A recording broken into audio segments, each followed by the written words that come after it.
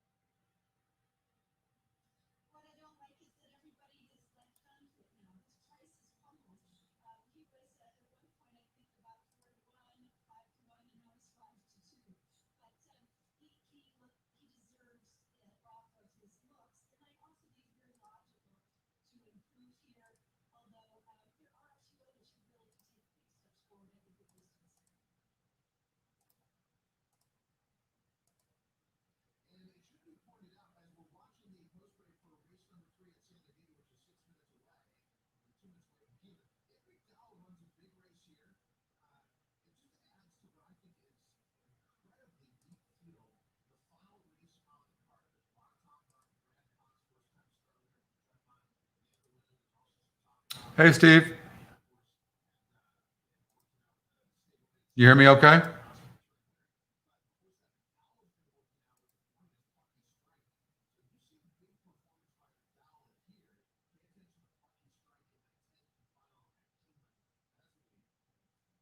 You can't. You don't have you don't have any sound.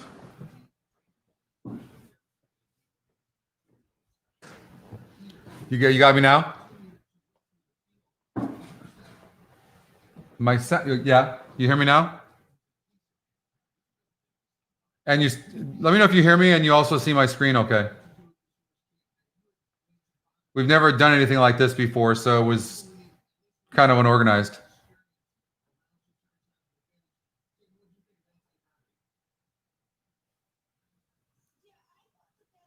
Got you now? Got me now? Okay, cool. Well, it's just you and I right now.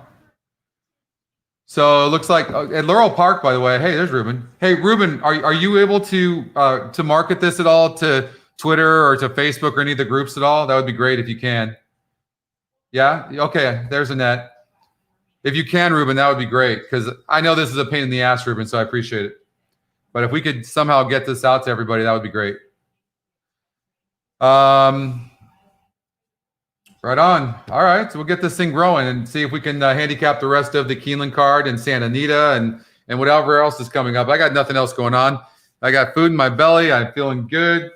And I got some more energy. I'm ready to go. Okay. Yeah, I took I re-forwarded the tweet. So, okay. So Laurel Park, by the way, I don't like the 4 in the win end personally, but I really like the 2 top Scotty picks, the 5 and the 7. Hey, Scott. So if you I just didn't like him in the front here, but then the system keeps singling. But yeah, this would be an example of a trifecta over at Laurel Park. I don't know if it went off already, but I kind of like this. But they're coming to the gate over at Keeneland. We'll just start handicapping and just kind of see where it all goes. Just like almost like nobody's there. Really nice. Look at that on the 4 horse. 5-2 right now. 26% over at Keeneland as they're at the gate. They were showing the 7 horse. The 7 horse looks stunning. I mean, second-time starter. I think the GSR, well, I know the GSR plays here. I probably wouldn't take this horse, 67-1. Wouldn't take the 4% horse. Probably not the 2. Even though this horse is, I mean, maybe the 9 horse is nah. Sometimes breeding is just not enough. The horse is just no good. Maybe it has issues. I would get rid of the 9. And Belmont, Colin, We've got a little bit of time, right? That's race number 8. So we'll watch this race here at Keeneland, see what the trifecta brings up for.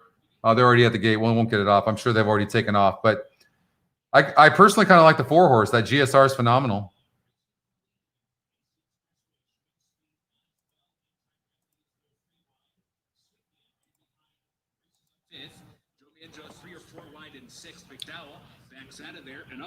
You like the 2 horse, Scott? It's in last right now at the rail. Good to see you. Thanks, Colin. I appreciate it. We'll look here as soon as this race is over. We'll go over to Belmont and check it out.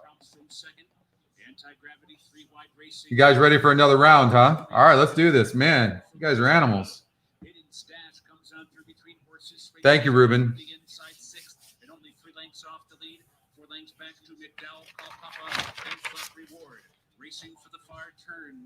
Still in front. AC Expressway still second. So they slowed up a little bit. Yeah, a little bit over in the second. So that the 4 should still have some left, although he's being prodded right now. I don't know how much the 8 horse. The 8 looks like he has a lot, but when you're going wide like that, sometimes that tough 5 is loaded. Look at the stride on the 5. Really disappointing effort by the 7 horse, who looked fantastic on the track. I'll tell you what, the 5 is just loaded. Look at the 5.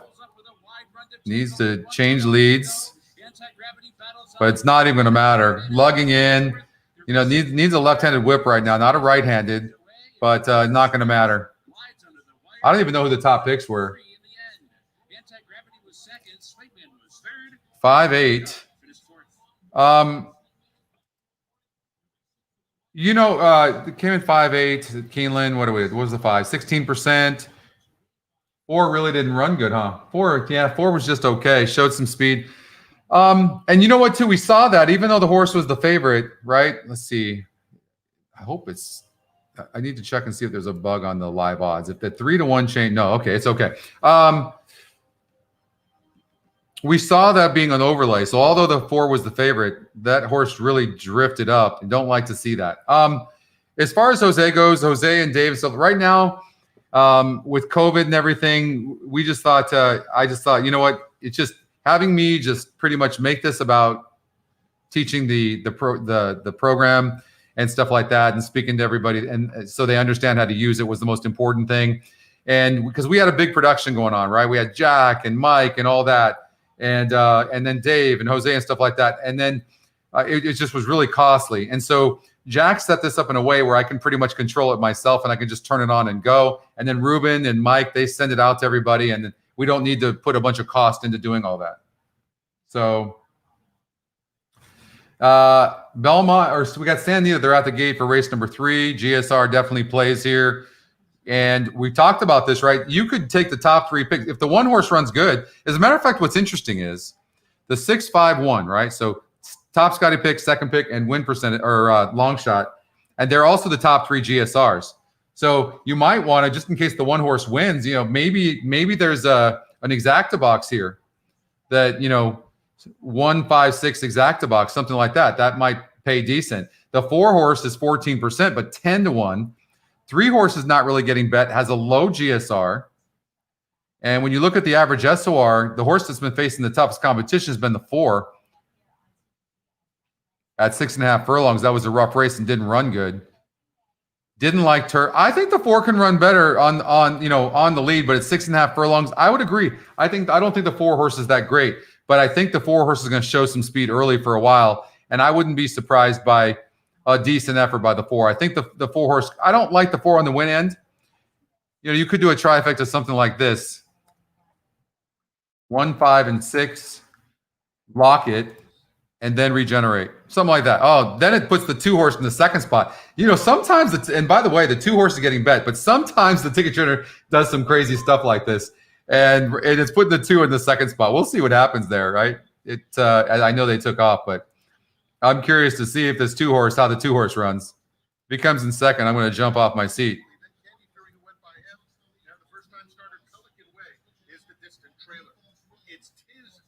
Heading to the 3/8 pole, 3/4 of a length. Second, 2 clear of defense, wins in third. Then Candy Fury fourth, a gap of at least 8 back to Prince Magician, who spot Pelican Way. Holden the Loop makes his move on the outside and collars Tiz Vicious heading to the pole. Defense moving up on the outside to challenge. These 2 will square off at the top of the stretch. Outside, defense wins. Holding the loot in between. 2 back to Tiz Vicious in third. There's an 8 miles to go. Holding the loot or defense wins. Holding the loot, defense wins. All right, so the favorites are going to win. And the 3 horse, so it's going to be 5 and 6 and the 3. 5, 6, 3. And, that's what it looked like. It looked like those 2 horses. So an exacta box there. I'm not sure what it paid, but yeah, that's what it looks like. All right, let's get out to Belmont Park, race number 10. Yeah, let's see here. So there's, 11 races today? Yeah, 11 races. So race number 10. And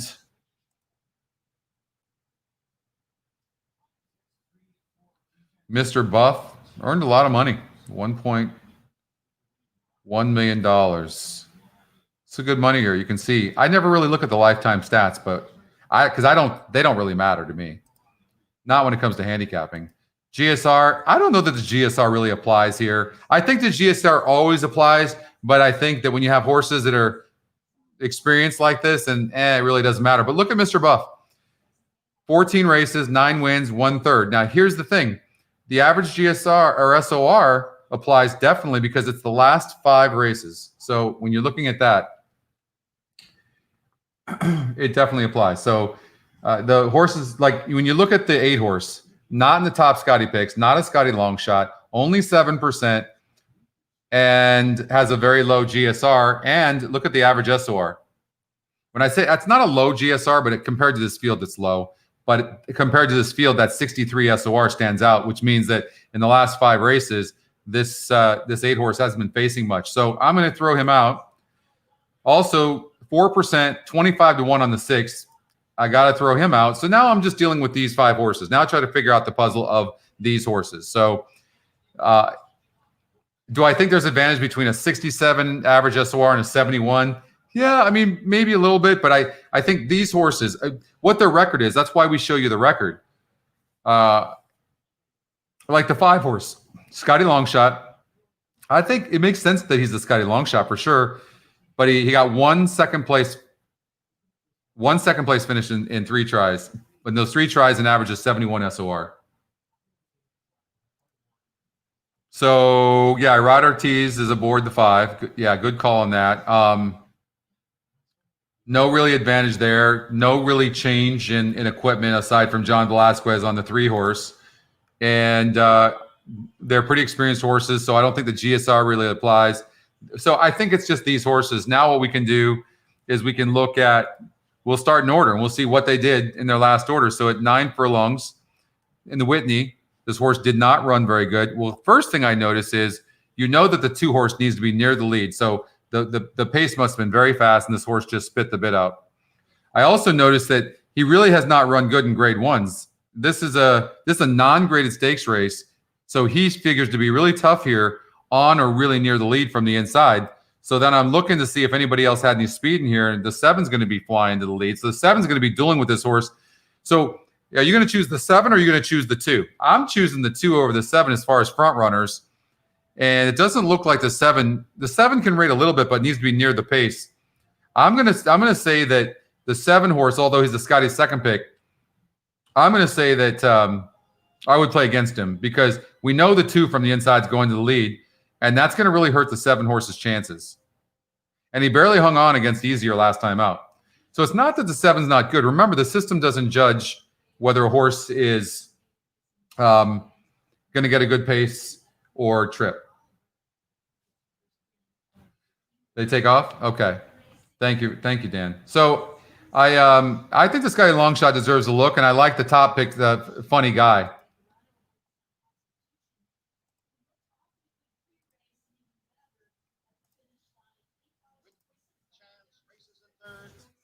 So just like we thought, right? 2's in the lead, and that's going to hurt the 7. You can see the 7 horse not really like being in second place like that. 5's on the rail, running very good, going to save ground. 3's coming, but getting pressed kind of on the outside by the 6 horse, who's running decent. I don't think that the 2 seems to be slowing down. I think the Scotty Longshot figures to be tough if he can get through. Would love to see him get out of the inside if he can, but no, he's going to stay on the inside, and he's going to try to duel with the 2 horse. And he's coming on, but I don't think you're gonna catch Mr. Buff. Who did he go off at 7-2? Really? Wow. 2-5 and really close for 3rd, but I think it's the 7. Was that the top pick? Was it, or the 3 was the top pick? So the 7 didn't run good. We talked about that, right? But Mr. Buff, 30%, top win percentage, top GSR, which doesn't apply. Facing the toughest horses. So what do we see here? The top 2, the ones facing the toughest horses, 71. So both the 2 and the 5. And those are the ones that ran good. There you go. Hey, Carl.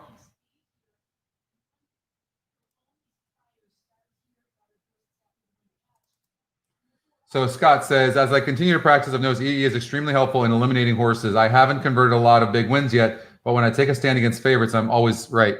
Are usually always right. Yeah, exactly, Scott. So you know, like the horse here, you've got a horse that's 8-5, that's 26% to win. Now I know he's also a different algorithm, which is the Scotty Picks has him to win too, but he's still 74% chance of losing. And I mean, all I'm saying is he's one of the ones, but I don't see a clear standout. But remember, the system has to choose somebody. Hey, Carl. So. But the elimination feature is my favorite. You see how we eliminated those horses, the 6 and 8, and they weren't even anywhere near. We can eliminate horses fast. Yeah, there's much easier, Carl. Look, you got 1 GSR now. Look, I mean, these are experienced horses, so it just happened to win here. But you can see that Mr. Buff, I mean, he's got an 86. But the average SOR is new. I don't know if you've seen this, but the average SOR shows you in the last 5 races, so the most current 5 races, what the average and strength of race at 9 furlongs lifetime that each of these horses has faced.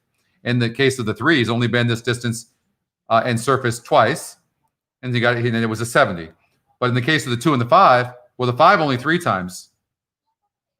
So that's a really accurate number that shows you, hey, this guy's been facing better horses. And then if you see them doing well in those races in the 1st, 2nd, and 3rd columns, then you're great. But yeah, and then I don't know if you've seen this, Carl, but you can click on the horse now. We've got the GSR Plus now, and you can click on it, and you can see like Mr. Buff completely bred for dirt and wet, 76 and 76 on turf 59 and on synthetic 36, and you can see the numbers.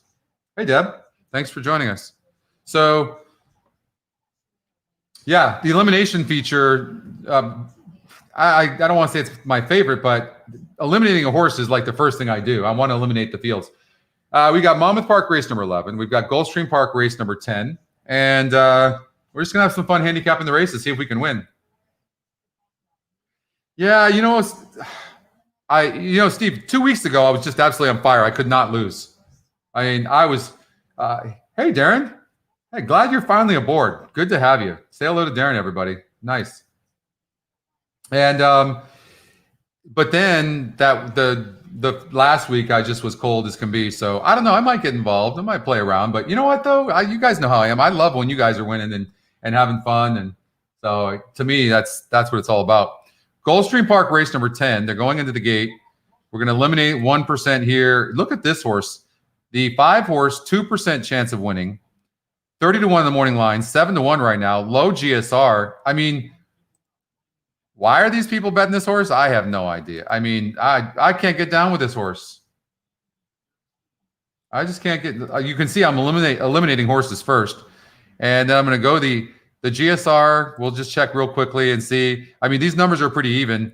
But look at this. You got the 8 horses at 23%, but a low GSR. If there was ever a horse that was a low GSR that would win, it would be in this situation. 4 to 1, 9 to 2 now, 23%. Been in the money 2 out of 3 tries. But the average SOR, that's the key. I mean, 39 on the 8 and 9 to 2 right now. And he's the top pick. So remember we talked about having a positive 23% top Scotty pick and then a negative 9 to 2 overlay, low SOR, low GSR. I think the 8's vulnerable. Wide open race. So let's take one of the top 3 horses just for no handicapping, average SOR. I would do 3, 4, 11 exacta box just for the hell of it. If I was betting, and I would just dollar exacta box 3, 4, 11, something like that is what I would do. And I'm strictly basing that on the average SOR. That's it. 4 for sure. 2's not bad. This is a wide open race. You cannot zero in on a horse in this race, no doubt about it.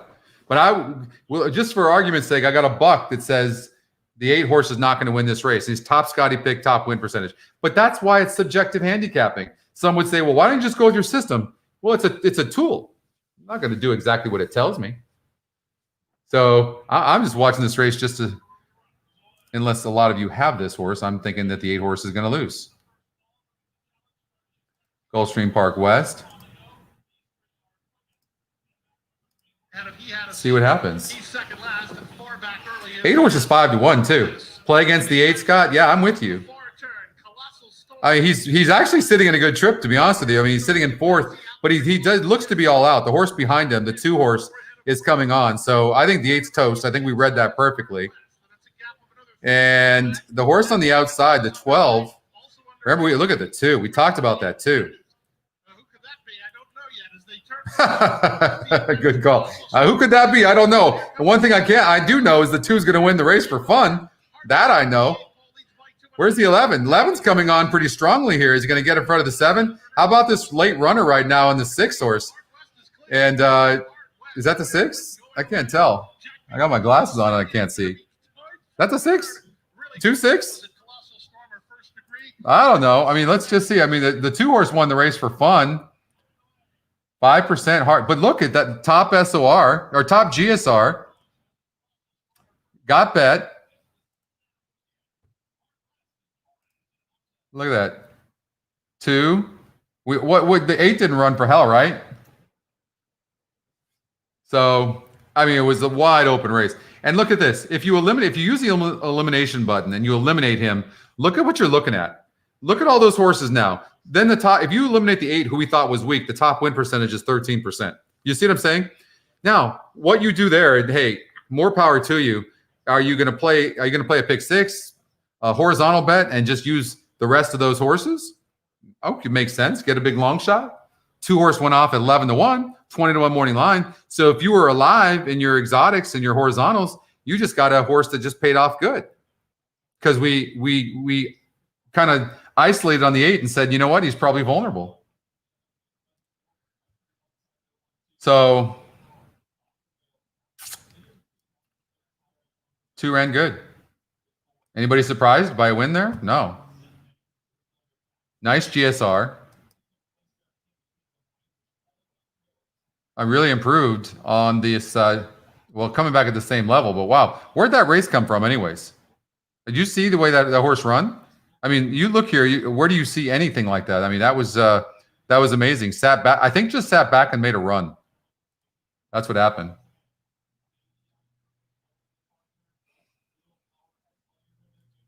Belmont Park race number 10 is going off. You guys playing that? Anybody play that race? Oh, that already went off. The 1-1, huh? All right. Look at the 8 horse, 7-2. Look at that SOR. I love these new SORs. How great is this metric? Is it fantastic or what? 8, and then the 5 got up for 3rd. Not bad. What about the GSR?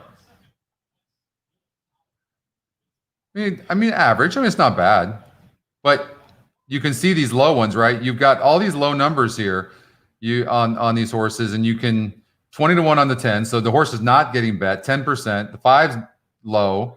The 9's low. Get rid of the scratched horse. Get rid of this 2 horse. This 11 horse got a top GSR. Never done it before, so I personally wouldn't get rid of him. But at least now instead of handicapping 11 horses, you're handicapping 7 horses. Right?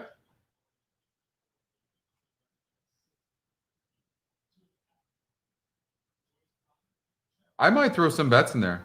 You guys still there? Or is the broadcast ended? No one's talking. Not used to you guys not talking. You guys usually talk too much. Okay.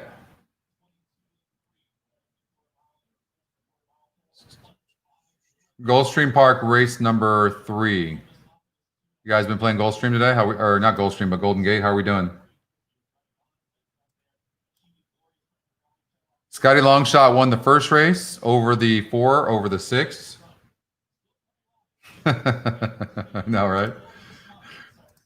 You don't talk enough for me, Deb. That's for sure. I like when you talk. I'm not used to. Oh, you know what? So my thing was, so you guys were talking, but I didn't see any of it. Yeah, I didn't see you guys. There you are. Okay.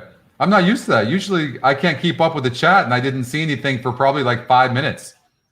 Okay. I was going to say you guys are all fired. Okay, so it looks like Golden Gate's doing pretty good. The 4 horse, 31%. That was a good number. Went off at 6-5. I mean, nothing wrong with that. Had a top GSR. Had a top SOR in 54. I mean, the 4 was a player. We can see that. Scotty Longshot wins over the 4 horse, the second pick over the 6 horse. Lightly, not a big field. And remember we said, whenever you have a big favorite, like the 4 horse at 51%, I don't know what it is, but it seems like the Scotty Longshot will beat it. If it gets beat, it's going to be by the Scotty Longshot, and that's what we saw here. In race number 3, let's handicap this. So you got the 1 horse. You got the 1 horse here. His name is Paul. I don't know why that. You ever say something that all of a sudden reminds you of something like way in the past? The 1 horse, 12-1 morning line, 2%, 54-1 live odds, and he's gone. All right. Well, at least I know 5 horses. I'd rather handicap 5 horses than 6. Why are you guys arguing with me?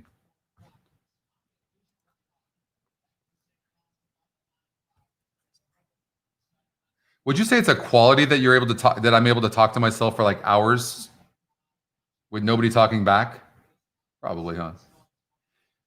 Okay, so we got an average SOR in the 6 horse. That's fantastic. He's got a top GSR of 63, and pretty much getting ignored by the bettors at 7-2 in a pretty much a wide open race. The average SOR for this. So I know it's the Scotty Longshot, Arouse and Go, and I'm sure I'm going to put him in the winner's circle, but 8%, so he's the lowest. He's 12-1, so he's not getting bet. He's got a low GSR, and in 7 tries at this distance and surface, He's only got 3/3. I'm going to eliminate him. Out.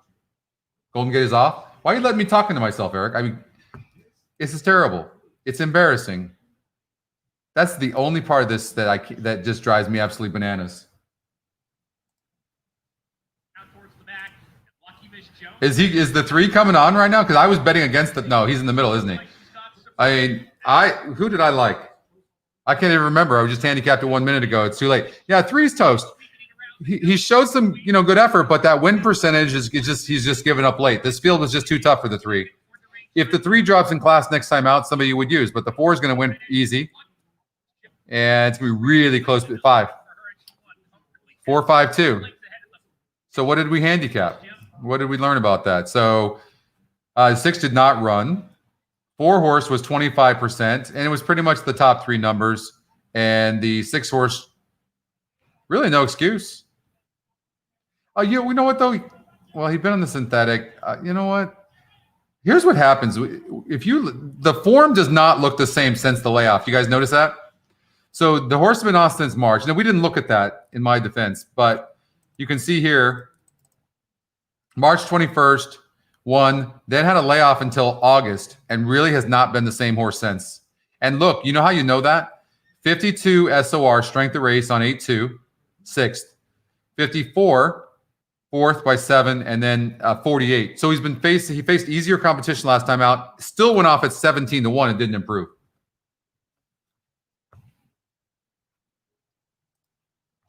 So there you go. What's coming up? Laurel Park, race number 12. Guys want to play that? What else we have to do? We got Keeneland race number 9 coming up. How many races are at Keeneland?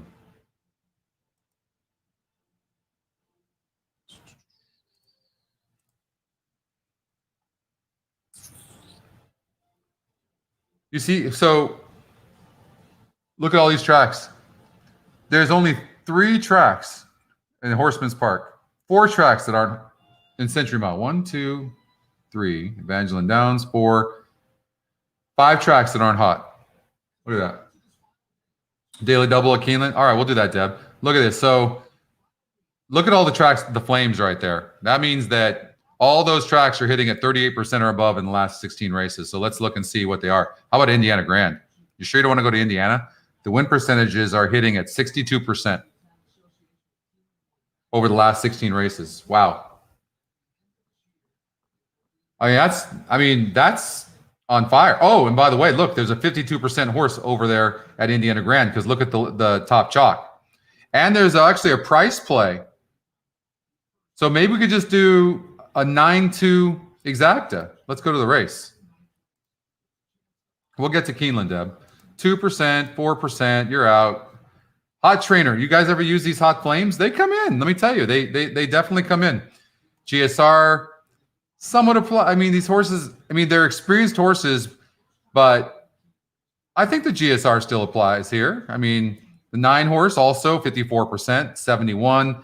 How about the average SOR? The 9's been facing good competition. So is the 1. And look at this. Look at this. That 1 30-1 morning line is 4-1 right now.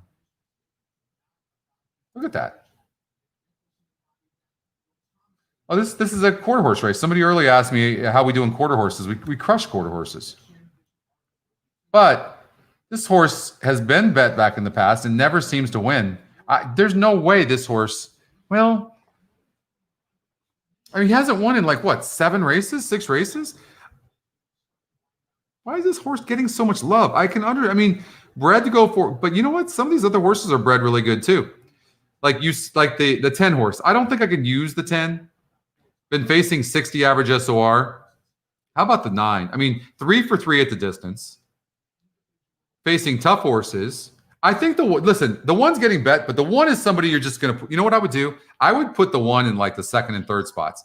That's the way I would play the 1 in the exotics. I think the 9 looks tough. Got a great post. Is he fast out of the gate for a quarter horse race? Look at he's pretty good out of the gate. You always want to watch for that in a quarter horse race. Initially, I would have told you before I was on the quarters, I said I'd never bet a quarter horse race, but in some respects, it's a little bit more accurate. If all the horses equally break good, it's more accurate. Whereas sometimes with some of these longer races, a lot more can happen. This is why I like personally, I'll take a 6 furlong sprint and get a horse that has tactical speed or speed that's on like an outside post. That's like my favorite bet and has good numbers.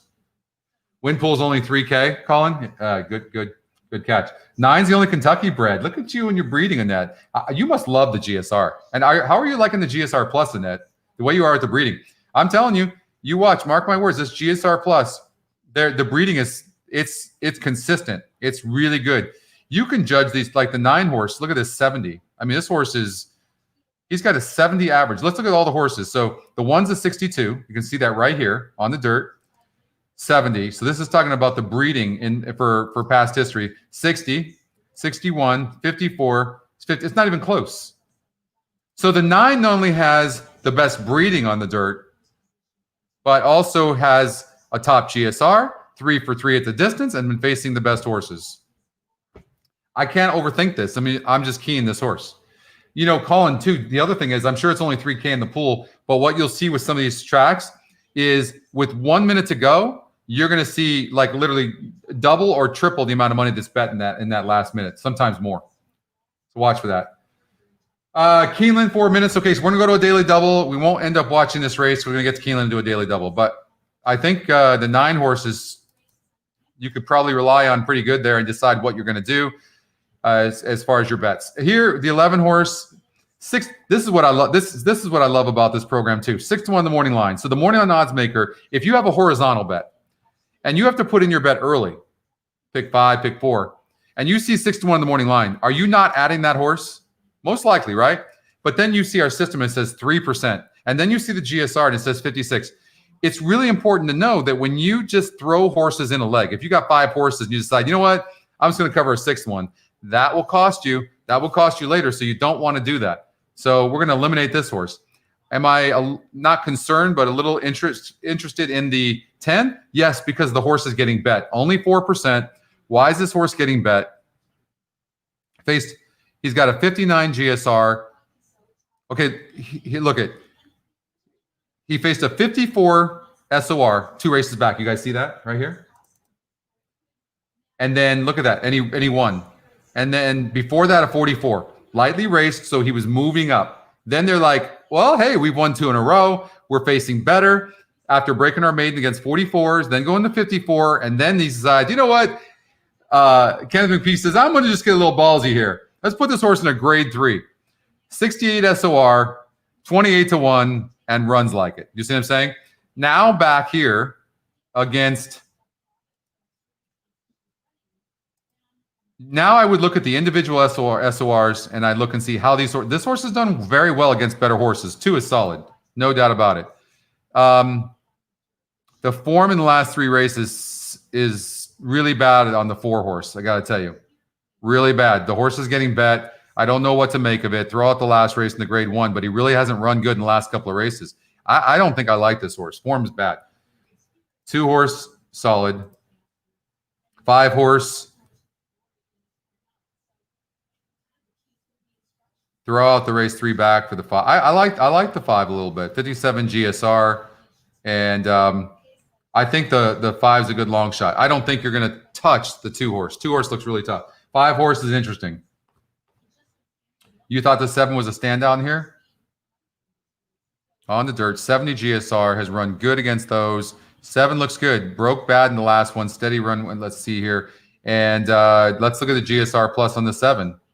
Both bred for all surfaces. Really, really solid breeding. No question. I'm going with the 2 horse. You're going to go with the 7, Scott? We'll see what happens. Daily double. So, well, you got the top 2. This guy, I thought the Scotty long shot. This 5 horse could be in the money, guys. Watch for that. I can't see. I don't like the 10 at all. Like out.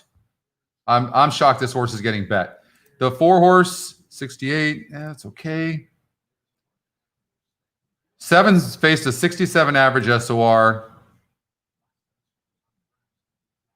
He's okay. I mean, 7 definitely looks okay. 2's very fast. I don't think anybody can go with the 2. I mean, isn't the 2 going to have an easy lead? The 5's sitting there as well. If the 5's not too close, I like the 5.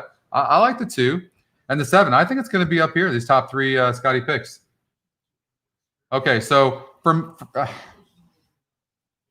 I really like the 2. I know they're loading into the gate. I would take the top GSR here, 70. I'd take the top 3. I'm going to say the 2 horse over the 4, 7, 11. You might even want to throw the 6 in there. I'm going to say 4, 6, 7, 11. So I'm going to say 2 over 4, 6, 7, 11 daily double. 2 over 4, 6, 7, 11. I think the 2 is the fastest horse in the race. Good luck in there.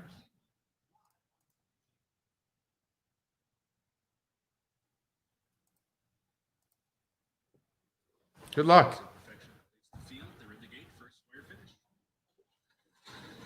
And they're off. In good spirits, off to a good start toward the inside. Curls and Bows is away well. His Glory's in between. Lucky Jingle backs out of there. They race to the clubhouse turn.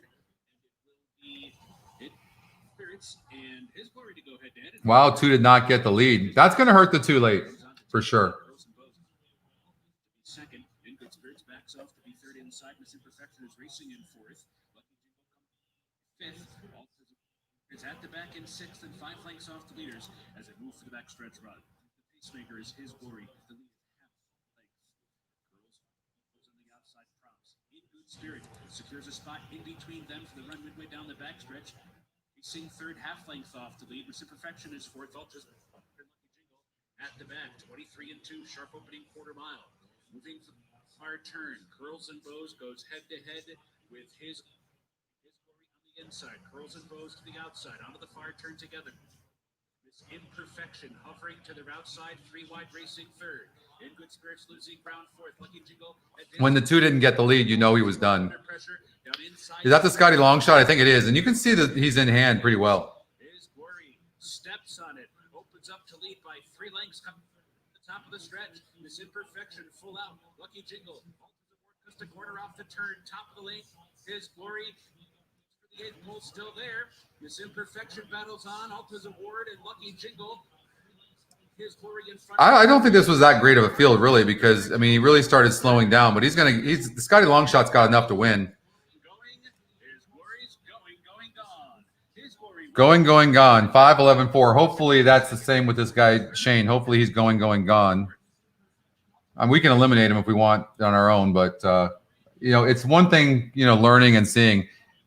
I don't know how many times I have to say that that my TV is a minute behind, the screen is a minute behind, and I'm behind. So if you guys want to let me know when it's going off, then maybe I won't be talking after the race goes off, but I cannot see it. All right, moron? But listen, if you don't get anything out of the program or the show, I doubt you're a customer, then get the hell out. All right, you guys want to go to Santa Anita? We've got 1 minute before the race.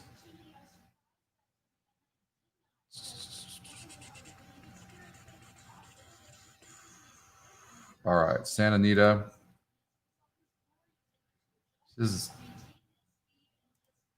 okay. 1%, 39 to 1. Get out of there. There we go. We talked about the 4 horse, 6 to 1, 3%. We'll get out of there. Even the 2 horse, he's Scotty long shot, so I don't want to eliminate him immediately. I want to first see some of the other metrics. I don't really think there's anything to learn here. I will say this. The 1 horse, top Scotty, 35% getting bet. They're at the rail now. And see you, Colin. Are you leaving, Colin, or are you saying see you to that dude? 67, 65, 64, 61. Sandy is loading. Okay, so I think the 6 horse looks pretty good, and I think the 1. I think it's going to be favorites there. 1-6. Thank you for letting me know. I appreciate it. We'll look at Belmont 11 here in a moment, Annette. Yeah, I should have just blocked him out of there, but sorry, I lost my cool a little bit there. I get mad at myself when I lose my cool like that, but it's just like, when you really go out of your way to treat people good, and then people like that are like, I sometimes I handle it pretty good, and then sometimes like that I don't. A gap of 4 lengths to Vegas Paul, who's a length in front of Lucky. Midway around the far turn, it's La Vie between horses with a narrow advantage. Fierce. The 9 won that race. Who got second, Eric? 3 wide. Lambda's some momentum. Fifth, 4 lengths the lead. Orange Gap and Looking So Lucky Trails. They're at the top of the stretch, wide open. La Vie, Fierce Souls, Superstition, New Pie Lambda now joins the fray with a strong rally. Is that the Scotty long shot on the outside? To take the lead a furlong out. Yeah, I think it, I mean, you know what's so funny? Thanks, Colin. 265. The 5 got second over there. Now I'm curious. That was the Scotty long shot. Look at every time. You cannot somehow, some way, you have to try to get the Scotty long shot in there, right? 953 at Indiana. All right, let's go back to Indiana real quick. I can't remember. I obviously remember the 9 horse, but oh, okay. So the 9-5. So the 5 was the Scotty's second pick. And the 3 horse, nothing. But what did Zach to pay? Hey, well, no, that was for $2, $5.20. No, I got to be better than that, Annette. I do. I really do. I get mad at myself. I'll kick myself for losing my cool. I got to be better than that because I just know there are just some people are that way. I got to be better than that. But who knows? It's like, why did they even come to the room? But I will say this. Here's what I will say. I know that sometimes it seems like I'm on a delay watching me. And then so I'm sitting there handicapping a race that they're in the gate and you guys are trying to put your bets together. I get that. But I haven't figured out how to like make it where I can see this race at these races in real time. So I'll try to do better. Maybe when they're coming to the gate, maybe you guys can tell, hey, they're on their way to the gate. But don't forget, I don't want to tell you guys how to bet anyways. I want you to kind of, let's talk about the race as they're coming to the gate. And then you guys are kind of formulating your bets as we're going along. Okay. Because I really want to try to not tell you what to play because it really comes down to betting. So some of you are going to make good decisions and some aren't, you know? Yeah, that's true, Linda. And on Twitter and all that, and they're just, it's like this guy's system, he's, you know, sounds like a tool. This guy's system sucks. Don't forget to like the shows. Long shot. That's the Scotty. Yeah, the Scotty long shot, Tom. By the way, did you guys, I think Tom's fairly new. I think you guys say hello to Tom. Please do and make Tom feel part of this community. We appreciate you subscribing to YouTube, Tom. Thank you.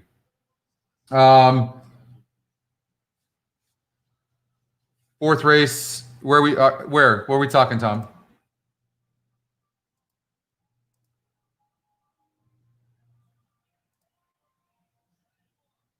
Oh yeah, no, I think weren't we just watching that?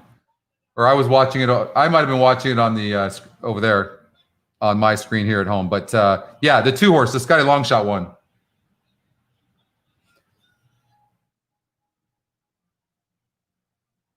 You're not doing good in your picks today, Scott? Yeah, you know, we've had the picks all day long. It's just coming down to oh, awesome. Thank you, Tom. Sometimes I see that, sometimes I don't. Well, great to have you. Race Ford Hawthorne. It's going to come down to the betting always, you know, Scott. I mean, that's really what it comes down to. I mean, we've pretty like this. I mean, I really thought the 1 and 6 were going to be, and their win percentage was good. I really thought it was just those 2. And then look how well the 2 ran. Ran huge.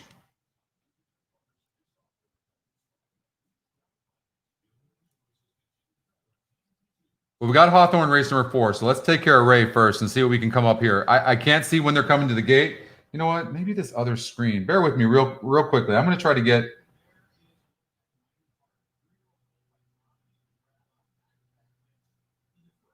Maybe this will help me.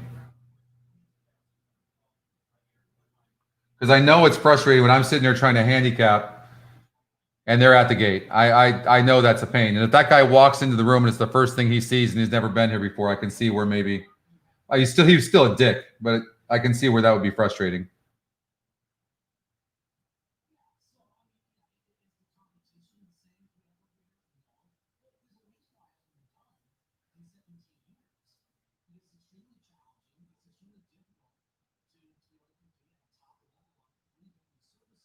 All right, so so Hawthorne, we have a little bit of time, so let's do that. Okay, yeah, I've actually got it up on my other computer here, and maybe we'll see how it does. Sometimes it's it's pretty good, and sometimes it's not. I got it up. So okay, so we're gonna get rid of the 5. You're gonna, let's see, what else can you get rid of? See, here's the thing. So the Scotty picks and the Scotty long shots, or the Scotty win percent, or the Scotty picks and the win percentages agree. So where you can really make your money is on the exotics. So one of the things I would do for sure is do a 3, 4. Oh no, they don't agree. The 6 horse is the top Scotty pick, and he's 9%. All right, so we got to look at the other metrics now. Jockey trainer, don't see anything there. I will say this: the 4 horse, who's even money right now, 40%. I get it, but look at the win percentage jockey trainer combination of Joel Burnt and Quincy Hamilton. It's not that great. It's only one thing. So when you're building up like positive, negative, you know, positive 40%, negative 12%, right? So you're like, okay, I don't love you as much when you're making your decisions. You're just gonna hit the all. I don't blame you. So we didn't learn anything there. The GSR, average SOR. So look at the 8. Scotty Longshot. I know. God, is this race that bad? Look at the 4 horse though. I mean, he's been facing tougher competition. He's got a really good GSR. I mean, I can see the 4. How about the 1? 1's getting no love. A 56 average SOR, and he's 1 for 1. Why is he not getting any love? Loading at Hawthorne. I can't tell you what to play, Ray. I just going to say that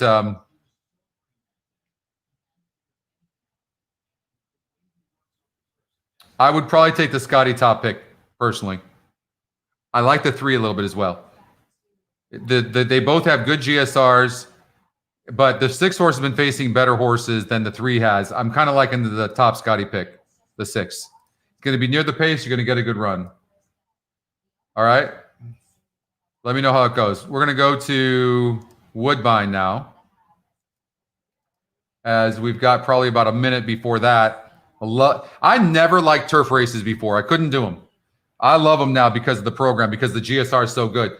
Also, but you really need to look at what the rail's out right now. Eventually, I'm going to have it on our site right there by the track diagram to have it show if the rail is out or not. Because if the rail is out, you know that, and you have 12 horses like in this race, or 11, that horses that come from behind have less room to make their move, and so they're less likely to win. So you want somebody that's tactical or fast. So it's really important to look and see who's what they're doing with the rail. Okay, so really watch for that. So one thing I can tell you is the 8 horse is not a win bet on the turf course, and this horse is 4 to 5, and he's a 75% chance of losing, and has an average GSR. It's not terrible. But how about, like, wouldn't you be all over this 9 right now? Belichick? 73 GSR. I mean, he's bred all day for this. And I mean, the longer the better for this horse. Tons of turf breeding. I like the 9 a lot.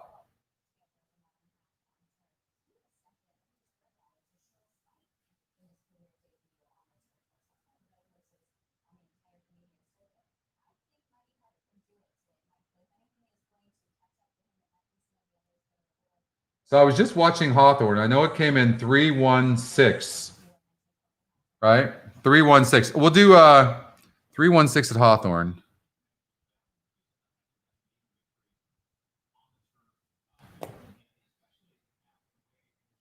I forget who we said in that race. I think we agreed though, because of the win percentage on the jockey trainer combination, that we were going to bet against the 4, right? 7 to 5. But in this race here, we'll look jockey trainer combination, this is one of my favorite tools as well. I mean, this is fantastic. And what do we learn? There's really no poor connections here. This race is off the charts difficult. But there's no way that a horse should be even money, and that's going to get my money. That's 25% and even money. And then you have a bunch of even numbers after that. I can't eliminate anybody. Here's where I'm going to eliminate. Well, first I got to see the GSR. Well, I got to see changes first. Anything in the changes, distance, blah, blah, blah. All normal stuff. I don't really see anything there. So then I come over here, And I see the 1 horse, 64-1, 5%, 45 GSR. He's got to go. Same with the 6. So I can start eliminating horses. This horse is 81-1, 5%. I'm going to get rid of him. Now I've got, this is what I got. So 3 was, I saw the 3 coming out, Eric. Yeah, the 3 is going to get disqualified from what I can see. And I hope that helps you. I hope it doesn't hurt. Trifecta in here. If we 20-cent play, I'll do a 50-cent. We'll do one for $12. There's the ticket. 389 with 389. I really like the 9 Belichick. Somebody mentioned that earlier, and I do like the 9.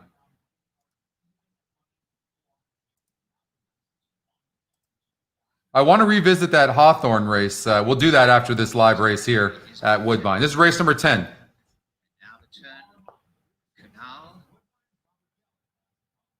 Told It All, and to the outside is Muskoka Giant. Stand by for a start. It is the 129th running of the Breeders' Stakes with a Triple Crown on the line. They're all in, locked up, and they're off. Mighty Heart, one of the best away. A great beginning for Clayton, and on the inside, Maya, and there's plenty of pace being shown. And Mighty Heart trying to get across will do so and has gone to the front. So Mighty Heart has gone straight. I mean, 9 wasn't too wide. So if you backed Belichick, I don't think you need to worry too much.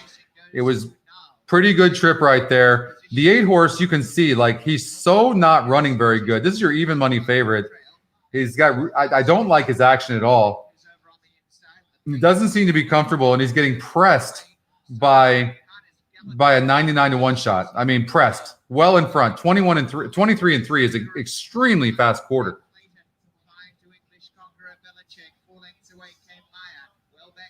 And look at the 10 pressing him. I mean, the 10 jockey wants to get his glory as long as he can on a 99-1 shot. Both these horses are going to just, I can't imagine the 8's going to be able to finish very good. And there's no shot in hell this 10's winning. Welcome, Mr. M. Hawthorne has an inquiry. Yeah, I think the 3's getting disqualified, Eric, from what I saw. I only saw it for very shortly, but it looked pretty bad.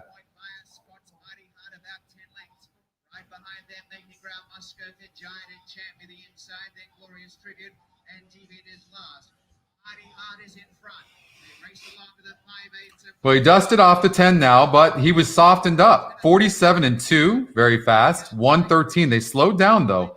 And maybe that will help the 8. I don't know. I don't know. I just don't like his action. 11 seems to have his measurable. We'll see. Sometimes it can be deceiving. 3 horses seems loaded at the rail, and here comes the 9, Belichick.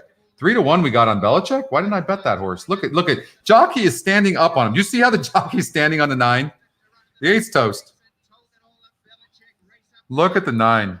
Bred for this. GSR phenomenal. Now let's just see if he's good enough. 8's done. Here comes the 1 at 54-1, and he's not even asked the 9 till right now. I hope you guys bet this horse. Change leads. Come on. And you can look at the entire field behind the 9, and even though this 9's not running straight down the stretch, nobody's really coming.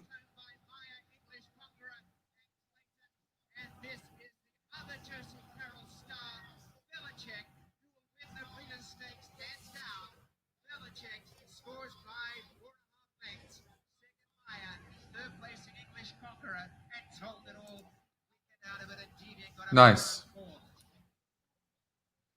We got 3-1 on that, guys. That's awesome. Way to go. Good handicapping.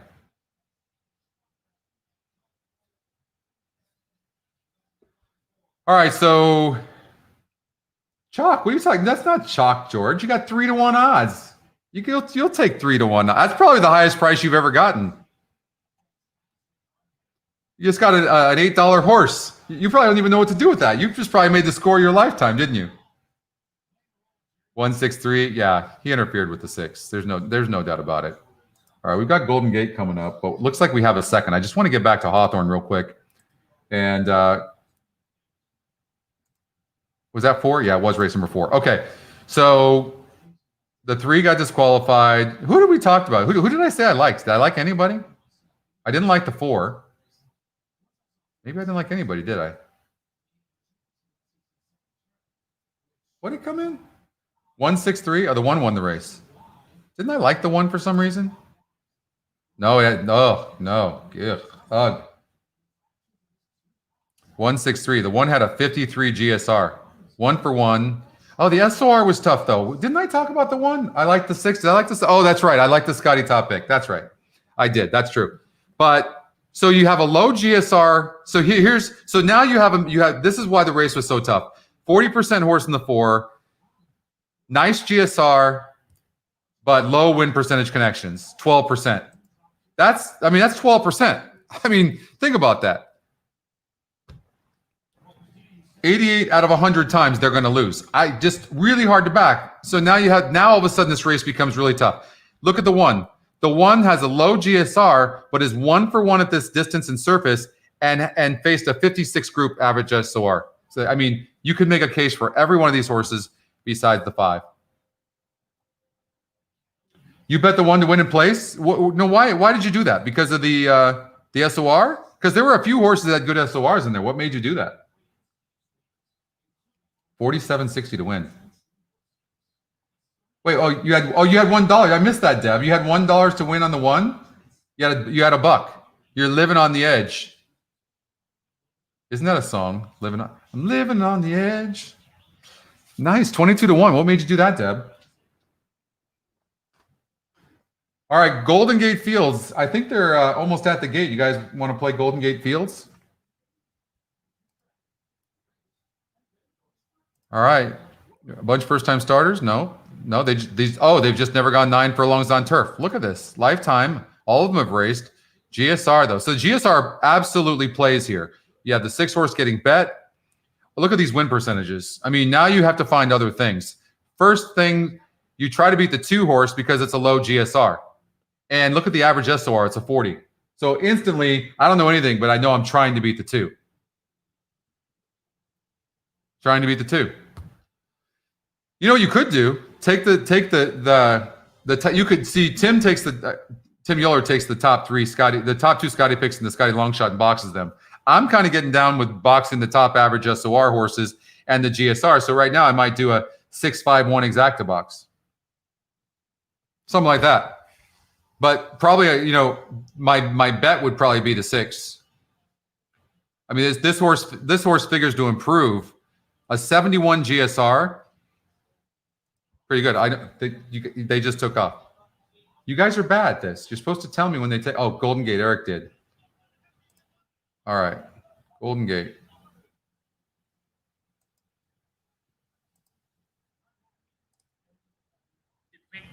Here on Happy Road, he strides into second, passes a couple runners to stop this pace setter turning up the backside.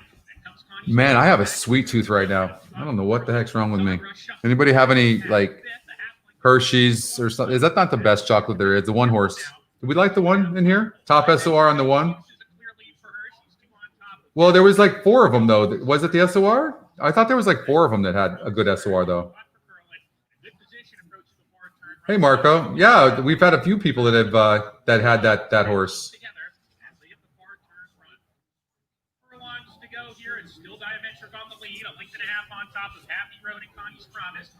Pretty slow pace for 3/4 of a mile.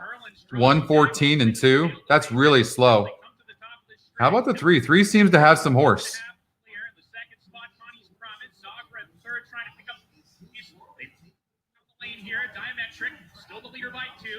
Now he's petering. Is he petering out, or the one's slowing a little bit, but they're not good enough to catch him? I don't think it's going to be really close. 4's coming. So it's going to be the 4 or the 1. I think 4's got him. 4-1-3. So what do we learn from that? 4-1-3. We learned that the 6 didn't run a lick. I'm a loser. Scotty's second pick. So we talked about Tim boxing the top 2 Scotty picks and the Scotty long shot. He would have won in that race. And the 4 went off at 5-1, and the 1 went off at 6-1. So that's one way of playing. That's got to be a nice exacta, probably 40 or 50 bucks for a buck. Taking the top 2 Scotty picks plus the Scotty long shot, those 3, right? Those 3, and boxing them. One way of doing it, for sure. Keeneland race 10. Hershey's the best, aren't they? I know they are. All right, Keeneland. Race number 10. Scotty Longshot won at 1680 last time, huh? Don't you love that? It's pretty cool.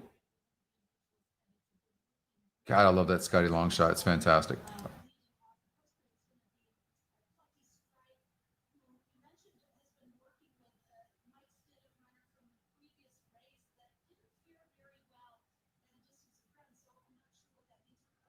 All right, so we're going to go to Keeneland, race number 10.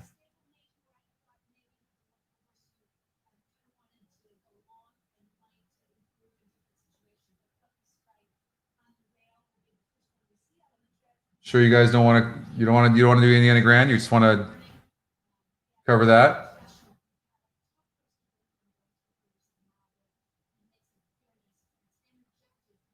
All right, looks like they're just getting on the track for race number 10. Keeneland race 10. All right, Keeneland race 10 it is. So the 9 horse, I look at that, 2%, 15 to 1, 42 to 1, not getting bet. That horse is gone. Not going to eliminate this 4% yet because he's got a high GSR. So we're going to keep him. Not a terrible GSR for the 8. I'm looking for these lower horses here that have really low GSRs. 6 furlongs. The 10 horse, this is a way to eliminate favorites because that's where you make your money, right? By eliminating favorites. Eliminating long shots is one thing. It's great. But eliminating horses that are getting bet or favorites is where you're going to make your money. Yeah, sounds good, Ray. Well, listen, I told you guys earlier that I've been talking to a few people on the phone, finding out what they understand about our site, what they don't understand. And this is how I built my businesses in person, meeting people. Some people don't. I wear my heart on my sleeves and I talk to them and they know that I'm a straight shooter. As a matter of fact, when I make my approaches to go see customers for my metals company, I also talk to them about the things where we're weak, where we're not strong, we're not good at this. Like, I think that transparency helps. So people go just a straight guy. Some people take it as a weakness. They do, but they would be wrong in guessing that. So, and I think that transparency is good. So my point of this is that I think that when I'm able to go to the tracks, do seminars, see people in person, a lot of the tracks already want to partner with us. They have these rooms where they have these parties and stuff. And so we'll give that to customers, that track for that day. And then I'll be in there and we'll sign people up for free. And I'll be showing them how to use it. And then I'll have some of my team there as well. And I think by doing that, it's going to be a little bit easier and better for people to understand. You seriously just chucked? Nice. Won 2K at pick 4 at Belmont. Thanks to the GSR. It's badass. No. And that average SOR is really cool too, especially with experienced horses. That's awesome, Chuck. I'm so happy to hear that. Thanks for telling me. Please put that on Twitter. It makes a huge difference. Please. Don't forget to like the show. But Ray, you can buy me a Hershey's for sure. And if you drink, I will buy you a beer or a Macallan or anything. Yeah, that is so cool. You want to do a late pick 5, Dan? No problem. Okay, so I'll get focused here on this race number 10, but we do have 5 minutes, and then we'll go.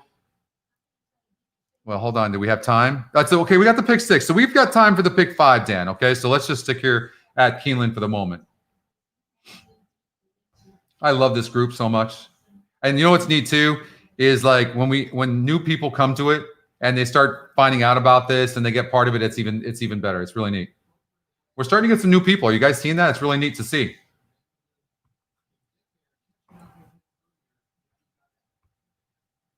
Four has a bullet at Churchill Downs. Which race are you talking about, Mike?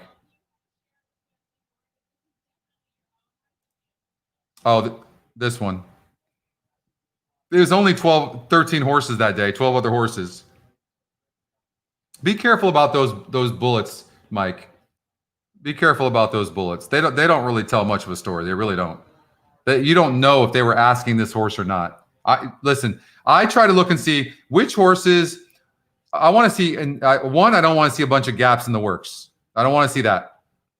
And it looks like this horse has got some gaps. You can see from August 30th to September 12th. That's 12 days. Why? Why would you, and then this horse most likely needs the race. Then you got September 27th to October 6th, and then October 6th, 10 days to October 16th. Not getting bet at 26-1, has a good GSR, no doubt about it. Inside post, most likely, these maidens I personally don't like the 4. I personally like the 4. It's got a nice GSR. Might need the race. I don't know. I don't like it. I'm going to look. Now I'm trying to eliminate these favorites. So this is a nice work. It's a bullet work. And you can see been training at the training center here on October 2nd, and then goes 7 days later, October 9th, over to Keeneland surface, 58-4, a best of 24. Nice work. And then they slow up and just give this horse a little bit of a work at the training center. So I think the 8 horse is interesting at a price. I don't think I would eliminate him. It has a decent GSR.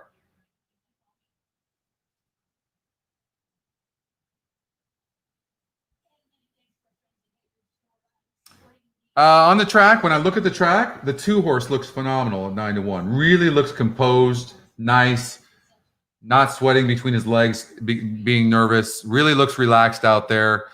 Had a really nice works. Very nice, not just one good work, but really nice works all together. Look, 59-4 here on October 2nd at Hawthorne, and then comes back with just an easy drill, maintenance drill, and then comes back here on October 19th and runs good. I think I don't like the inside post necessarily, but I think the 2 horse looks pretty good. 9-1. 7 horse, 6-5, 21% win percentage, good GSR. You got a lot of first-time starters here. This is a tough race. I'm looking at connections here. I really like. I think the 7's tough, but so is the 11 on the outside. Brad Cox, Laurel Giroux, but Steve Asmussen and Santana Jr. 650 races. Do you see that right there? 650 races for this jockey trainer combination, hitting at 19%. But not to be outdone, Brad Cox, Laurel Giroux, 27%. I don't like the 3, even though the 3 is getting bet. 12% is the win percentage of the jockey trainer. I'm going to get rid of that horse. The 5 horse got a low win percentage, not getting bet. You can always fall back on just doing a 1-6-7 exacta box. You're out of here, Deb? All right. Well, good luck. Stakes on the grill. Handicapping with Scotty. I think handicapping with Scotty it's got to take precedent. But all right, fine. You have to remember the 70 GSR is just about breeding. That doesn't mean the horse is fit. You know what I mean? Like there's a lot of different things. But is the horse well bred? Yes. Will he run good? He might run good. We'll see. Tough race. Let's do a trifecta real quick for $12 and see what happens. 6, 7, 10, 11. It's Keen the 7, 11 in the second spot. This will be interesting to see. But 6, 7, 10, 11. We'll see what happens. Good luck, everybody. 6, 7, 10, 11.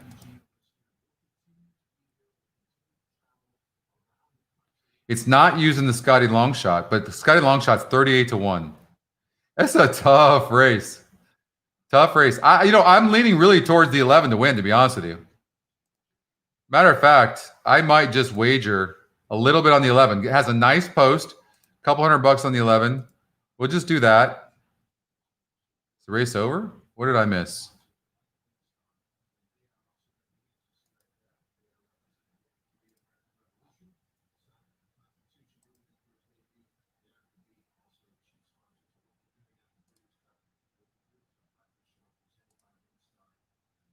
Oh, I did an exacta. All right, done. Macron. All right, so I'm going with the 11 horse. That's kind of who I like on top a little bit, but lukewarm, not loving it. There's JR. Hey, JR. Loading at Keeneland. So let's see what happens. Good luck to everybody. I kind of like the 11 horse a little bit, but we'll see. We did a ticket generator there. It's a really rough race. A lot of first-time starters, some good breeding, some good works. We'll see what happens. The 11 looked pretty fast out there, and I thought the 11 looked really good. 2 looked great on the track, although we didn't use it 8-1 right now. And we'll see what happens. Handled on his away well, so too is Devil's Fire toward the inside. Name Rejected is there. Started from the bottom, fires up on through. Macron in that mix as well. Down the back stretch they go. There's the long shot 8 we talked about with the really good breeding and had a good work. And the 11 seems to have a lot of horse, but I'll tell you what, the 6 got the lead pretty easily. Yeah, we'll cover Santa Anita pick 5. But the pick 6 is next at Santa Anita, so we're not missing anything.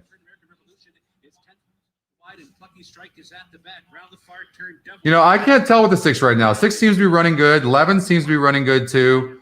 2's done on the inside. Being on the rail can do that. 9's coming. I think the 6 is done. You know, the 11's going to pass the 6 for sure, but is there anybody else that's going to come? And I told you the 8 might run good.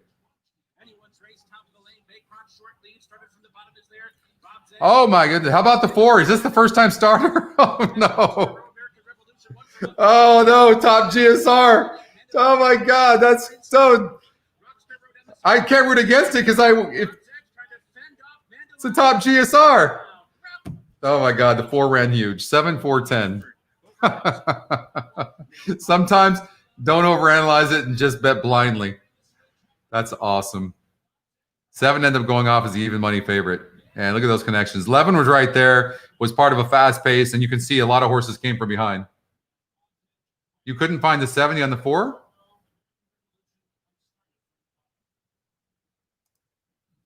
Let's see here. 6 furlongs. 70 right there. 6 furlongs on the dirt, and there's the 70. So that matches up with the GSR right here. 70 right here. So it matches up. Got it, Steve? I am. You know what I was thinking about doing? I was thinking about doing a Breeders' Cup show. So what I thought about was, so, you know, for the races on Friday, I thought about maybe doing a show on Wednesday. And then for the races on Saturday, I thought about doing a show on Thursday. Because I don't know how many people are going to watch if I try to do the show while the Breeders' Cup is going on. I don't know. What do you guys think? I mean, because you have all the coverage, right? So I don't know.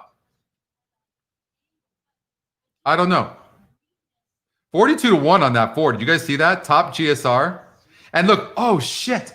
Did you see this? Remember we always talk about take the top 3 GSRs and box them? Look at that. 4, 7, 11.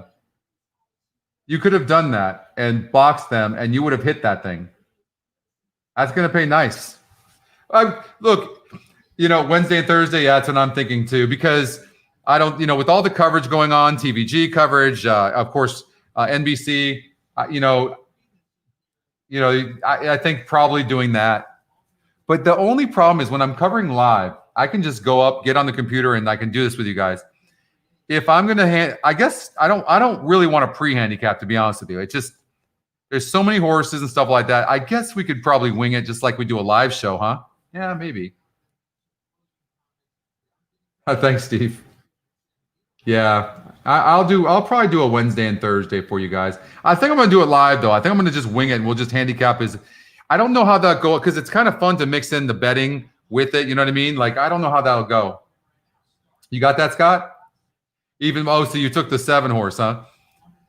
Yeah. Well, that 4 ran huge. Top GSR. All right, they're at the gate at Santa Anita. We'll do the pick 5 for sure. These are the horses. Well, there's only 4 horses in the damn race, aren't there? Average SOR, I mean, dominant on the 1. Dominant. Let's see what his style is. So 62, but he's got really good numbers on the turf. He might not be doing well anymore. You know what? This is a horse who needs the lead, guys. Can he get the lead? I don't know. We'll see. I know they just took off, but I don't know if the 1 can get the lead.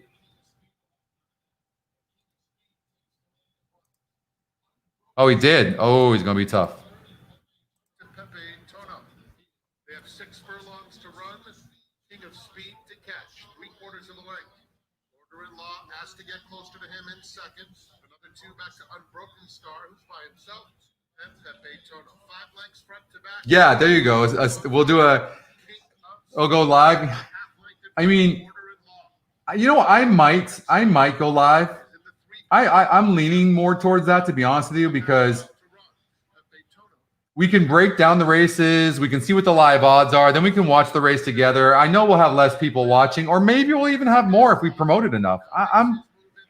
I know I'd be competing against, but I don't really care about that anyways. But I would be competing against NBC and stuff like that, and some of that coverage on the Breeders' Cup is fantastic too. So I don't know.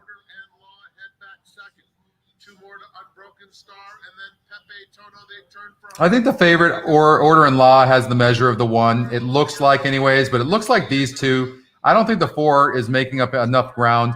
The 1 still has horse. I mean, they're close, but I think the 5 seems to be slowly pulling away even from that pan angle. Yeah.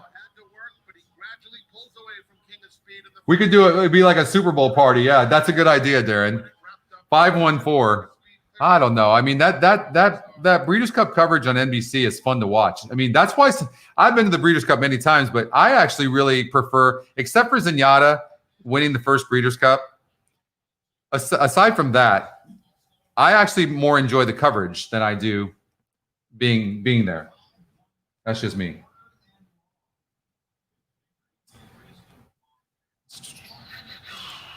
Hawthorne, race number 5. We're going to go there real quick. Since we've got a little bit of time, we're gonna do that late pick 5, and I'll give us plenty of time so we're not doing it last minute too. What I'm gonna do is I'm gonna cover this race, then we're gonna cover Golden Gate, and then we'll have about 10 minutes to do Santa Anita. Watching the shows distract you on the betting side. That makes sense too, actually, because if you're betting and you're trying to just watch the coverage, it does. That's a good point. Man, that 5 looks really good on the track. All right, so we're obviously getting rid of this 9 horse. This horse is getting bet a little bit. The 7, top GSR, maiden claimer. The 5 horse has obviously been facing some. Look at this average SOR. Remember I told you in maiden races, most of the. I mean, this horse has been facing really good horses. Wow. And the fact that he's over at Hawthorne for the first time is probably throwing people off, so they really can't dial in on this horse. So unless I like the 5. Oh, is it off? How did I miss that? See what I mean? Like it's not even. They're not even in the gate on mine. Ugh. I like the 5 horse, so now I gotta watch it. I'm pot committed. You guys like that? Like it's like betting a race. How do you not watch it, right?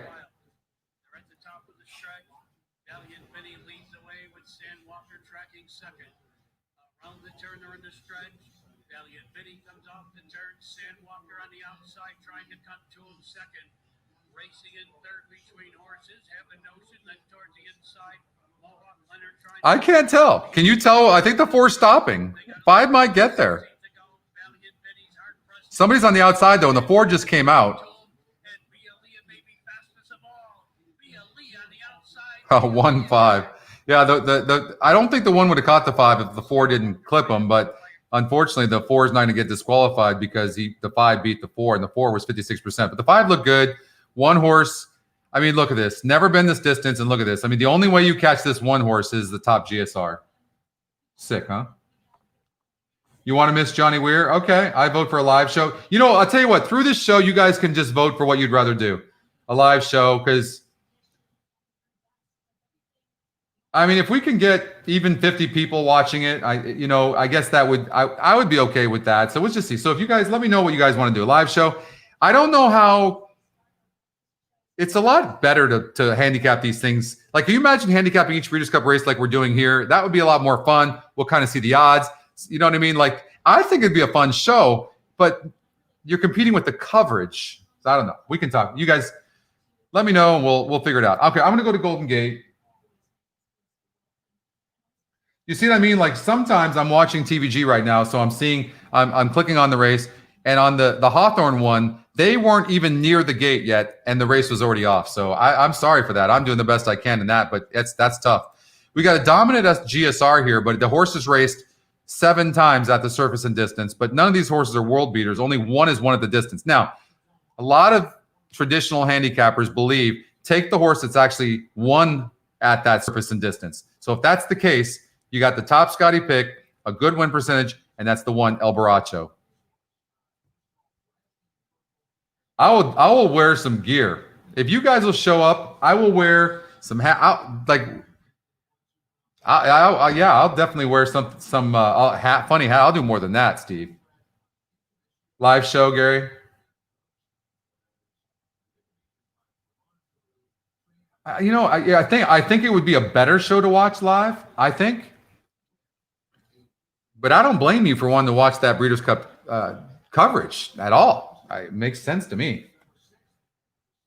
So I definitely want to get in a good pick 5 over at Santa Anita, and I actually want to play one myself too. So I'm almost hesitating whether we should even handicap this Golden Gate Fields. You guys want to go to Santa Anita? There's only 4 horses in this Golden Gate Field race. Let's go to Santa Anita. All right, so the first thing we're going to do is we're going to play. We'll say it's pick 5. I'm going to just do $120. Okay, I'll meet you guys in the middle a little bit. So we'll go 120. We got the average SOR. I don't see it. There's obviously not much of an advantage. The 3 horse, though, not getting bet, not in the top Scotty picks. Here's the thing, the way you judge this race. First thing I do, if you throw out, didn't we bet this 3 a.m. last time and lost? Hold on. Did this horse? Yep. I remember this horse. I think it was the top pick.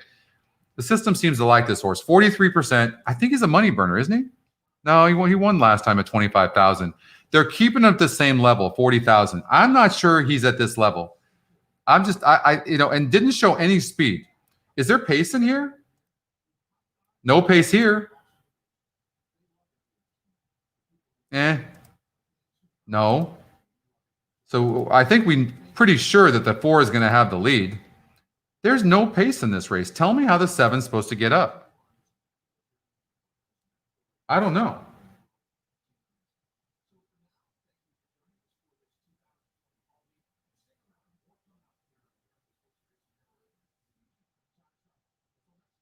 I'm just making sure I have the video up for Santa Anita.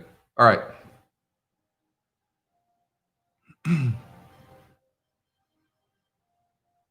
Yeah, I think we do a live show. Screw it. All right, let's check out the stiff. See if we can eliminate first. $50,000 races. Horses never should. This is, man, I am not going to be surprised if somebody good wins. So let's just see. The GSR definitely plays here. All right. So the 4 horse has a low win percentage, 6-1 in the morning line. Remember, we talked about those horizontals. That would have been an opportunity to not use a horse in this leg so you could spread out in other legs. And unless the one wins, of course, which is not likely. Low GSR, low win percentage, not getting bet. You guys with me? One's out. Now, the 2 horse,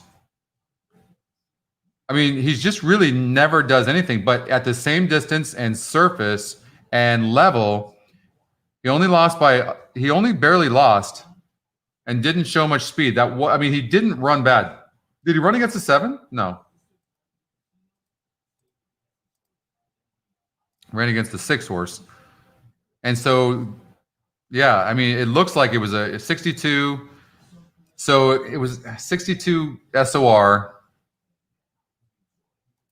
We could. I'm not going to be surprised to see the 3 horse run a good race, guys. I'm not. I don't know what happened. Forced 5 to 6 wide, gave up. Has a good GSR. So here's the thing. I want to show you something. I think maybe I found something here. So let's look at the GSR. So first of all, you see 2 races back. That was a GSR of 63, so it was lower, and the horse didn't run good and was 26-1. And look at the SOR, 72. Tough race. But when he had a 70 GSR, at the same 72 SOR, if you're with me, at 8.5 furlongs, the horse ran better, was closer. Still a tough group. Then he goes, and this is where he should have run good. And he didn't. 66 SOR, but he was forced wide. Got bet to 14-1, so he was getting bet. This is a rough race. Rough race. I can't tell you that this horse has to win this race. I mean, I think the 7's the horse to beat. Let's look at the jockey trainer combination. Look at this on the 3. Juan Hernandez, Doug O'Neill. Juan Hernandez is off the 4. 6%. Second Scotty pick. I mean, again, you remember we talked about positives and negatives offsetting each other? This is what we're dealing with right here. Tiago Pereira is off the 7 horse.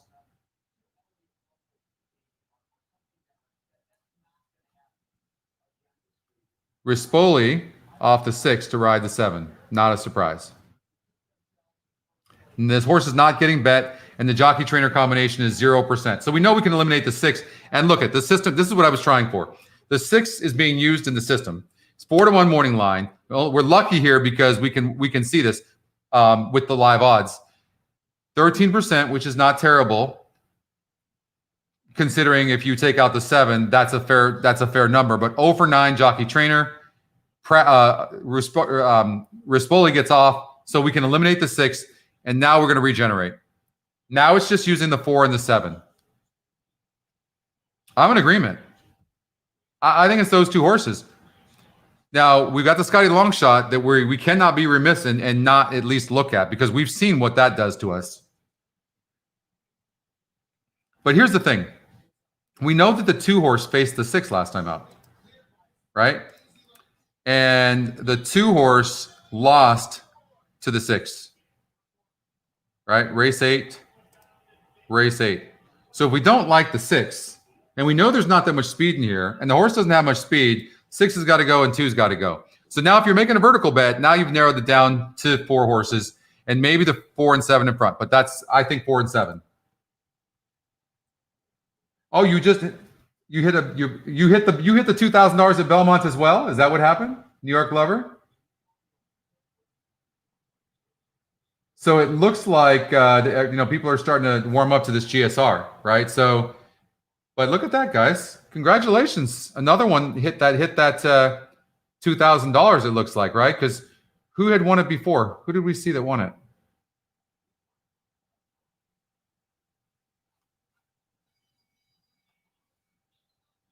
Well, congratulations! That's awesome.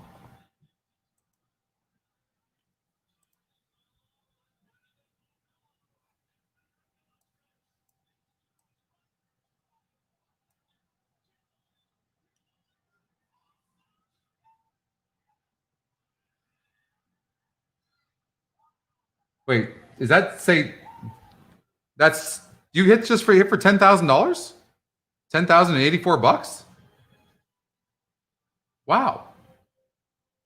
Congratulations. That's fantastic. Did the system help you in any way?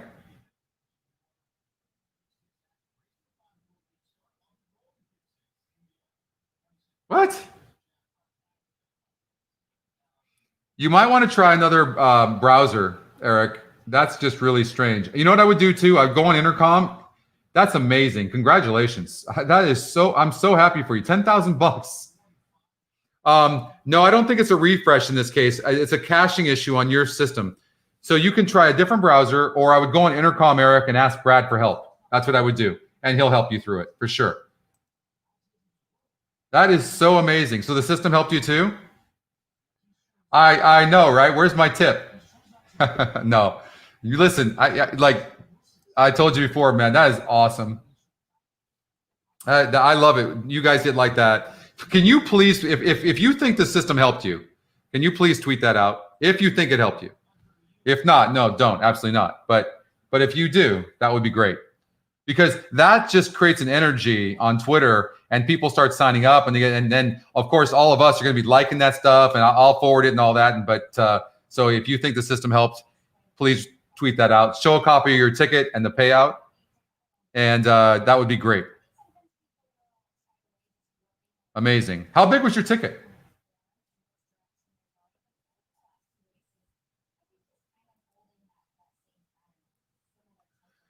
Okay, leg number 2. Blinkers are added to the 3 horse. So it's something you just have to take a look at, right? And because it's red, that means that it's first time. Did you know that? So if you see this in red, that means it's a first time occurrence. If this said blinkers on and it was black, that means the horse had blinkers prior. $96? Sweet. That is fantastic. Holy crap. That's the way to do it. That is the way to do it. Wow, we must have done well at Belmont. Oh, it looks like we did. All right, we got to look at this real quickly. What do we still have 12 minutes. Hold on here. I got to see this. Is it the late pick 5? It's got to be the late one, right? Pick 5. $96.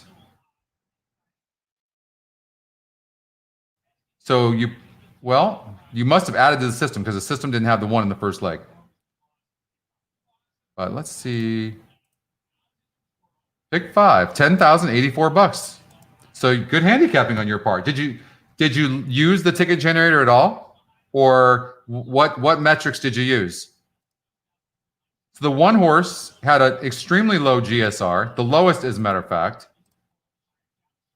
Average SOR was okay.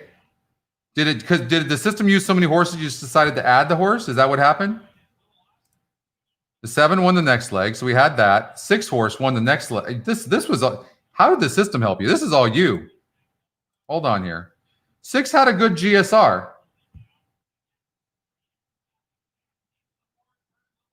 All right, that's that. Yes, Deb. Hold on here. Next one, the 2 horse. We talked about that horse. That was Mr. Bluff, and then in the last race, the 7 horse. I mean, this thing paid huge.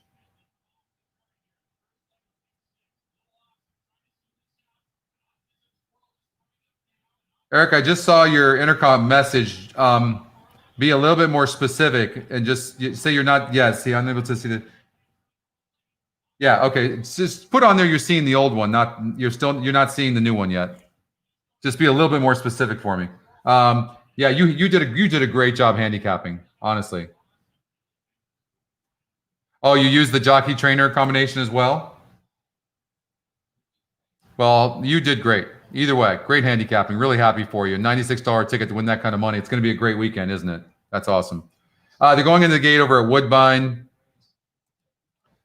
So let's just see if there's anything to learn. Top GSRs. So the 5 horse, get it. Listen, 5, 12, 13, right? What I've been doing, I'm going to take the average SOR and I'll box those, but I'm also taking the top 3 GSRs. I think the GSR applies here. There's not a lot of horses that have been running 6 furlongs in the synthetic lifetime here. So I think it applies. So 5, 12, 13 exacta box at Woodbine. And then you could take the top 3 as well. And so what's the constant here? It's the 13 horse because he's also in the top average SOR. So maybe the 13 horse is a nice win bet, possibly.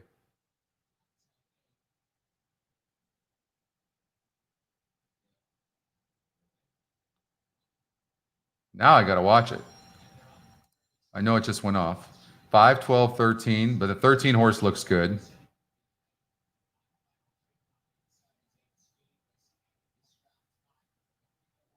Why can I not find Woodbine? Really? No.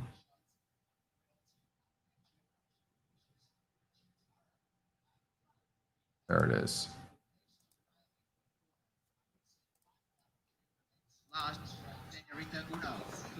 Here's the 13 somewhere in there.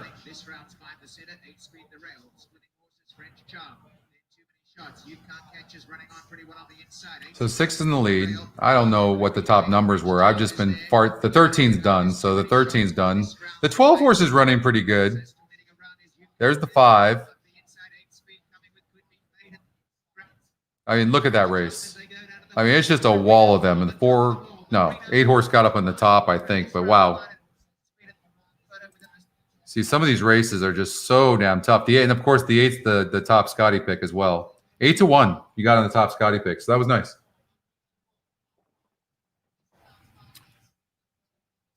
Okay, back to Santa Anita. Let's get focused here. We got 8 minutes. We did this. We did a $120 ticket, and we figured the 4 and the 7 in there. The GSR, I really like on the 2 horse, Scotty Longshot, 64 on the average SOR, and got a 3rd place finish, so it was in the money. So 2, 3, 6. I don't think the one is the one. The one's got speed. 52, 50. I'm going to say I'm going to say it's these 3 horses, so I'm not going to change anything there. And we're going to look at the top SOR. I think the 6 horse could be vulnerable because he's not in the top Scotty picks, not a Scotty long shot. He does have a good GSR, but it was facing lesser horses. And if you look at the 3 and the 1, and the 5 horse has got a decent GSR, but he's a top Scotty pick, 30%. Never been this distance, surface and distance. So let's see, 5 furlongs. This horse has some speed. He's 4 for 4 lifetime. So now I got to look at the other speed. 6 is not as fast. I mean, there is so much speed in this race. How fast is this horse? Tough race. I'll tell you what. If you could get by in this race somehow, I'm gonna add the 2 horses there. I'm gonna regenerate. I'm using almost everybody in race number 9. It's the 6 horse. Let's see here. Top Scotty pick, top win percentage, decent GSR, only raced once, had an inside post. GSR's okay. 2, first-time starter on the inside. Well, it has some speed, it looks like. The two looks okay, especially 12% number and a top GSR. You know, if you wanted to add the 2 horse, it would probably make sense. But I think the 6 horse, second-time starter, inside. Sometimes the system really favors horses like this that race one time and run second, and they come back and they don't run good. And you have a bunch of first-time starters, and so it makes me a little nervous. I'm not going to lie. Scotty Longshot does amazing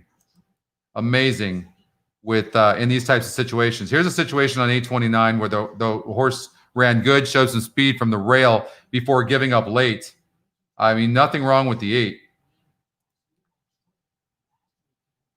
I'm a little worried that the time of this race for the 6 is a little bit slow, but I don't know how deep the track was.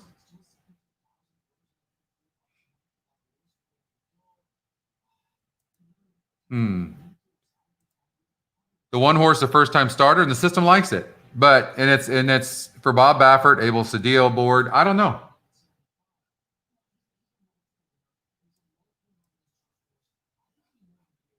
If you guys are chatting, I'm sure not seeing it. Sometimes it seems like my system's been doing that, where if you guys are chatting, it just like stalls. I haven't seen a chat or anybody for 5 minutes. So if you guys are chatting, I am not seeing it. So I don't know if it's the system or you guys are just quiet. So traditionally, most people are probably going to single the 6 horse. Why? Because they can see it. So what I do now is I got to look at this race and see, we're covering an all in here. Do we have to do an all? You're here? All right. I see it, Deb. 5 minutes of nothing? You guys really are bad at this. So I had locked that race. Okay.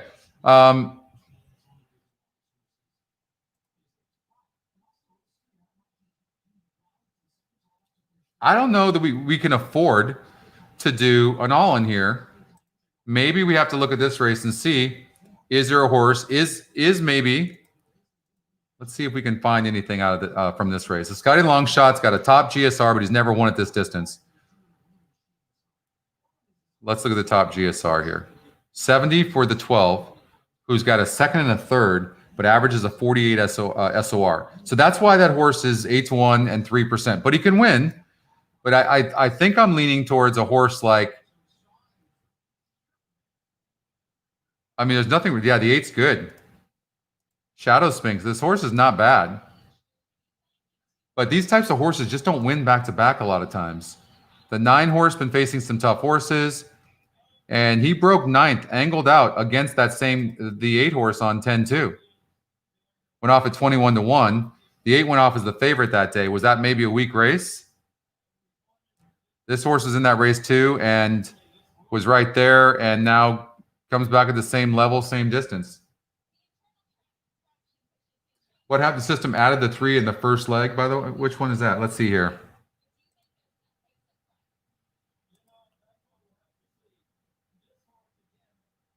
So you think the 3 should be removed? Why? Oh, the system added it. Did I miss that? Oh, Irish Heat Wave. I had mixed feelings about this horse. 5's getting bet.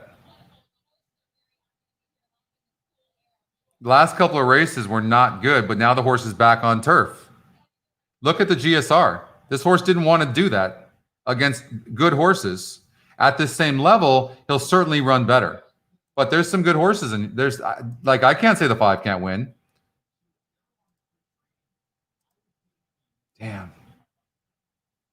This horse had trouble. 72 GSR. That's a nice GSR. So this horse has been wanting to go 9 furlongs. This is the type of horse that can beat you. He wants to go 9 furlongs. I can't leave him out. I'm having a little bit of a heart trouble just thinking about leaving the 5 out, to be honest with you. I'm going to see if I add him what happens and lock the race. It's going to use somebody less. You know what I'm going to do here? I'll tell you what I'm going to do in this race. I can't use an all in here. I'm going to have to take a risk. I'm going to get rid of the 4. I'm going to get rid of the 3. And I'm going to regenerate. Still singling the 6 horse, which might be the only way we can go. If we look at the last race, you know what? This horse is 20-1 morning line. I'm going to get rid of the 3. And then I'm going to lock the race. And then regenerate. And maybe we'll get another horse. I'm trying to get one $96 ticket. I was trying to get one more horse in here, but that would make the ticket too big. Is there anybody else we can eliminate here? So the 5 horse been facing 55 SOR, so that's a bit weak. Has an okay GSR. I'm kind of liking the. I don't like these types of horses. They don't win back to back very often. They just don't. I mean, but I will say this: this horse just won at 32,000 open, and now he's in for 25. I mean, maybe he's doing good, coming back at the same distance. I like that because if we can beat the 6 horse. If we can beat the 6 horse, then we could really get paid. So that's one ticket right there, okay? That's one ticket. But I'm going to give you something else to think about. I'm going to give you another ticket, and this is going to be your choice where you're singling the 8 here. And then I'll regenerate, and that's $112. Okay? Something to think about. 2 different tickets. They're at the gate.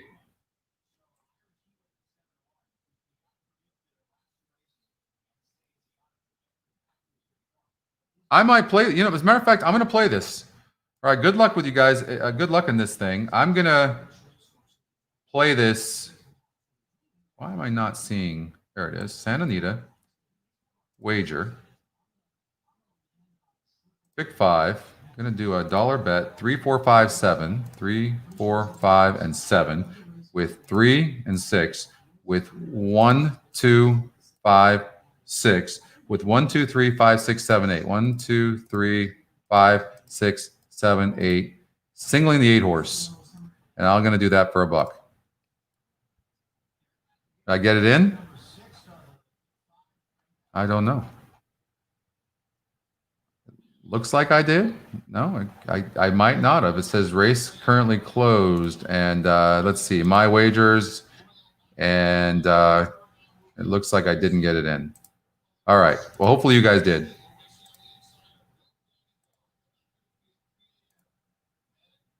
Again, it's 3 wide, the stiff at the rail, and in between those two, 3 a.m. Very compact, 4 lengths covers the field, and Tripoli is back in front under Drayton Van Dyke, leading by a length. Royal Act is second, 3/4, Storm the Bastille on the outside. Irish Heat Wave is in fourth. The stiff pink silk between horses. GoDaddy. Good luck, George. Outside. 3 a.m. is at the back of a very compact group still with a half-mile left to run. You didn't get the pick 5 in, JR? The leader by a neck. Remember, don't wait for me to finish a ticket. You're kind of building your ticket as I'm building it, okay? And we're just kind of talking it. So you got to make sure you don't wait for me. The 4 is all out right now. So the 4's toast from what I can see. We didn't use the 2, and the 2 looks to have some horse. 5 is done. Or not, yeah, I think the 2 is running better than the 5. 3's loaded with horse if the 3 can get there, but I don't know if the 3 is going to get through that wall of horses. And we didn't use the 1. 2 seems to be leveling out a little bit. Here comes, maybe you're not going to catch the 4. I hope not. Wire. 4 needs the wire like right now. He's not asking enough. Wire. That's the wire. I mean, look, there was a wall of them. I mean, wow. I knew that the 1 was, or not the 1, but the 7 just was an unreliable horse. Just 4%, the SIF. Okay. Yeah, it looked like that kind of race. Well, that sucks. Golden Gate pick 5. All right, we can do that. These pools have actually been pretty good, actually. Yeah, that was a drag. Sorry, you guys. 4% horse, 6-1 morning line, 20-1. That's the one I was telling you about. Look, if we're playing horizontals, we can eliminate horses like this. So, oh my goodness. I mean, I don't know how you find this horse. I really don't. Flavian Pratt's aboard. Maybe you can find that angle there. But he was aboard before as well. I mean, it looked. I will say this. We talked about the 7 horse being vulnerable, and sometimes you have a big favorite that's vulnerable. Then you look at the horses and you go, well, who are you going to go with? They look pretty open, but I mean, he barely won. 7, 2, 5. I mean, look, there was 5 horses on the wire.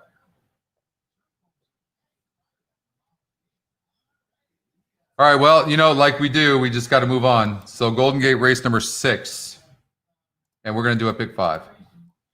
I'm glad I didn't get that in now. I don't think I got that in. It looks like it's only showing me that I have 1 wager on that Keeneland race. Refresh this and see what the heck.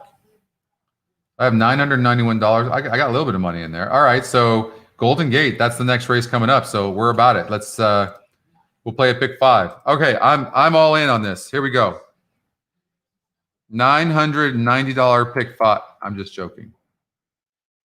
I might play a total of that, but I'm not gonna do it. Maybe sometimes I would do that and I would hit big, and sometimes I'll do it like 10 times. That's a true long shot. But you had Pratt on there. Imagine you see Pratt on it just goes to show you how bad that horse is. You got Pratt on the horse, and the horse still goes off at those big odds. All right.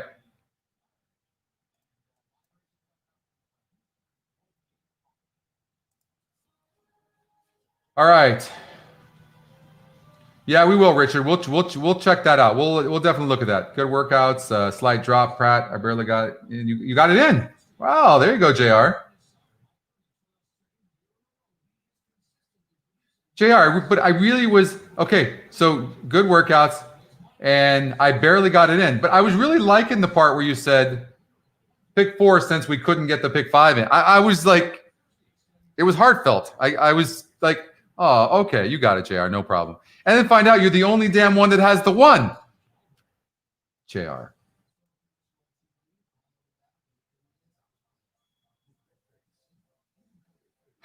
You're going to suck me in there, Todd? Yeah, you lost your mind. You have listen, somebody else tried to do that to me a week ago. She's a very nice person. Without naming names. Oh my God, you guys are funny. All right, sometimes you need a good laugh. All right, where was I? Oh my God. That's funny shit right there. All right, 60. We'll do $60 pick 5. They try to suck you in. No, I'm not taking the bait. Listen, I was bad in the beginning of TVG. When I first started doing TVG, I tell you what, I lived on the edge a little bit, just not knowing any better. And I said some risque things sometimes, and I never got called in the office. I was surprised, but I had a couple of people catch some of the things I was saying, and I thought it was funny. And I actually, after one time, I don't remember. I honestly don't remember what I said, but I was kind of joking, and it was kind of a dirty joke on air on TVG. It wasn't even on TVG 2. And somebody caught that and said something on TVG, and they were right to say something. And that's not a platform to be. This is. That's not. But yeah, it's more. I like to joke and have fun, but you got to be pretty professional. 9 minutes to Golden Gate Fields. Alicia, I can always count on you for being a slave driver. But you're right. We do need to get the handicapping in. All right, GSR 62 on the 4. Never been this surface and distance. And what's the story with this 4? Top Scotty pick, top win percentage. and coming in from Santa Anita. So he's never been on the synthetic. So what are we relying on? We're relying on the GSR. So had a 59. We got a bug here. We got some missing GSRs on the handy view. 59. So he's got a 62 here, a little bit higher, dropping in for $8,000 tag. You know as much as I know. I mean, is this a single? Just because he's 43%? He's got a top GSR. I will say this. I'm leaning towards, as I'm looking at this horse. So you're going to see a lot of this.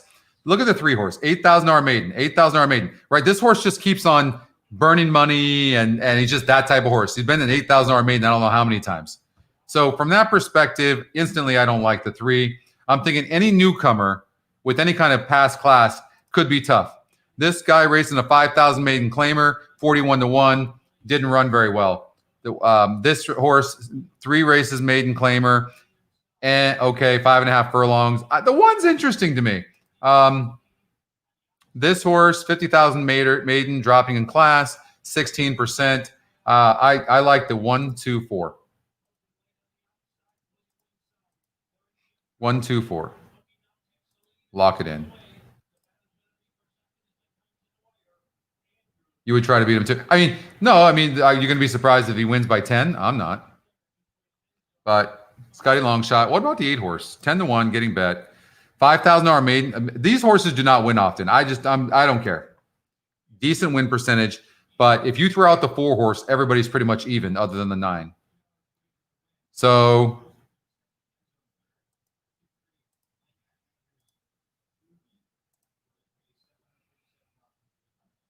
I mean, look at this 32. So if this isn't a horse to try to beat, I don't know what is. Look at the 5 horse, top win percentage and second Scotty pick, but a 32 on the GSR, going 8 furlongs. I mean, that is weak. Really, really weak.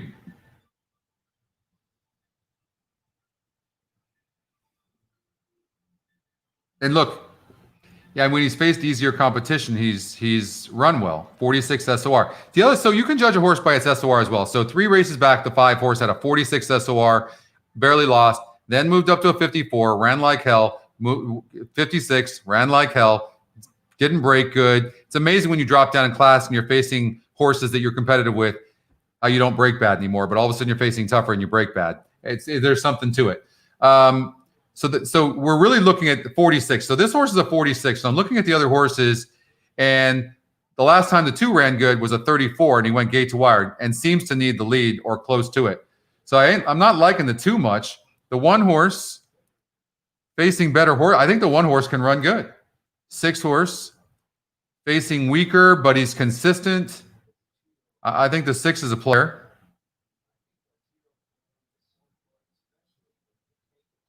If you get some pace, he's been facing tougher horses, the 3. But if there is some pace, the 6 can win this race. Or the 3, excuse me.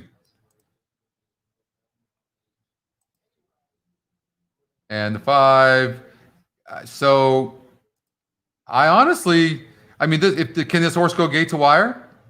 The 2? Yeah, I mean, I would add the 3. I think if there's some pace in this race, if it develops, the 3 horse is interesting, and this horse will probably go off at 10 or 11-1.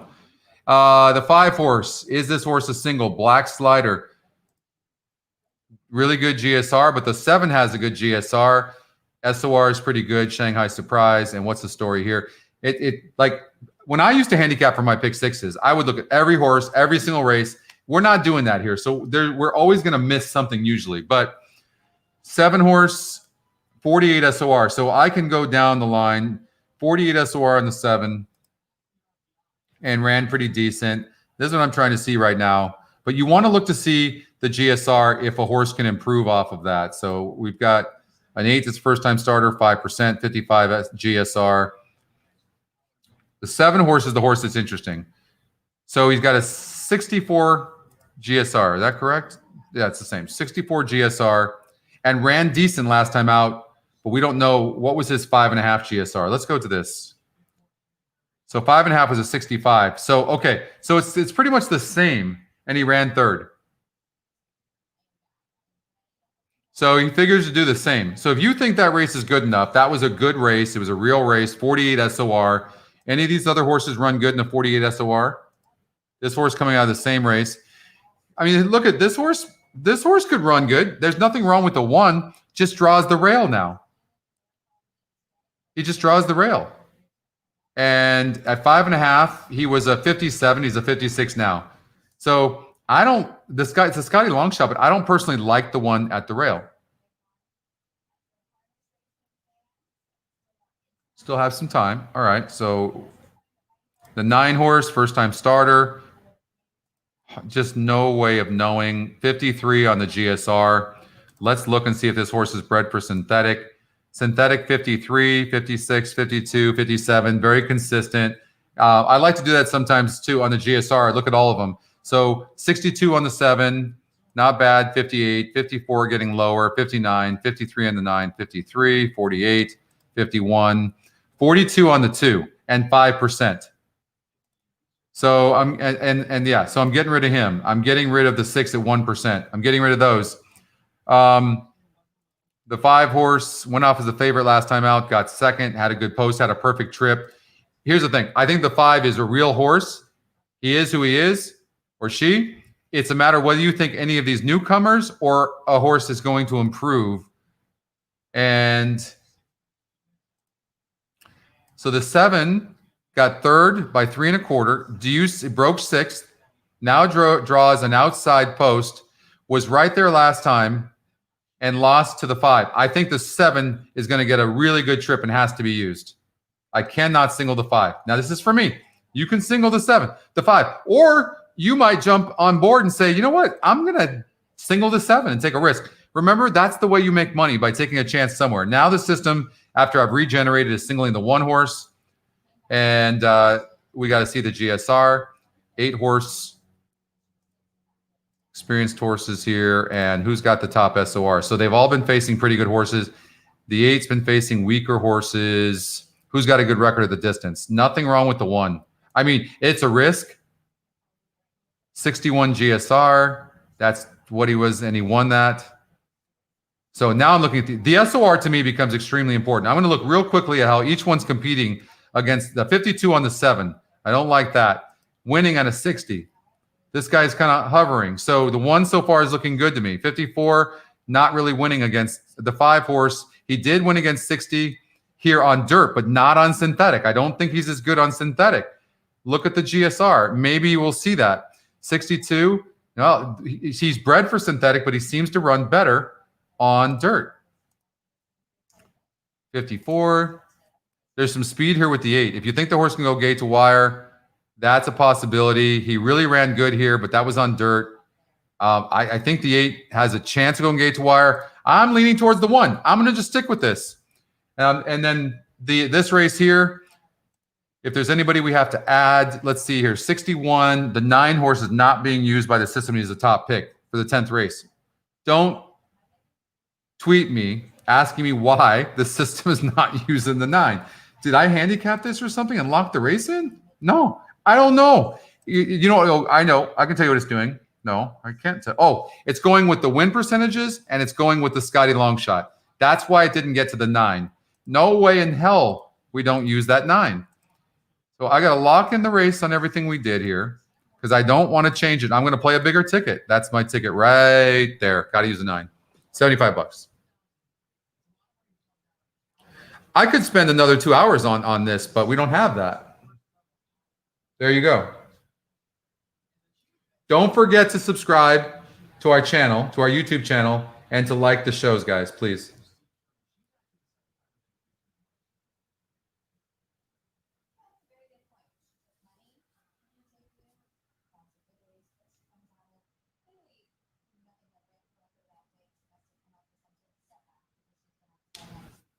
Yeah, I guess I'm going to play this ticket. Why not?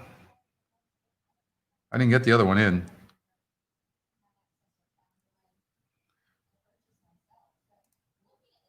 Golden Gate, wager, 1, 2, 4. Pick 5. 1, 2, and 4. 1, 2, 3, 5, 6. 2, 3, 5, and 6. I know I'm not using the 4, 20 to 1. It's not that he's 20 to 1. I don't like him. If you add horses like that, it means you can spread out less in the later legs. So you can't just, I don't agree with the guys that say you left out one horse and you got beat. That's going to happen sometimes. Leave out the damn horses that you don't think have a chance so that you at least can spread out in the other races. That'll come back to bite you in the ass.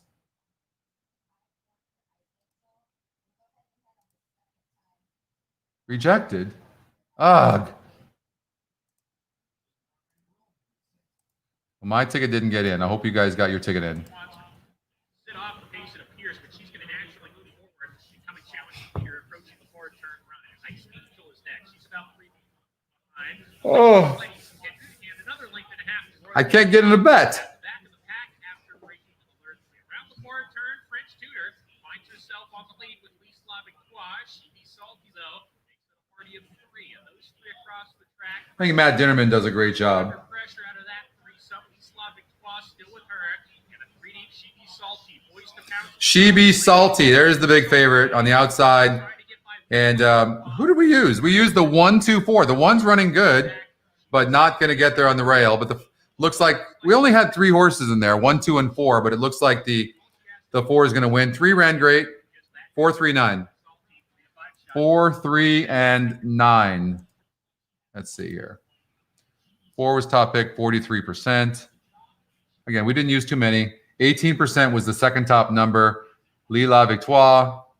And the horse ran second. So there we go.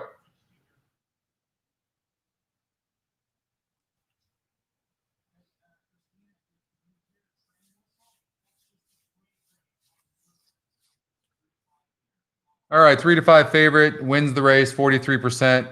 I'm, top GSR. First time going 5.5 on the synthetic.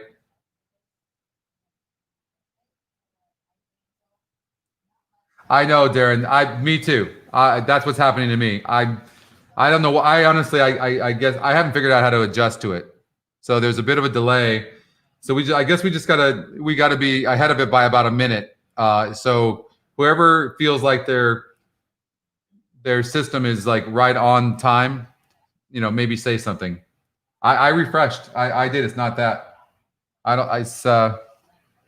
There's a bit of a delay, which hurts us. So I've tried to make 3 other bets since my original $200 bet at Keeneland, and I missed all of them. A couple of them I was glad I didn't get in. Evangeline Downs race number 2. What do you guys think? Are we just diehard gambling right now?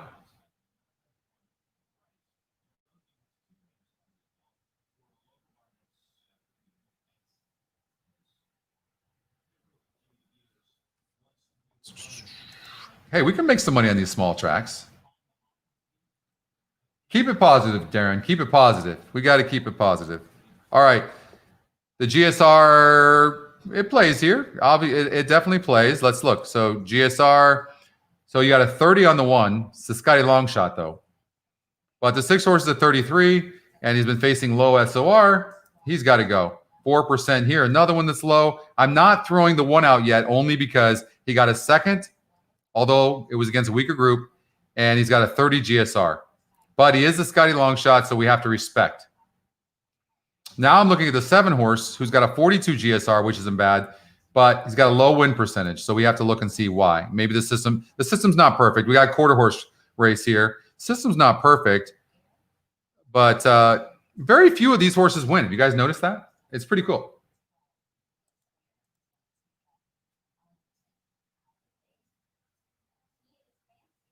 The best bet in racing, the early pick 4, it's Los Alamitos.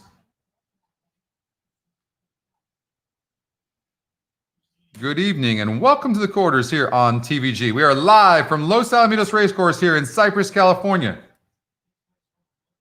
Can we do standing to pick 4? We absolutely can do a standing to pick 4. You singled the 4 at Golden Gate. Sweet, Peyton, way to go. I mean, sometimes we can overthink things. If you do 6 horses or 7 horses and the 3 to 5 favorite wins, you're pissed off. But 3 horses, not so much. But again, it comes down to the damn decisions we make, right? So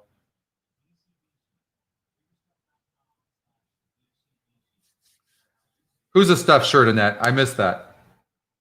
There are a lot of them. You know, is the horse dropping in class here? Let's look at the SOR. The SOR applies here. So he's faced. Okay, so here's the thing. The last race, he went off at 30-1, and look at the SOR. It's a 50. The SOR, GSR is amazing. SOR is the best tool. You guys are going to realize that one day. 50 SOR goes off at 30-1 and runs. Look, it breaks bad. The race before that, 42 SOR and loses barely. And, breaks good. You see what I'm saying? This is why sometimes when you see horses dropping big in class, all of a sudden they show the lead, they show pace. And before that, they never did. And you're like, I didn't know that horse was that fast. It's all who you face.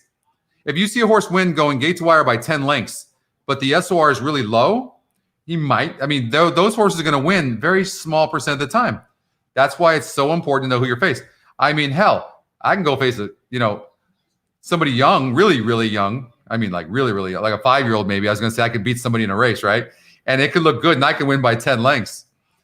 But then my ass faces somebody that's in high school that runs really fast, and I'm going to lose by 25 lengths. As a matter of fact, one of my boys in Newport Beach, he's really, really fast. He was a track star in high school, and we're always teasing. So I'm trying to make him a bet.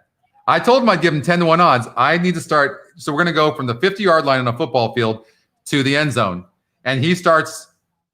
So he has to go 100 yards. I have to go 50. He won't do it. He says that the right distance is 20 yards. I'm like, you're smoking.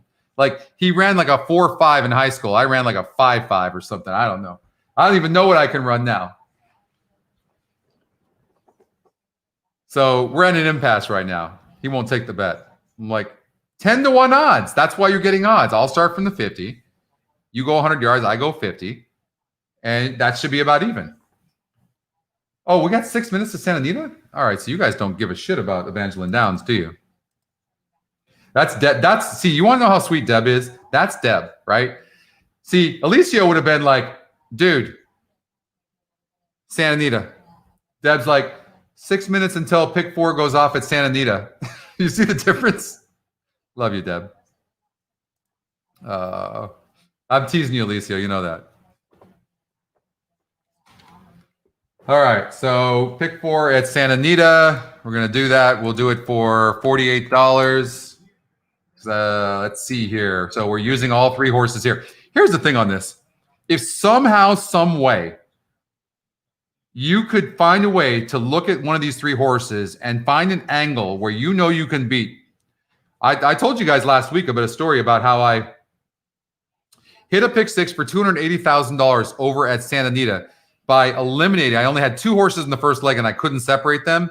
And you know how I got my separation, right? I got it through the SOR. One had a 58, the other one had a 46. I took the 58, he won by 8 lengths.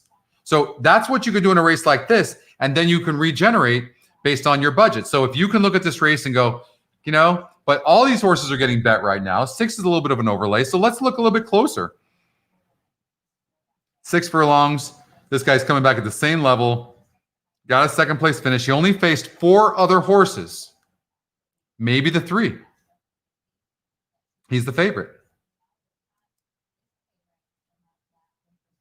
He's facing better horses. I know he didn't run good. I'll tell you what. I don't have a problem with this 2 horse. I think the 3 could be vulnerable.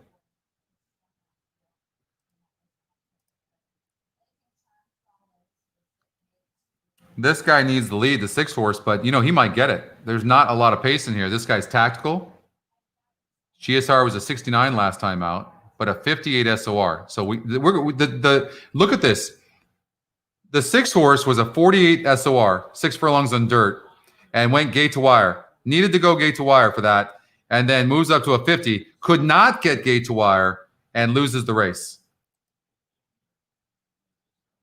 I'll tell you what. I mean, he seems to be honest, right? As they take off over at Hawthorne. Seems to be an honest horse, but let's look at the 3 horses carefully again. I mean, I'm judging this 3 horse right here. Look at this 38, 5.5 furlongs, a 38, and he won the race on the SOR. And he moved up, not really getting bet, and then goes to a 48 and got bet. Right? So he had a 60 SOR here, 2 races back, and didn't run good. All right, understandable. Throw it out. drops at this level, gets a second place finish, but only beat 4 other horses. 3 other horses, because he got second. So he beat 3 other horses at a 48. I've got mixed feelings about all. I mean, I don't know what to do here. This guy went gate to wire. He's competitive. And then you go look at the 2. The way you judge the 2, is there speed in this race? Because if there's a lot of speed, the 2's the horse that comes from behind and wins. So if I was betting to win of these 3 horses, I can tell you it'd be the 2. 2-minute warning. So here's one ticket. Here's one ticket, okay? Right here. This ticket here. I'm going to give you another one.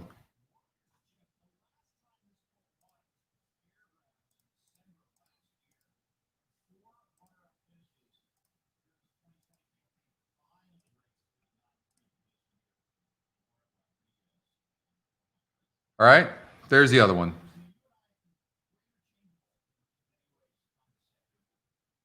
Okay? That's it. You guys got it? All right, that's your ticket. I'm going to just put mine in right now if I can get it in. 2 minutes to go. Hopefully I can get my wager in. I'm going to watch. First thing I'm going to do is bet $200 to win on the 2. Happy trails. Just to show you that I'm committed. Pick 4, $2 pick 4. I'm going to single the 2 with 1, 2, 5, 6. 1, 2, 5, 6 with 1, 2, 3, 5, 6, 7, 8. So 1, 2, 3, 5, 6, 7, 8. And here's what I do a lot of times. As crazy as this sounds, and it works for me all the time, a race that I'm spreading in, I catch it on the betting side, and I go, I obviously think these other horses have a shot, or else I wouldn't be covering all these horses. So watch this. Then this is just me. I'm going to take out the 6 right now. And I'm going to go 5, 8, 9. And yeah.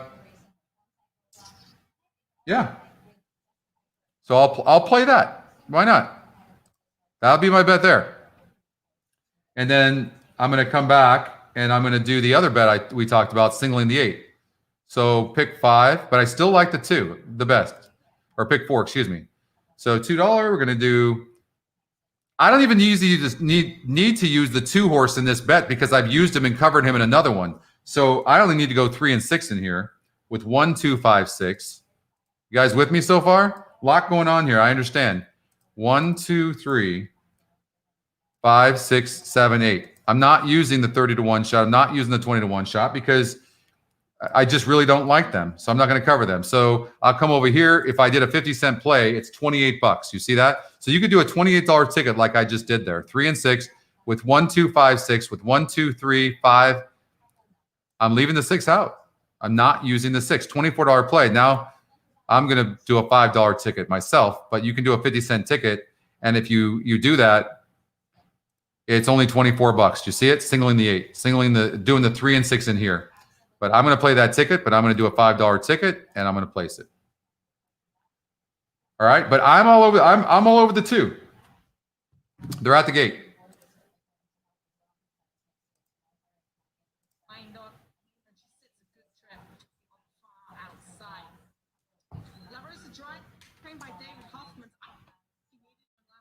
She looks an awful lot tighter than she did. They like to race horses into shape rather than get them ready to go first off the left. I think she is going to run a massive race. That is LaRosa Drive. So if you're looking for a prize, you can key up LaRosa Drive and the 2 Happy Trails in here. He looks just about as happy as a filly can be. Coming off of 2 weeks rest, a little rotund there, could I say, if that's even possible. Come 2 weeks. Jennifer Piper.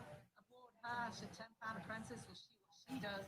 Right now, we're going to start the contest, and coming up will be the 4 Blazing Charm for Ray Bell, Alexis Centeno. All right, what are you guys doing here? It's post time. I think that I'm all over the 2. That fool about to eclipse 400. I know you guys are probably betting right now. Malibu Cat goes in. Blazing Charm. Magnolia's Hope.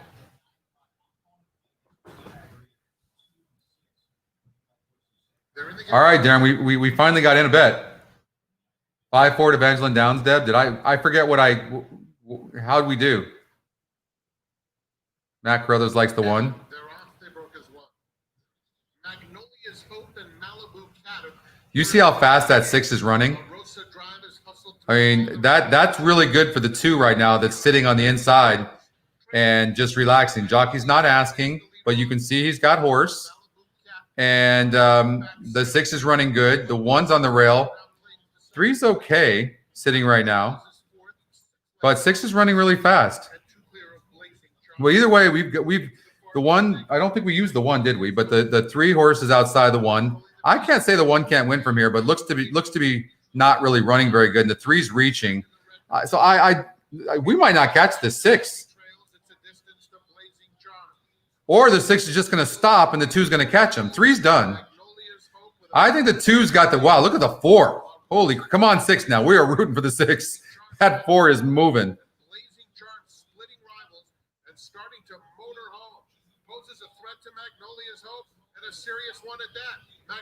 Oh, 4's got him. I mean, I was hoping that would be the 2 horse doing that, but that just didn't happen.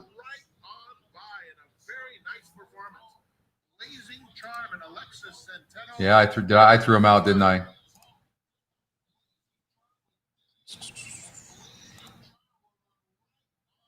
Wow. Blazing Charm. That was a really good effort. 7-2, low win percentage, everything. Like that, you know what? I mean, this race did set up for him. I'll say that because of the pace. And look, this horse lost last time out. So this horse is obviously doing better. And look at this, Tom Bell. And they moved this horse up, double jumped this horse, and won that race for fun. Wow. I couldn't see that.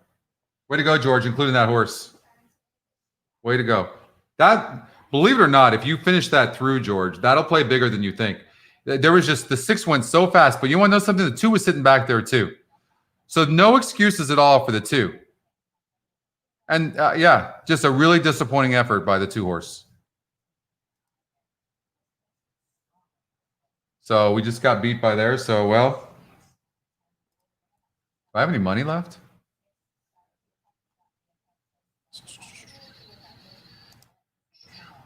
I got $400. I got plenty of money. All right, you're going to get this one, George. All right, where should we go? Well, that sucks to start the pick 4 like that. But what are you going to do? You have an 8% horse, a low GSR, moving, double jumping up in class. I mean, has the right style, but who would have thought? I mean, the 6 horse, who's the jockey on the 6? I mean, Ricardo Gonzalez, he was in a race all by himself. Why does he have to go that fast? You know what I mean? Like, it makes no sense.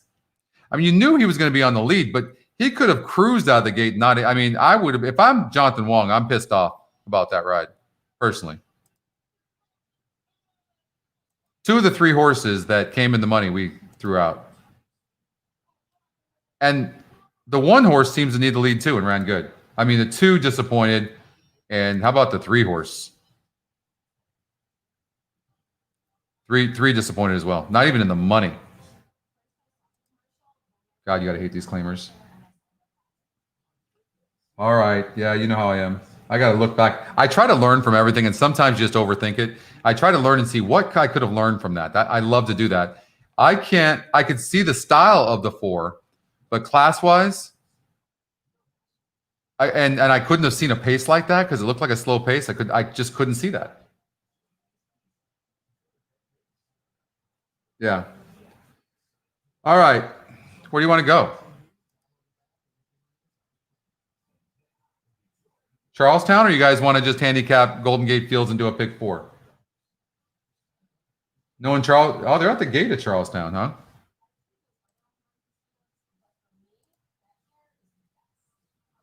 Look at this. None of these horses have won at this. I got to take the 5. I got to take the unproven loser. I just off looking at this, I like the 5-7, and those are the top 2 Scotties as well. 5-7, like for me, that's all it is. I hope I can get a wager in.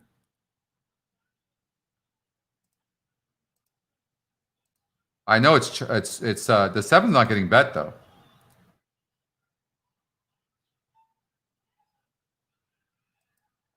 right? 5 and 7. And the 7 right now is at 9-2. So I like that. Okay, got it in. And the 5 horse is 7-5. I like this horse. If I can get the win in, I'm going to try.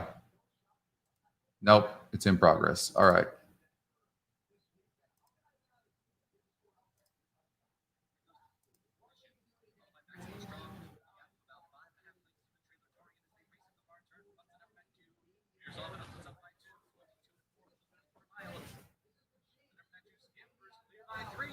Wow, I didn't see that coming up. The 2 horse just ran. The favorite's spitting out the bit. The 7's going to probably get second, but the favorite's not running at all.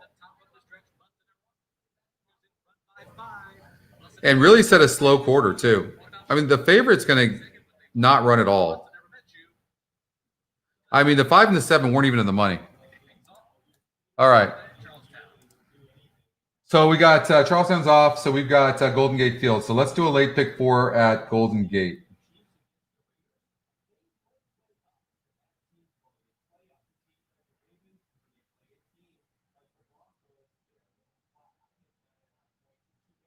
All right, Golden Gate.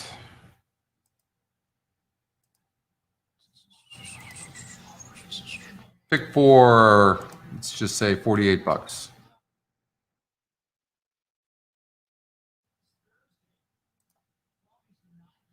So when we did that pick 5, I had locked it in, right? So that's what we came up with. We thought, I think the 1 horse is an interesting horse.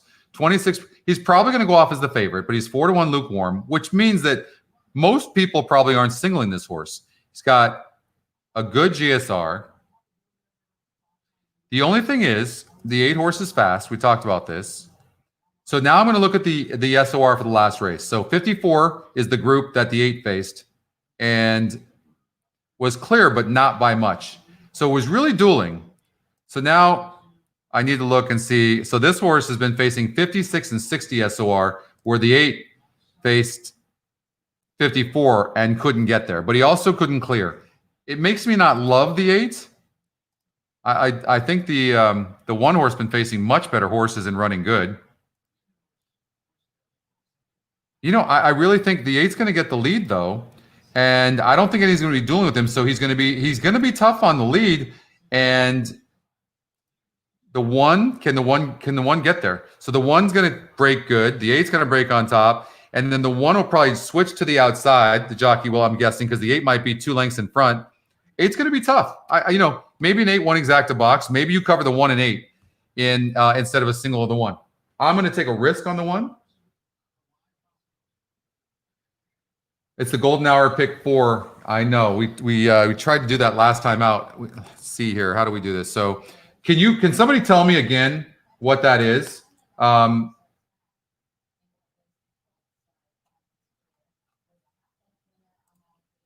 what was what the races are, right? So for the golden hour.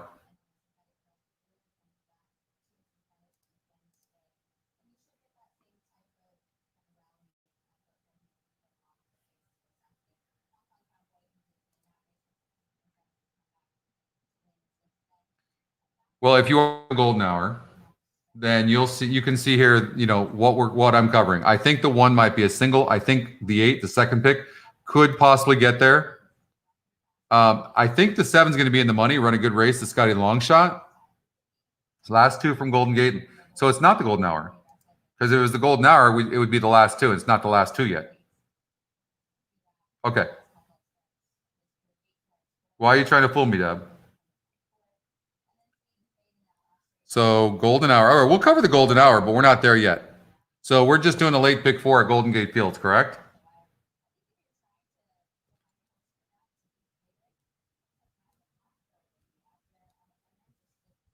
All right. So, I'm going to play this ticket. I don't know what else. I wouldn't know what else to do. I didn't see a better single than the 9, knowing that the 8 could go gate to wire. Yeah, you know me well. You know that I need it, Deb.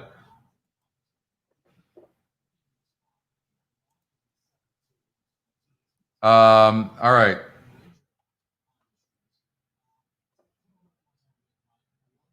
don't you hate using this many horses in the first leg? I mean, do we learn anything? Maybe we leave the 3 out. The 3's not getting bet, has a low GSR. Yeah, good call. I agree. We'll regenerate.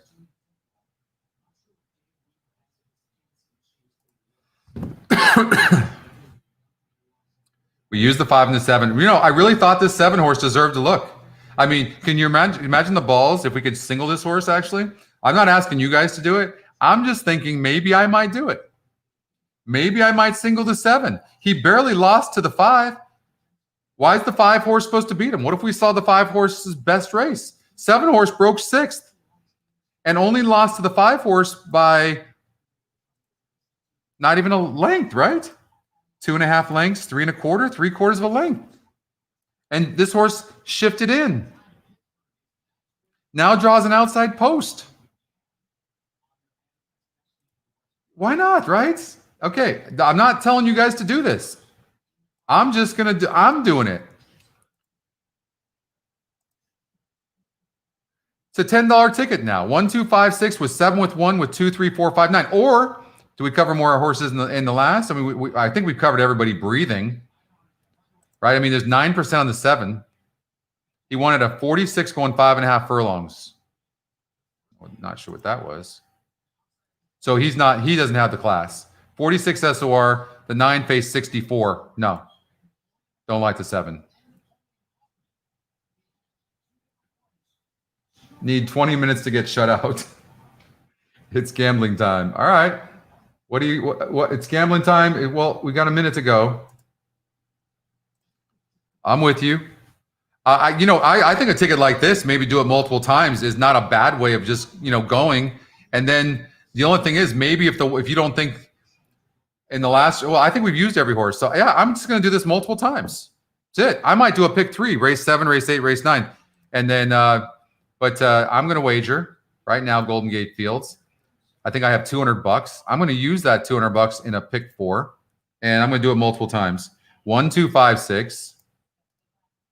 They're almost to the gate. I'm going to single the 7, trying to beat the 5. Maybe, maybe not. I'm going to do the 1 horse to beat the 8 horse who could go gate to wire. The 1 breaks good. I think the 1 could be tough. And then 2, 3, 4, 5, 9. 2, 3, 4, 5, and 9. $40. I'll do a $5 one. Place bet. I think I've got $100 left. Maybe a pick 3. Maybe a daily double. Is there a daily double in here? No. There is a pick 3. 1, 2, 5, 6 with 7 with 1. I could do that 25 times. I'm here to gamble. I got more money. I could put more money in my account if I had to. How's a 3 look in race number 9?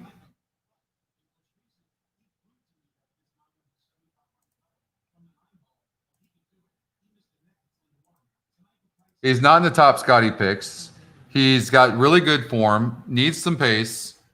He faced a 54 SOR, and the 1 horse faced a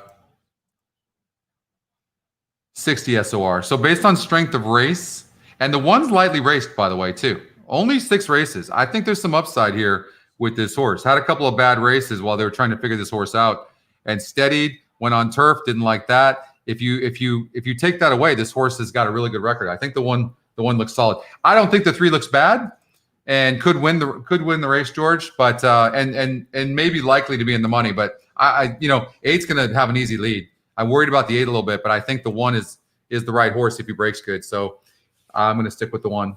But I don't think it's bad. All right, so we've got they're at the gate here. I'm all in. I didn't love anything in here. I mean, you could go with the, look at the 2 horse. Interesting. The Scotty Longshot has the best GSR and has the top SOR, average SOR, 8 furlongs on synthetic. My Sunshine. Looks like the horse can rate, but last couple of races showed some speed. It looks like, though, this horse is a 34. We talked about this. Last race was too tough. Look at this. 34 SOR goes off at 30 cents on the dollar, goes up to a 46 OR, and goes off at 44 to 1. But The horse to beat in this race, in my mind, bar none, is the 6. Like, and the 5. You know, maybe the 5 and 6. So the 2 favorites. Yeah, I would say the 2 favorites. You could get away not even covering the 1 and 2 and probably use the 5 and the 6. Honestly, that would make sense.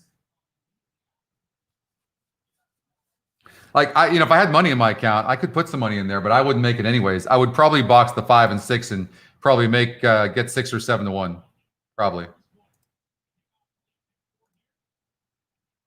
My Sunshine on the engine early. There he goes towards the lead. My Sunshine is up to challenge Hawks Rising on the front end. Magic Moscow easing off that pair. He's third with 7/8 to go. Northern Quest back and forth. And Manson. Inclination has no early speed. Takes his spot. A customary position for him at the back. 6 runners are in single file, separated by about 10 lengths or so. And My Sunshine has the lead, a clear advantage, a length and a half on Hawks Rising in second. Magic Moscow still in third. The gap of 2 lengths to Northern Manson finds himself down on the rail after breaking side post 2.5 clear of the trailing Inclination. Making their way towards the half-mile pole, and My Sunshine and Silvio Amador are the targets to catch. Lead by 3 length on Hawks Rising. Magic Moscow hurts 3D. The gap of 3 to Northern Quest. Manson finding his. All right, Scotty Longshot's really running good right now, and 49 flat looks like a pretty slow pace for what's been going on today. The 4 is all out, which is not surprising. He's 50 to 1. 3's done at 8 to 1. The Scotty, the 6 horse is coming on, but will it be fast enough? The 5 horse is being prodded, and it looks, but the 2 horse now is being asked, and I think the 2 horse, maybe the class of the 2, is not going to make it, and you're going to start seeing the 5 and the 6. It's going to be really close. The 5 and 6 are coming, but this 2 seems to have some horse. All of a sudden, the 3 all of a sudden started coming on. That's a sign that the 2 is probably not going to stop because the 5 and the 6 aren't making up the ground they need to. And it looks like the 3, no, it's 5 got second, I think. Close between the 3 and the 6 for the third spot, but the Scotty Longshot gets the win. So I'm glad we used the 2. So we're moving on. So happy about that. That's the one. If you're using these horses aside from the 1, the 2 is the one we wanted. Gate to wire, Scotty Longshot. Top GSR, was facing tougher competition. The only thing is that, and you figured the horse needed the lead, but I didn't like that. This horse faced a 34 group, but speed can make up for a few points too. You have to remember that. Absolutely can make up for a few points.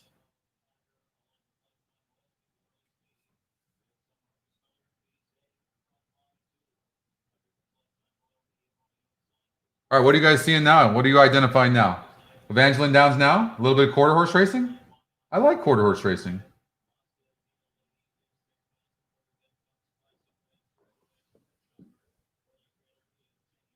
I'm going to stand up here for a second to stretch the legs. They're going into the gate over at Evangeline Downs, and I'm sure you guys are watching it, but won't get a chance to bet it, but let's see what we could have gotten. So first thing I learned is the 3 horsemen facing tougher competition. As far as the GSR and applies, the 6 horse looks pretty good. So does the 10 and the 3. So 3 horse could be a horse that could surprise them.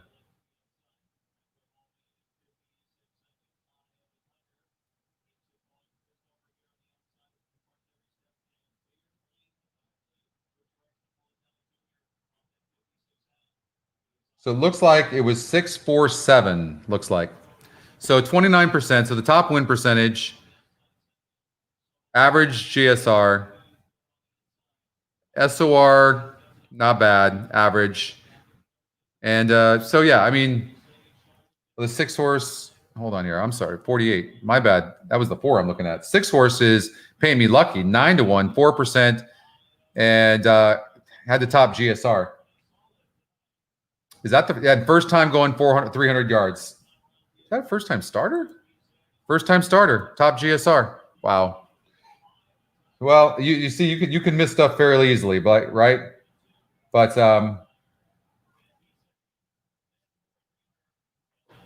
wow.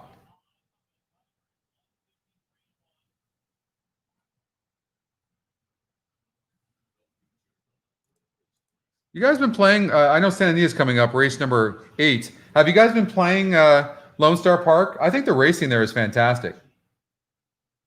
Hawthorne race 8. You want to go to, Eric? Eric, did you get that taken care of with Brad? Did he help you?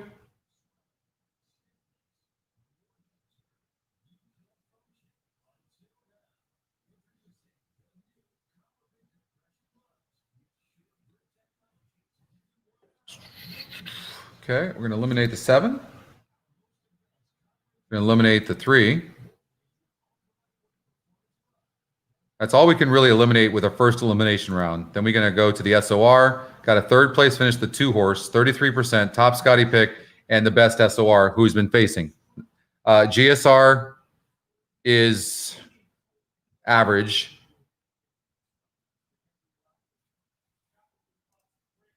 But look at this, 19 races, mile and 7 yards, and this horse has only done it 1 time in 19 lifetime races. But a mile and 7 yards is kind of specific to a few tracks.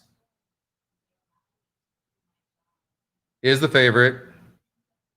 I think the GSR applies here. It probably doesn't apply to the 5 horse, but in a way it does, Scotty Longshot, because this horse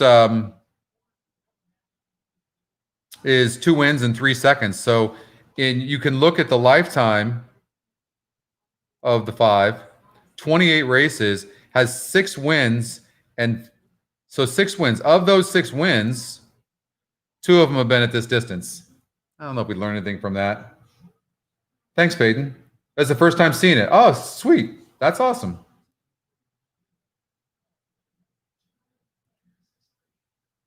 So it's a tough race, right? I mean, there's nothing wrong with the 8 horse.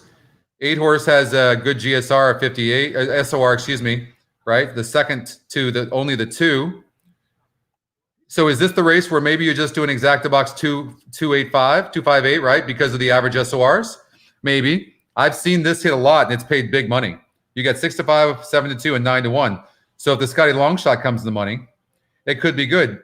And maybe try to beat the second Scotty pick because it's an overlay at 6-1. You like you're going to take the 4, George? That's not chalk. I thought you were a chalk player.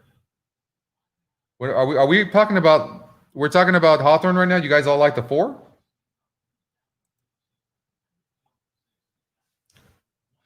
Okay, first of all, the horse has no speed. And so I'm going to look at the individual SORs now. Now you guys are going to make me work. 56 for the 4, 58 for the 2, and for the 8. They faced each other last time out? No. 5 horse, 60 the time before that, but then comes back. Now, why didn't that horse run good last time out? So the horse ran poor as the favorite. No apparent excuses. So I don't know what to think about the 5. That's a tough one, right? Because he won at a good group prior easily, and then comes back at 1 mile and 70 yards. I don't know. 1 horse. It's a tough race. Look, I feel like I've been saying that all day long. He faced somebody here. 10-2. He faced the 2, didn't he? No, he didn't. 10-2. So he faced the 1. He got second. They were within a nose of each other going 8.5 furlongs. Well, if you like the 4, you have to like the 1. And the 1's an overlay. And so is the 4. I think it's a weak race. I'm betting against you guys on this. They're already off? All right.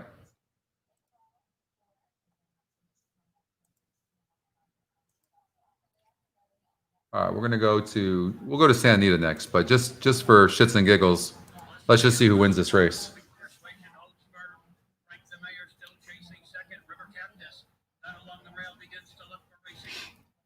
So Scotty Longshot's in the lead, seems to be running good. 6 all out.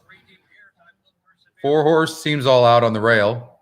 Somebody's coming on the outside, but that will definitely hurt the horse late. That's just really wide to go. That's the 5 horse. You might want to, if the 5 horse ends up running good, which I don't think he's going to, and the 4 horse is all over the place. No, that's not the 4. Who is that? I can't tell. 4 horse is running good, so you guys weren't wrong, but not going to catch the Scotty Longshot. It's going to be a 5-4. I know it was the 7 horse, and the 7 didn't really run good. 5-4-1. So the Scotty Longshot wins again. I mean, how many times do we say this about the Scotty Longshot? And we talked through that, though. We said it had a good GSR, a good record, 2 wins, 3 thirds in 6 tries. I mean, been the money in 5 of 6 races. Scotty Longshot, I know, Deb. You need to do that. That's not a bad idea.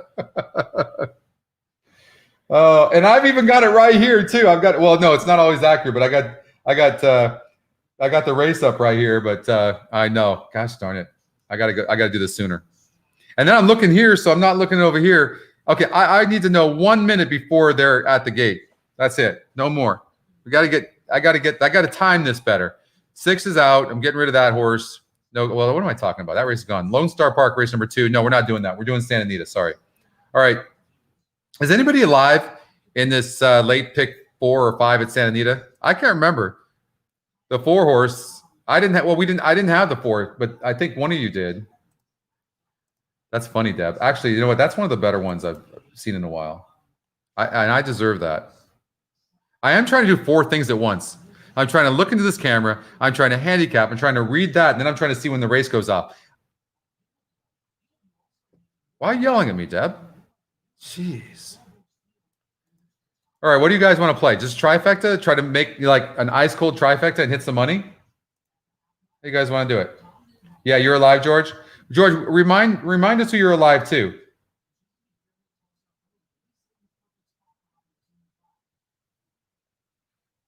But I like the racing at Lone Star. I really do. I like the racing. A lot of great turf racing too. All right, so the one horse. I feel like we talked about this one horse. I feel like I really liked this one horse. You want something ice cold? Really? Look at you, Deb. Wow. Living on the edge. Deb. I like it.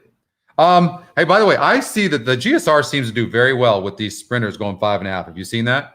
So now, I mean, the one horse is obviously bred for it. You got Flavian Pratt, but he's going to have to overcome the rail. Not going to have the lead, that's for sure. The 2 horse will most likely have the lead and doesn't have to have the lead. So on the 26th, 101 and 3 was the 2. 101 and 1 on a yielding track, but that wasn't at Santa Anita, so no comparison. 6 horse, 5.5. This horse got second. It was his first time at Santa Anita going 5.5. He can improve off of that for sure. Nice post. Seems to be tactical, although didn't show speed last time out, and he unzipped me. And I know they're at the gate. So I got to tell you, I like the favorite. I like the 5 going gate to wire. I think the one horse is going to get up. I think the numbers have it. I think you might do an ice cold. Exactly. 5-1. That's what I would say. 5-1.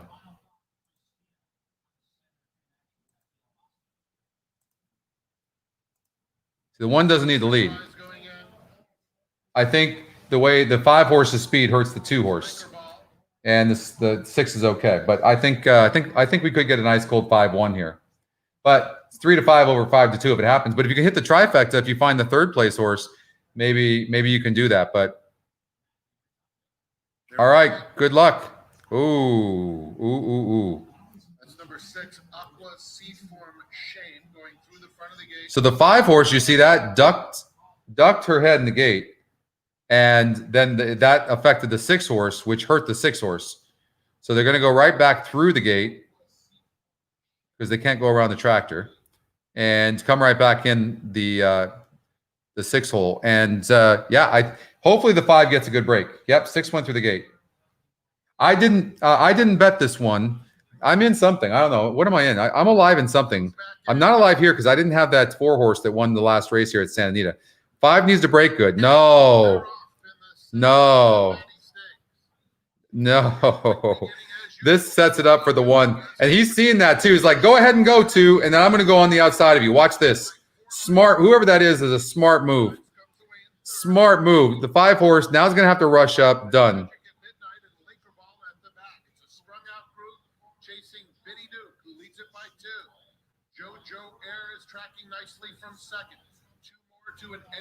And now the 1's rank on the rail.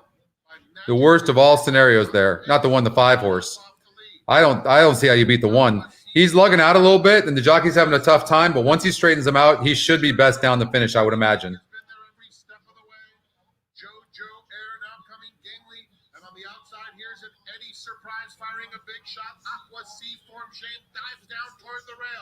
Jojo Air, Biddy Duke, nose and nose. Jojo Air. Two really ran huge. Very close. Jojo Air or Biddy. 2-1. Two hung in there. Yeah, those are the two front runners. I mean, the 5-horse ran good, but yeah, 2-1. What a race that was. That was a good race. Scotty Longshot wins again over the Scotty second pick.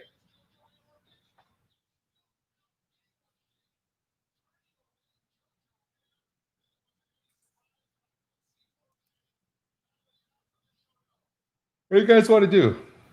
What do you want to cover? Charlestown. You got there's really nothing else for a while. It looks like Charlestown pretty much. I'm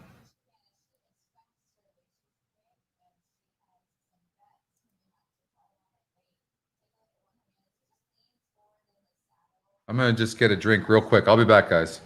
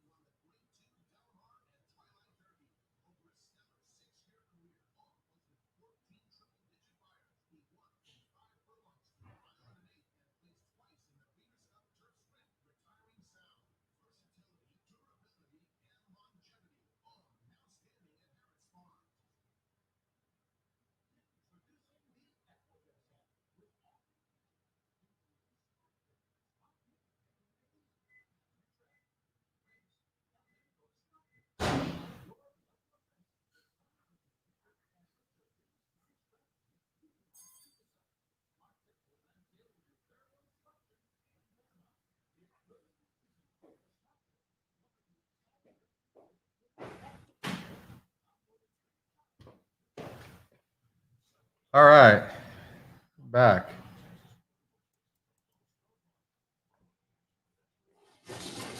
You like those super high fives? Those are tough. Be careful about with those, Deb. Those are really tough.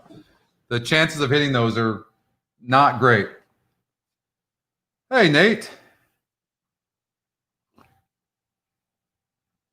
I got my coffee. I'm alive in some stuff, Nate, but not doing good. But we've had some people that have been watching that won $10,000. We had another one win $2,000. So one hit the early, I think, pick 5 at Belmont, and the other one hit the late. So that's always cool. I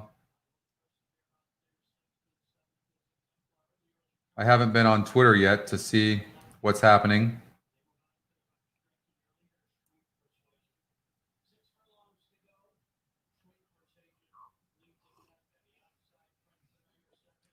All right. We've got Charlestown race number 2.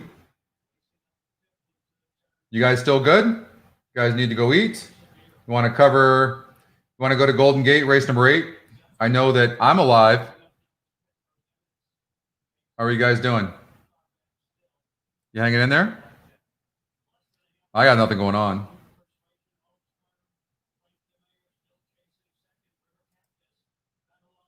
Down to $5? Anthony. Hey, you've hung all day long with $7 and something, or $9 or whatever it was. So you got to be feeling good. Laura, yeah, we talked about that, but it's not for a while, right? Then it starts in race number 8 at Golden Gate, or does it start at Santa Anita? It's the last 2. So whichever one goes off first, I'll figure it out. Race number 8 at Golden Gate. Is that what it is? Oh, this coffee's so good.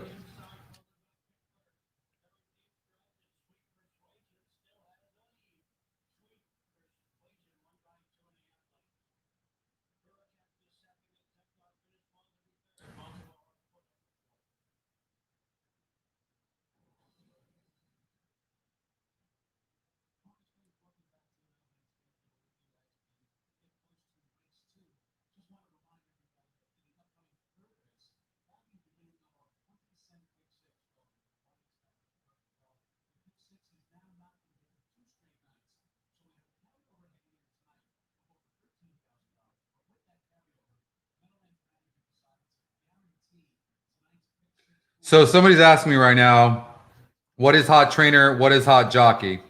So if you see a hot flame anywhere, it means that in the last 16 races, the jockey or trainer or track is hitting at 38% or above. So if you go, I believe it's that way with the jockey too, and you want to see the exact number, you can come over here. So I'm sorry, it's for the track, it's 38% or above. You can see, look at Los Alamitos hitting at 62%. Charlestown's hot, and when you see that really handsome guy there, that picture, that means that the Scotty picks are hot. When you see this less than imposing symbol right here, the logo for Equine Edge, it's, it means it's hot. But you'll see more Scotties for sure. So you can click on that. You can click on that. Hot jockeys. Is the jockeys are 30%, I think, right? Let's see the jockeys. Yeah. Jockeys that have won 30% or more of their last 16 races in order of post time. So that's the same for jockeys and trainers. And you can specifically look at this hot jockey, Gerald Almodovar, 50% in his last 6. So he's won 8 of his last 16 races. And he's on a 4-1 shot that goes off in 22 minutes in race number 3. So that's what that is.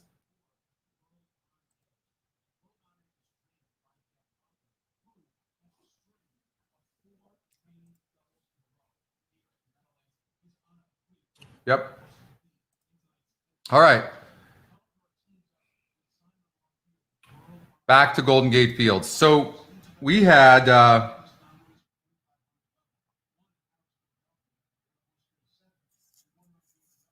I'm trying to find my ticket. So did I do 2 tickets or just 1? I might have did 2. Do you guys remember what I did? Let's look at my wagers. So Golden Gate, race number 7. Did 1, 2, 5, 6 with a 7 with 1 pick 3. Did a $5 pick 4, 1, 2, 5, 6 with 7 with 1 with 2, 3, 4, 5, 9. And that's it. So I need the 7 to win here at Golden Gate, and I need the 1 to win the next race after that. So I'm trying to beat the 5 horse. Okay, so now I'm caught up on what the hell's going on. So Shanghai decided to go with that instead of the 5, which we knew was going to be the favorite, and I think is going to be tough. But they faced each other. And you have a horse, they were within a 3/4 of a length of each other. One's 8-5 and one's 5-1, and now the 7 has the outside draw. I had to go there. 4 is getting bet.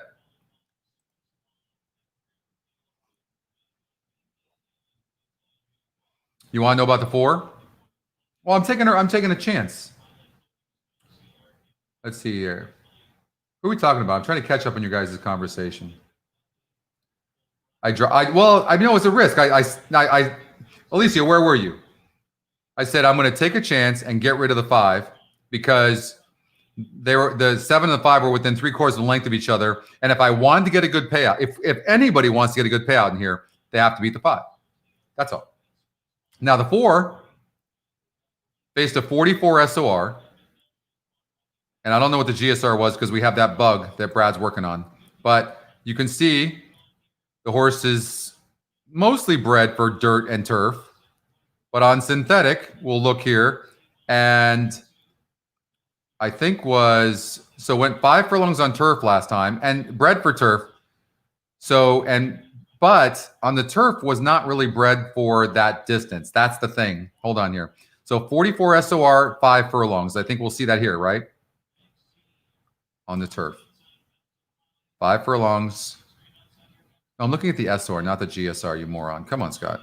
Get with it. SOR. Oh, we didn't know what the GSR was. So the GSR in that race for 4.5 furlongs. Is that 4.5?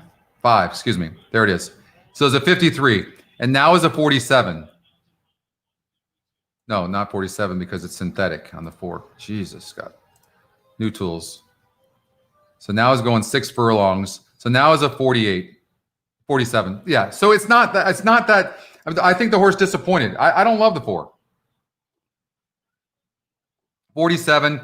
We wouldn't have to go through that if the GSR was sitting here, but it's not. I saw the 4's last race, but I mean, he had trouble and he had trouble, but that was a 44 SOR, which means it was a weak maiden group. And yeah, I mean, he could win. I'm not saying he can't win. But if you're gonna bet the 5, Anthony? I mean, what's wrong with the 7? 7 lost by 3/4 of the length and had the inside post and went off at 6-1, 7-1 against the 5. Why are we getting caught up on a second-time starter necessarily? And this was a 48 SOR, Alicio, and compared to the 4 horse and a 44 SOR. So that's a stronger race. You guys are just completely ignoring the 7. Look at you. All right. Maybe you're going to be right. I don't know.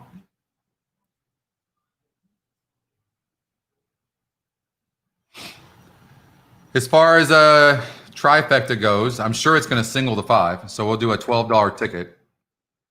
Well, I know it's sorry. Let me take that off because I'm singling that horse. So clear all positions. All right. It's using the 4 and it's using the 4 and 5. There you go. So that's the system, which you guys have anyway. So you guys can see that. But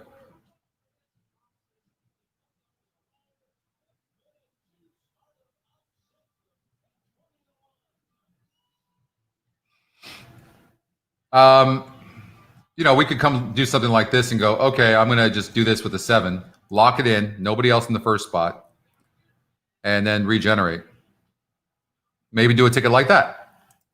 Now, the Scotty long shot is, I mean, you have to believe. You have to believe this horse can improve. So on the synthetic, let's see what the GSR was. It's a 56 now. So 5 furlongs on turf, 5 furlongs on synthetic. So 57 on the turf was a 58. And here at 6 furlongs is a 56. So, I mean, no real advantage as far as the horse improving based on distance. Just one of the ones. We don't learn anything on average. And has a decent number, but the 7 horse has that 64 GSR. 64 GSR.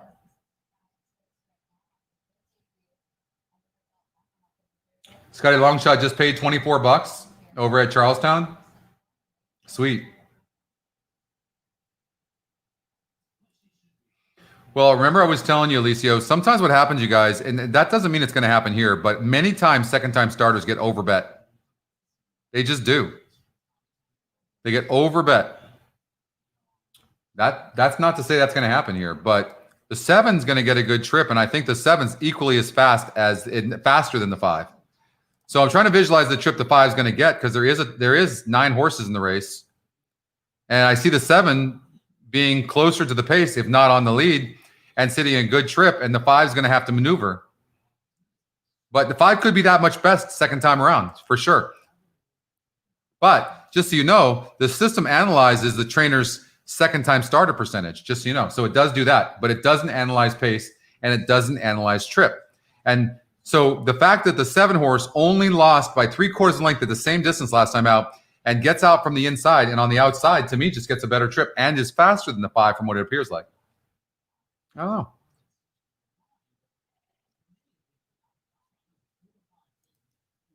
See what happens. Good luck, you guys. I need the 7.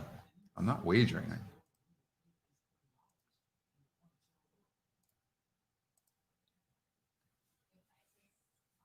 Vegas Beauty, Silver Lyric, and the Henrietta have all loaded. Tessa's cat coming up. Next in is Ranger Molly.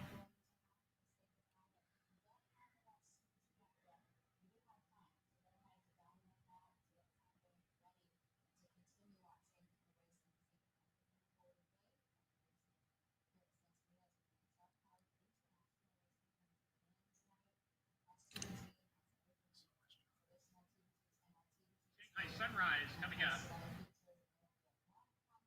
Two back.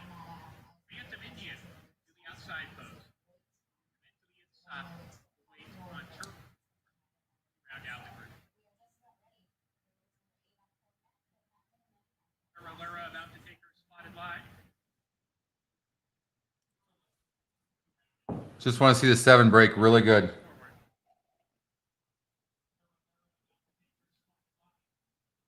ready to go. And Laurel. Uneventful start. 5 broke The race back slide. slow, but is running huge. 7's running good, and the jockey is sending the 7. Is there part of the fun? Shanghai Sunrise between horses moving up. Backslider I mean, they are dueling, no doubt about it. I mean, but 5's got horse too. I don't know, 6-1. I mean, if I could get this 7 horse home, that would be great. But 5 horse seems to have horse too, so I don't know. 2 horse race, they're going pretty fast, 22-1. Seems to have a lot of horse on the 7. But the 7, I think the 7's starting to stop. I think the 5's just too good. I can't tell.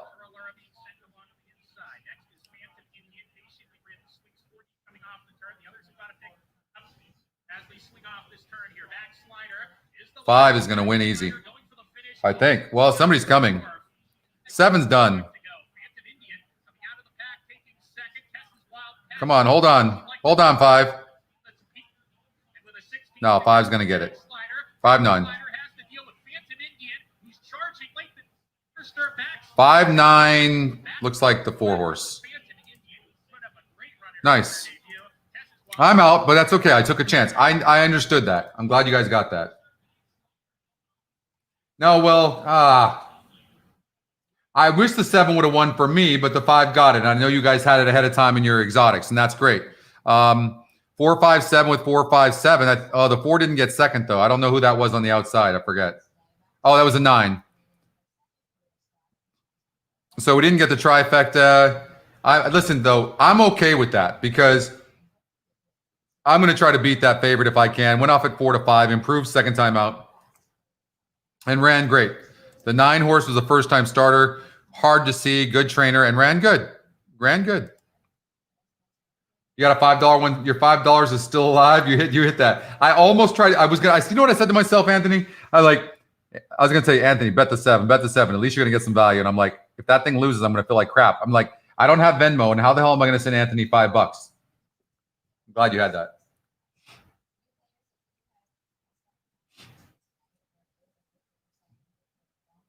I'm always gonna try to get some odds, but hey, sometimes just getting a win to get some momentum is fantastic.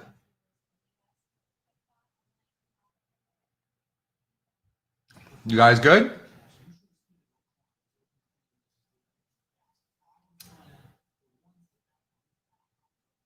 We got, what do we have coming up? So Hawthorne race number 9. I know you guys have been liking tomorrow. I'm not planning on being on tomorrow, but my team likes when I give them more notice. Like, this was pretty tough on them. Ruben did a great job. Mike did too, of getting this going. Hawthorne has a big field. You know, I have fun doing this with you guys. You know, we're just handicapping, and so that's not very hard to do. You know, it's really not. And then showing people the system, and we're getting so many people signing up, which has been awesome. You know, it's been great. So really neat to see everybody signing up right now. We're getting a lot of new people as well, which is great. All right, George, you have a good night. Big field. Maybe we can make some money here. So I would think the average SOR applies. 58. This guy got a third. The 11 horse, if he's tactical, and he is, and he faced a 54 SOR last time out. He's done pretty good here. Now I just need to see what other people have been, you know, who they've been facing. That was on turf. On the dirt. So, you know, another thing you can do, like, so you see, is there a San Anita? How big is the San Anita contest, Dan? So you can see here on dirt, in 40 tries on dirt, this one horse has won 2.25. So basically $2,250 per start. In 13 starts on turf, 3,360. I mean, why the hell they even run this horse on dirt? You can see that. And so the horse has been struggling. Well, I mean, 3 races ago won, but is on dirt now. I don't like the one. I know he's the second pick, but it also goes to tell you that the race is probably tough. So if we look at the GSR, look at the horse that has the best record, been facing the best horses. It's the 10. 10.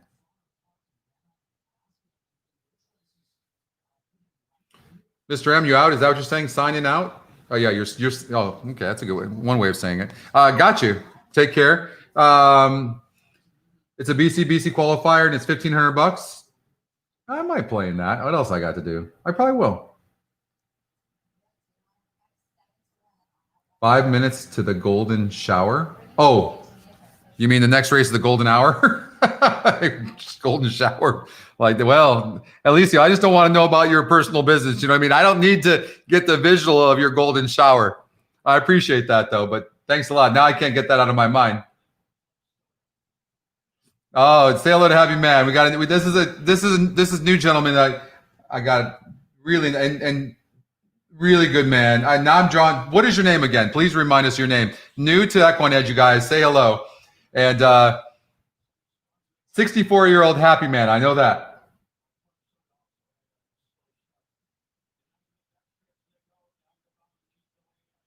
I've really met a lot of good Tom. There you go. That's right. Hey, Tom. I'm glad you're aboard. And yeah, your golden showers, you don't think that's going to catch my attention? We're getting a lot of compliments too on Twitter. I've been seeing people talking about the site that are new to it, so it's great. Happy Man not married. What? That's exactly what it. Tom, are you married?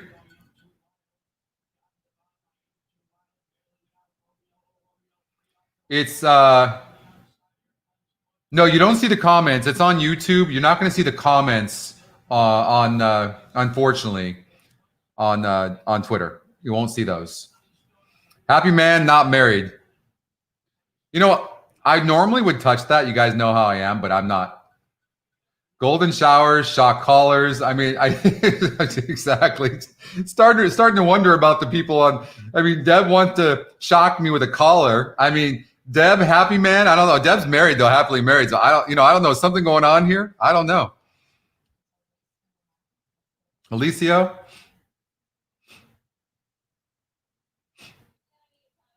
Is he hot right now, Kevin, at on Remington Park? That was the only track that wasn't hot going into the day. Is it hot now? No, not yet. So let's see here.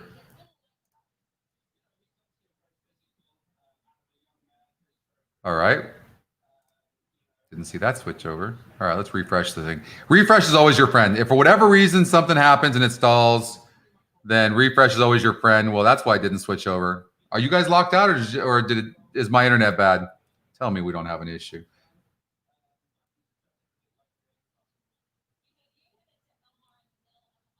Okay, there we go. Whew. There is nothing that stresses me out more than that. What are you talking about? Remington Park's hot. We haven't even had a race yet. Oh, Hope, my bad. Yeah, well, Remington Park is you get more long shots than anything over at Remington Park, so that's really tough. But yeah, you got 2 minutes to Remington Park and the GSR. Look at the average SOR. So 2 for 2 is the 7. 59 average SOR in comparison to the 6 horse at a 54. I mean, 39% horse. He's not the top Scotty pick, though, who's getting bet. Maybe it's a 1-7 exacta box, right? When you have a competitive race like this where you've got the 2 horse getting bet and you've got the 6 horse getting bet, sometimes you can get some odds. Scotty Longshot just won at Hawthorne. I mean, when are you guys going to figure out? I think you guys know, but the Scotty Longshot it's the best algorithm we have, bar none. You just have to figure out how to utilize it. Key it in the exotics and stuff like that. The Scotty Longshot is what has won me every one of these tournaments. And believe it or not, the price plays. Because sometimes if you're not looking at our win percentages or the top Scotty picks, you're looking and going, well, he looks good, but you don't know. But when you look at a horse on paper and then you look at the win percentages, it's like an aha moment, right? They're like, okay, I know this is my single. And then when you can look at the average SOR, and then you can look at the 1 second, my daughter is FaceTiming me. Alexis, I'm doing a show right now. Yeah, so hello, say hello to everybody. Hello, everybody. What are you? Okay, so is Austin feeling better? I know he wasn't feeling well. He is? Okay. Well, tell him to turn on the show then. Watch the show. I'll be on for a little bit more. He's right here. Hey, watch the show. How are we supposed to know you were doing You didn't get notified? Mike's bad at this. All right. Love you guys. I'll call you afterwards. Love you. Bye. Bye. That is my beautiful young daughter and her husband, Austin, 21 years old, got married a year ago on the 19th. And they're awesome together. You cannot leave, Deb. Yeah, exactly. You cannot leave out the Scotty Longshot. You don't know. They're going into the gate over at Santa Anita. And I'm sitting here. Is it already off? I'm sure it's off. I'm not live on anything, am I? No, I don't think I am. What are you guys doing in here? What do you guys need? At least I can root for you or something. 21-year-old Alexis and my 26-year-old Erica. I mean, if you're just going on GSR, some first-time starters, first time going 6.5. I mean, if you're just going on GSR, I mean, the 2 horse has a 12% number. That's not bad.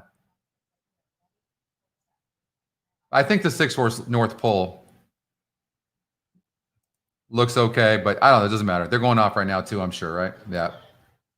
We'll see what happens. I think the 2 was interesting, though.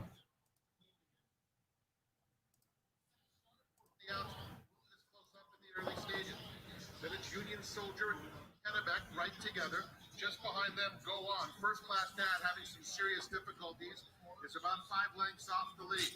Another length and a half. Willie the Cobbler is now second. You have a 26-year-old as well? Girl or boy? Classier takes them to the 3/8 pole. Bounding clear. It's Classier in front by 3. You know, Gary, I just saw this. I'm sorry I missed that. I don't know. We didn't really have a chance to handicap it, but I thought the 2 was an interesting long shot, and the 6 is backing up right now, so there's your answer. 6 is toast. Soldier, first class dad on the inside of Willie the Cobbler. Then it's Man. They turn for home and Classier with a 7-length. How about the 2? 20. I love finding these long shots. I mean, I'm hoping he at least would be third. And 1's going to win for fun. 6 did not run a lick.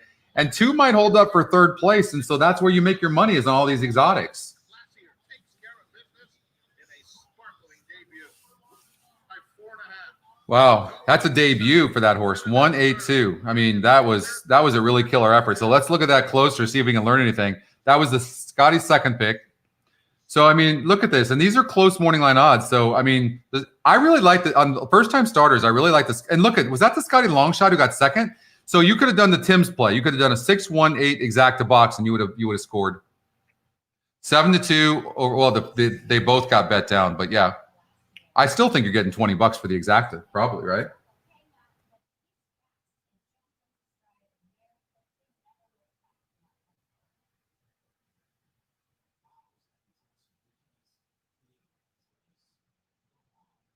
I mean, that's a nice looking first time starter. You guys agree? I mean, that really, really nice.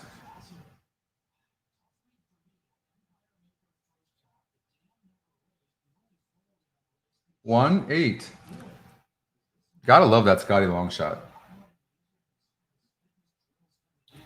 So the exacta 1-8 paid $18. There you go. Bob Baffert. Yeah, Bob Baffert showing speed from the rail. There you go.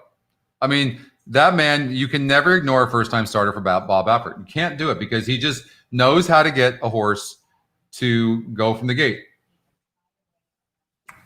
You know, I've talked to you about this before.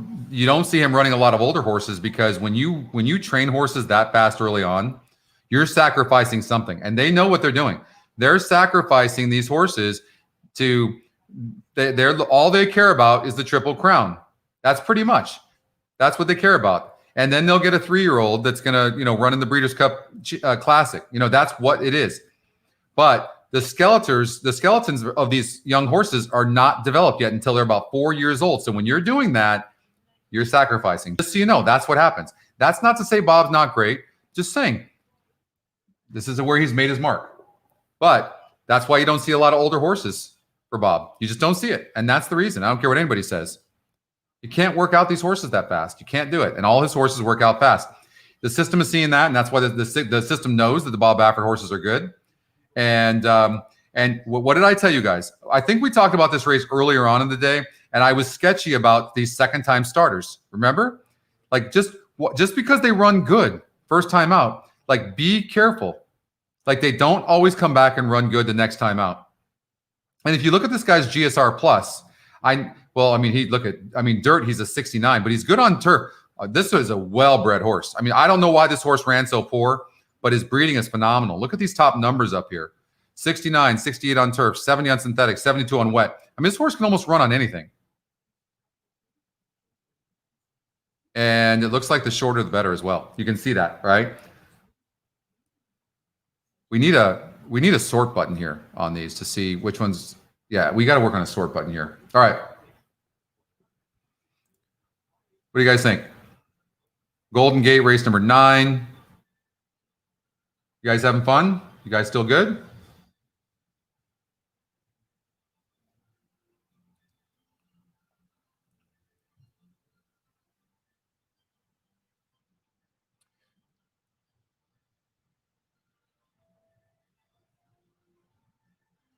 Hi Ray. No, we haven't looked at the early pick 4 at Low Sal. I think we have some time though.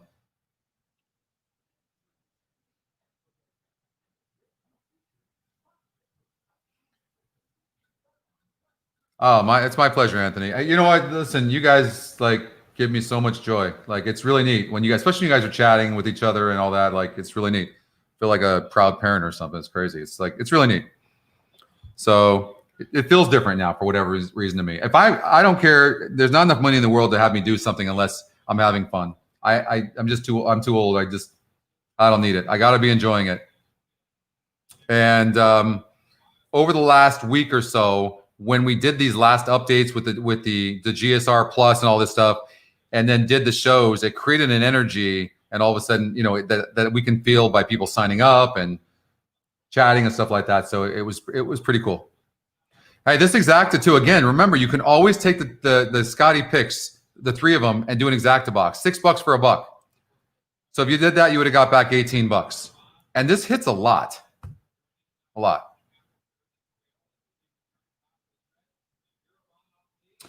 I don't know if you guys know this, but the top Scotty pick is in the money. It wasn't in this case, but in the first, second, or third, I want to say 77% of the time. It's a crazy high number.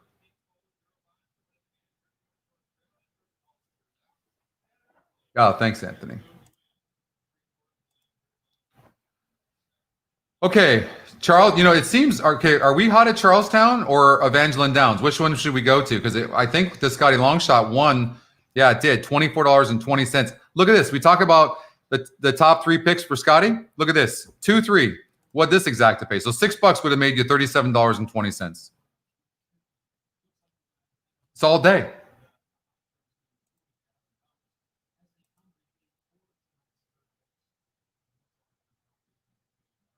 Did it go off, or did they go off already?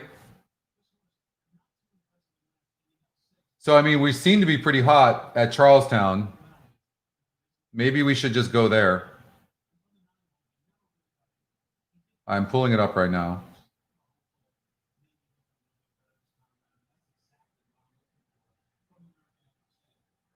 Okay, so they're at the gate. It looks like for Charlestown race number 3. We know this Scotty long shot. Well, did we win? That was a hot race. And then the 2-horse won at 13%. Looked like all the horses were kind of average numbers. So that wasn't that great. And as far as race number 3 goes, you have a price play here. You got this. Okay, just do this.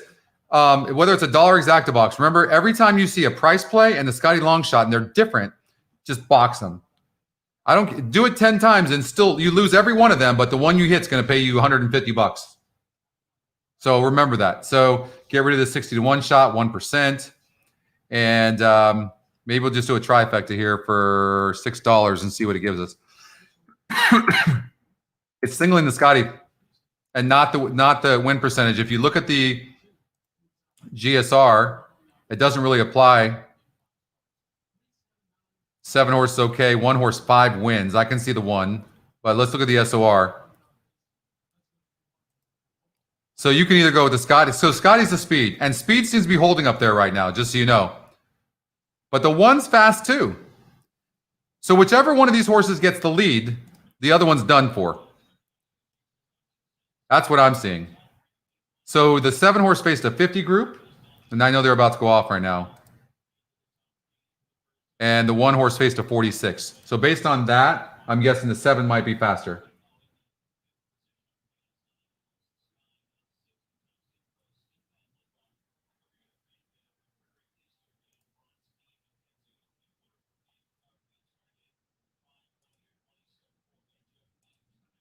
See, mine is, they're still in the gate on mine, and this race is like halfway over.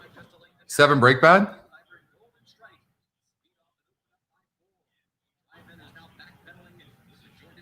I think the 7 was just last, so I think the 7 broke bad.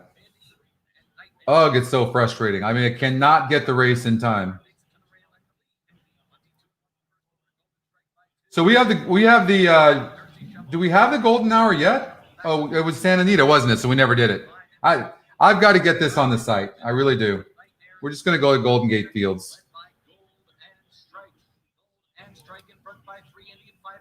You know, the 7 didn't run bad. If the 7 would have broke good, but the 3 is going to win. 3, 4, 2. 3, 4, 2. 17%. Scotty Longshot got second. What a surprise! And unfortunately, the 7 broke bad. But I mean, look at those numbers. You're not going to see very often such a competitive race. Anytime I know the 4 is 7%, but if it's a Scotty Longshot, that 7%, throw it out the window. It doesn't mean anything. All right, let's go to Golden Gate.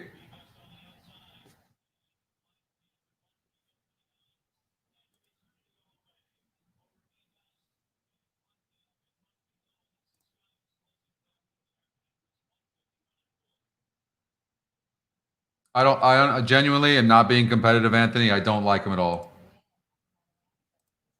I don't like him at all. They don't even compare. Look at them. You can go ahead and look at the power ratings on there. Watch every race. Every race. Well, we'd love to have you, Peyton. Love to have you.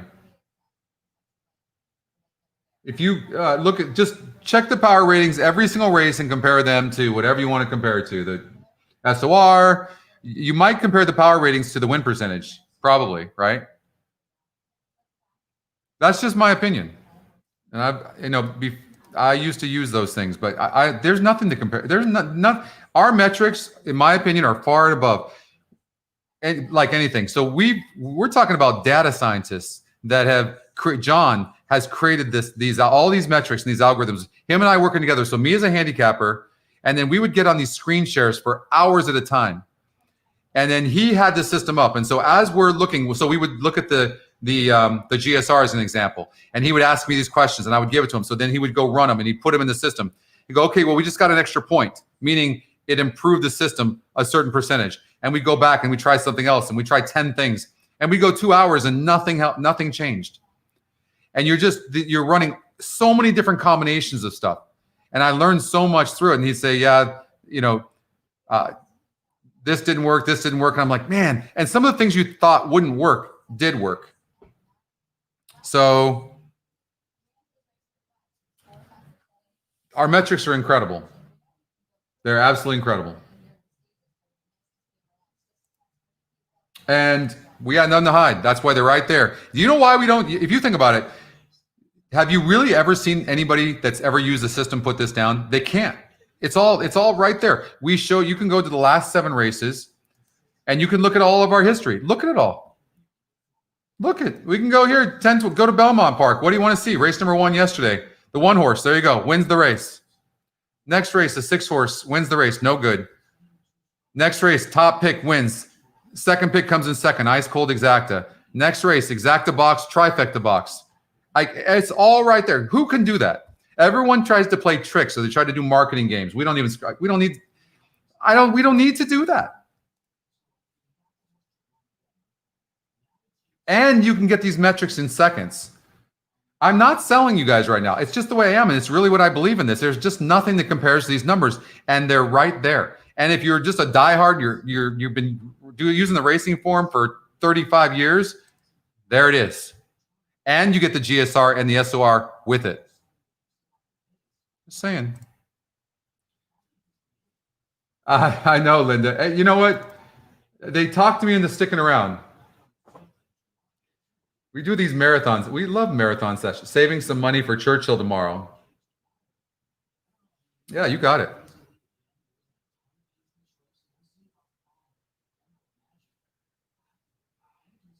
When you say, are some metrics based on spot place systems, what do you mean, Eric? I'm not sure I understand.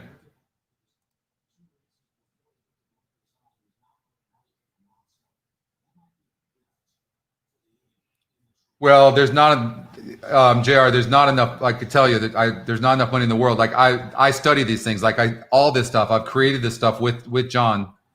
And I know that there's nothing to compare. I don't know if you heard that guy that was, oh my God, he was just all over me on Twitter, and he pissed me off so much. I'm like, I'll give you 10 to 1 on $1,000.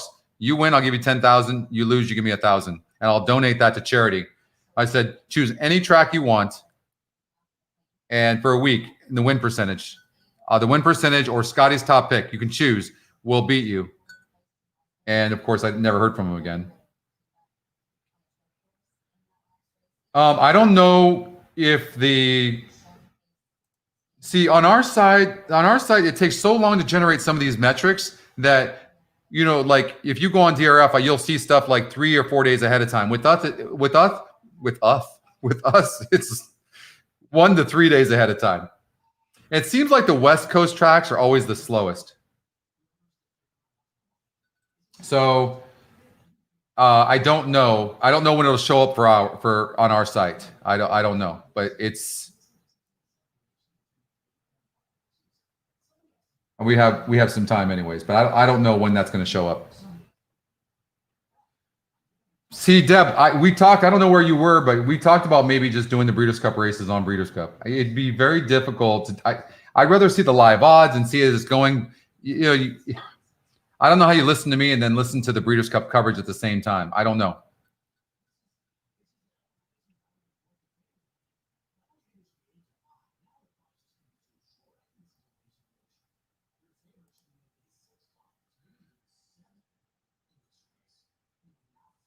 Like algorithm built like a favorite in the turn. I'm so sorry, Eric. I don't know what you're saying. Start from scratch. No, I love that. I'm all. If you guys want the show, I don't know that I'd want to do it on a Thursday or Friday, on a Wednesday or Thursday, only because, it's I have now. If I'm going to go cover this stuff and I cover a show, I'm going to have to handicap that, like all those races, well ahead of time, so I'm prepared. And I just don't want to do it. I'm so busy right now. I don't feel like doing that. But if we're sitting there doing this, where we're taking the races coming up and just handicapping, I can do that. Like I'm down for that, right? So maybe that's me. I'm too tired to sit, because the Breeders' Cup races, you got full fields and really competitive horses. So I would have to spend probably 8 to 10 hours handicapping for each of those shows, and I don't really want to do that. Eric, I'm so sorry. I'm not understanding what you're saying.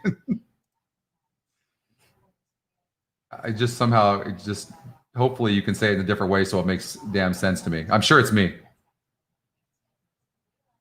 But if there's enough people that if there's enough people demanding a show on Breeders' Cup Friday and Saturday, I would do. Well, wait, I'm on the BCBC. Shit. So I'm also playing in the tournament. It might help me to do the show. You can live without the Breeders' Cup? You'd rather me do a show? Okay, you do that, Richard. They're in the gate over at Golden Gate. I know that I'm out because I'm a dumbass that decided to go against the big favorite, but that's okay. I can live with that decision. What are you guys doing here? What do you guys need?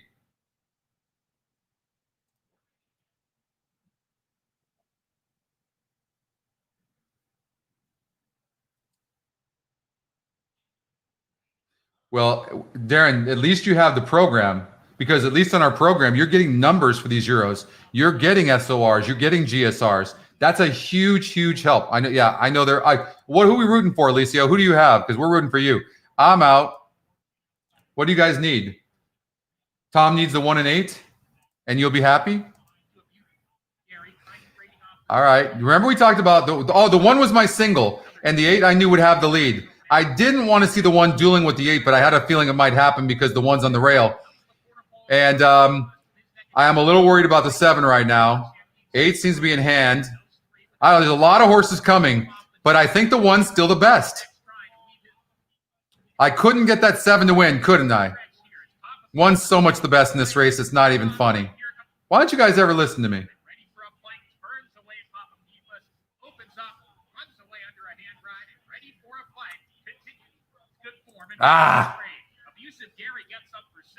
Why couldn't that 7 win?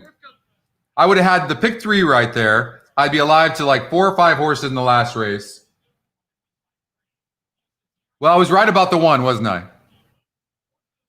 Now I'm kicking myself because if I just would have maybe used the 5 in this race and the 7. I think I had that at one point, didn't I? I had the 5 and the 7. Gosh, I liked this one. You guys know I did. Don't I sound like a horse player? Aren't we that way? It's so funny. I told you. I'm the same way. You're live to the 2, 3, 4, 5, and 9, Gary? Sweet. Did you single the 1, Gary?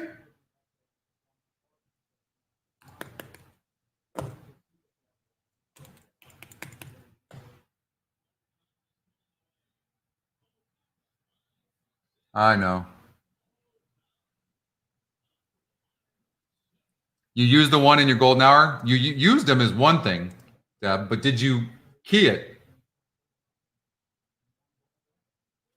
There's an inquiry? Was it on the 1? What did the 1 do?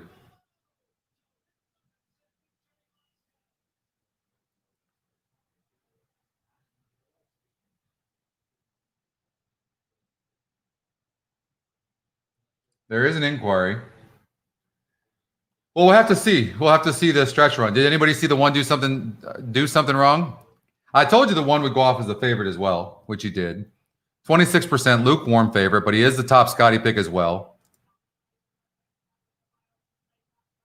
I mean, this replay they're showing is not going to show anything. The 1 didn't do anything. So where's the inquiry at?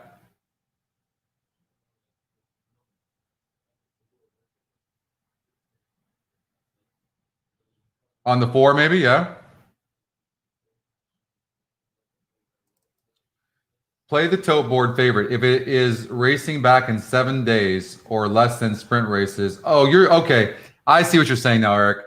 Okay, I'm with you. So you're talking about like some of the stats that you'll get sometimes on like DRF on the bottom over there, and they'll show you, okay, coming back. I got you. I'm with you. Okay, so here's the thing. Some of these things were useful. You know how I'm telling you that you get 16.2 if the top win percentage is not the betting favorite at post time, it only wins 16. The horse that's the favorite only wins 16.2% of the time. That's an example of what you're talking about. We're going to do more things like that. But sometimes when you get overloaded with the thing that I wanted on this site all along though was simplicity and fast. So when you start adding a bunch of stats, it can be a little much. It really can. All right, so the inquiry is in the back. So it looks like the 3 came out and cut it has nothing to do with the favorite. Yeah, the inquiry is on the 3 horse. So the 3 might get disqualified from 5th or whatever the horse was. So if you had the 1 horse, you have nothing to worry about. I'm with you, Eric. So we get all that raw data, but you still have to take it and you have to say, okay, I got the raw data from Equibase, and now I'm going to turn it into something. So we did that, and we turned it into that stat I just gave you. That's the only one we've really done yet, because that's a big stat. If you could beat that betting favorite 84% of the time, when that applies, and it's not our top win percentage, that's when you're playing verticals, that's huge. And what if it's the first leg of a horizontal? That's even bigger. So yeah. So 1 ran huge. I didn't want to put any more money in there. It's too bad too, because I would have bet the 1. The 1 is the horse I like the best. And I got a little tricky there, but I was almost right. If that 7 would have just won, I would have hit that pick 3. I had that for $25. I had like a 5. I think what did I have? A $10 or $5 pick 4. Damn. Shoot. What's your question, Anthony? Bring it. You still have money left, Anthony? Thanks, Gary. You still have money? Come on.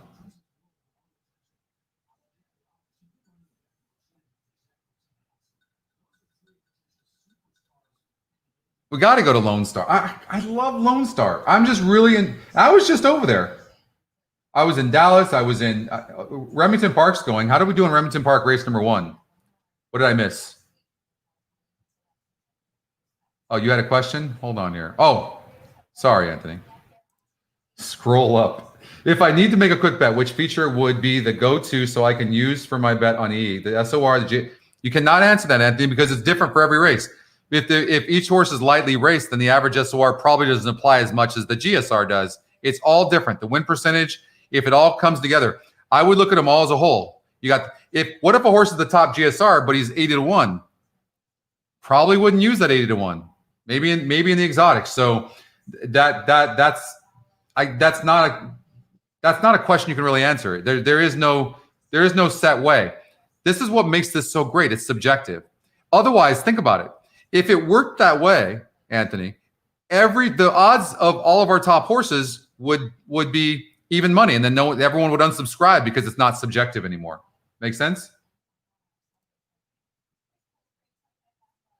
Yeah, I messed that up. Oh no, and think about it. That pick 3, right? That pick 3, that was $44 for $1. What happens if the 7 wins? Is it 3 or 4 times more than that? Correct? Right? Look what this pick 3 paid. $45.40. Okay? $45.40. That's with the big favorite that probably everybody singled. What happens if the 7 wins? I know, Gary. Believe me, I'm contemplating it. But you know what? I lost my ass last week. I'm going to go in here and just lose money. It makes me so mad. The Scotty pick, good question. The Scotty pick nor the win percentage is taking account the GSR, the SOR, any of those 2 metrics, or pace or trip. So no. Now we're hoping one day, we're not working on algorithms right now. Well, we're working on something, but I'm not sharing that with you yet because you guys are going to be all over me. But there's good stuff coming. You guys have not seen anything yet. You think you've seen something? You've not seen anything.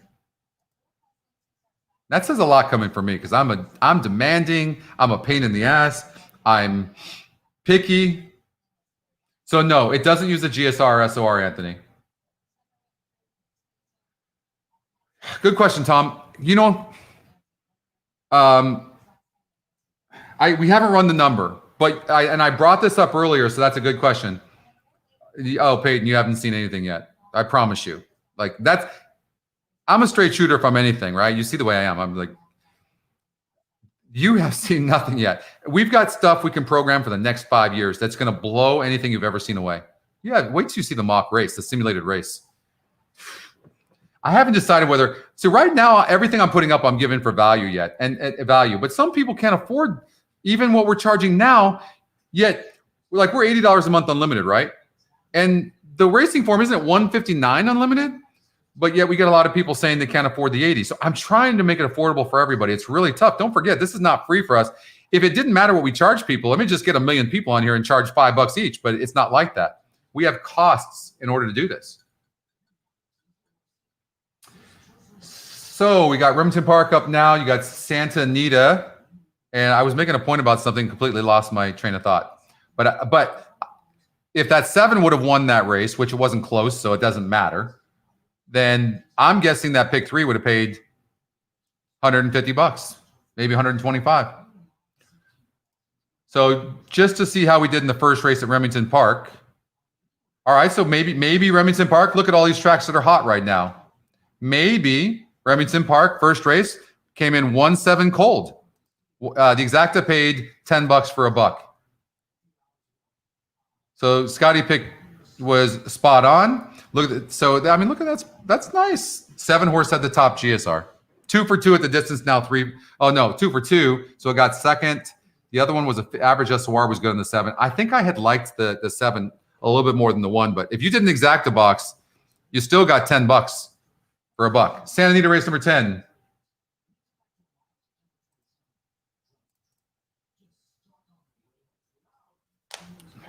Can I invest my $5 in the E? I want in Scotty because I love using E. It's effective and efficient. All horse players will be using it. Can I invest my $5 in the EE? You mean you want shares in the company? Is that what you're saying, Anthony? You're in. You got it.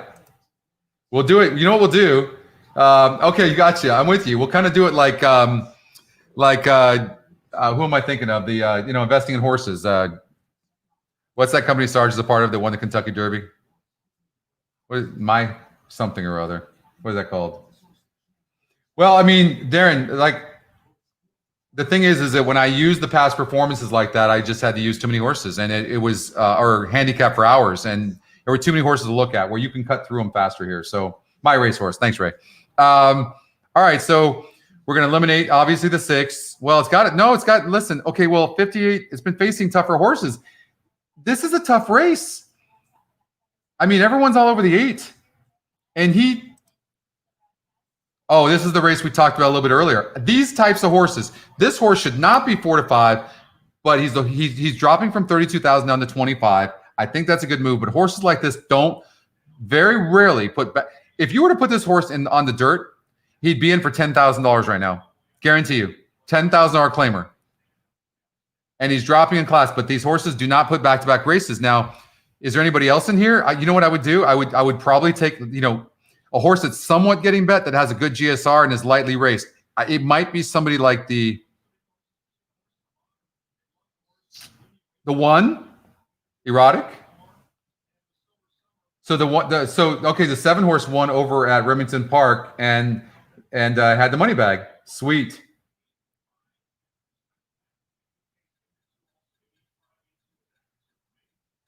No, I didn't single the 8. I didn't love this 8. Did I single the 8? Remember I said he might be a single, but I wasn't like in love with him, and I think I might have done 2 tickets and left him out.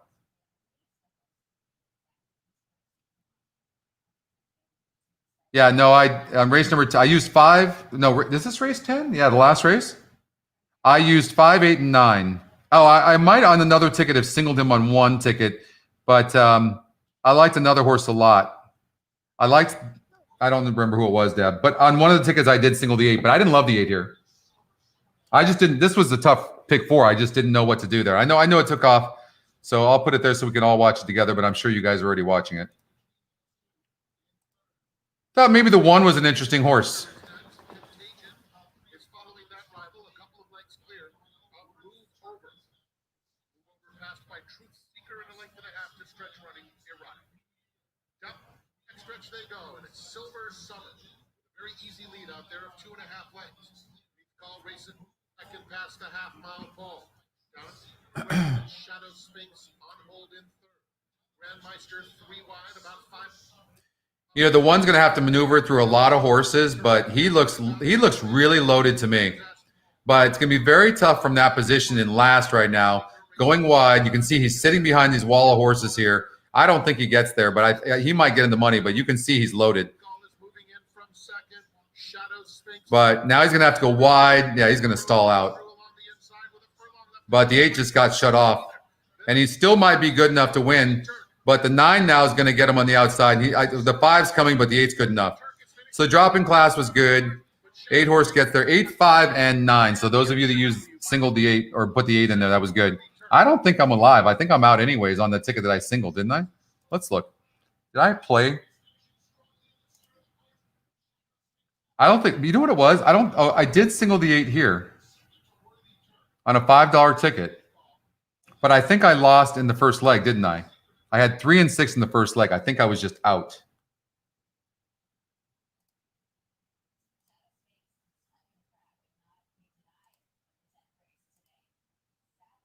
Yeah, the 1-1, the big long shot. I didn't have that. Wow. So on that ticket, I did add the 8, but that was tough. So Remington Park, 7, 11, 6.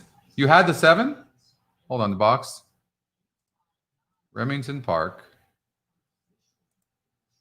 Race number 2. 7, 11, 6. So you had that. You had the 8. Way to go, Anthony. All right, so 7, 11, 6. And what did you have? You're obviously happy. You're going to share this with us. So the 7 horse Scotty Longshot won. And okay, and was a money bag as well. So 2 different algorithms liked it. And you're seeing the top win percentage, the 11, and he's 3-1, so he's a little lukewarm. And look at, there's a good chance that both the 11 and the 12 who had to go from wide posts, that hurt them. So it might be worth trying to beat those 2 horses. The 9 horse top Scotty pick didn't run, but yeah, if you had that, that's good. What did it pay? Exacta 81.40. Holy crap, that's really nice. 59.30 for the trifecta, which seems a little bit low to me.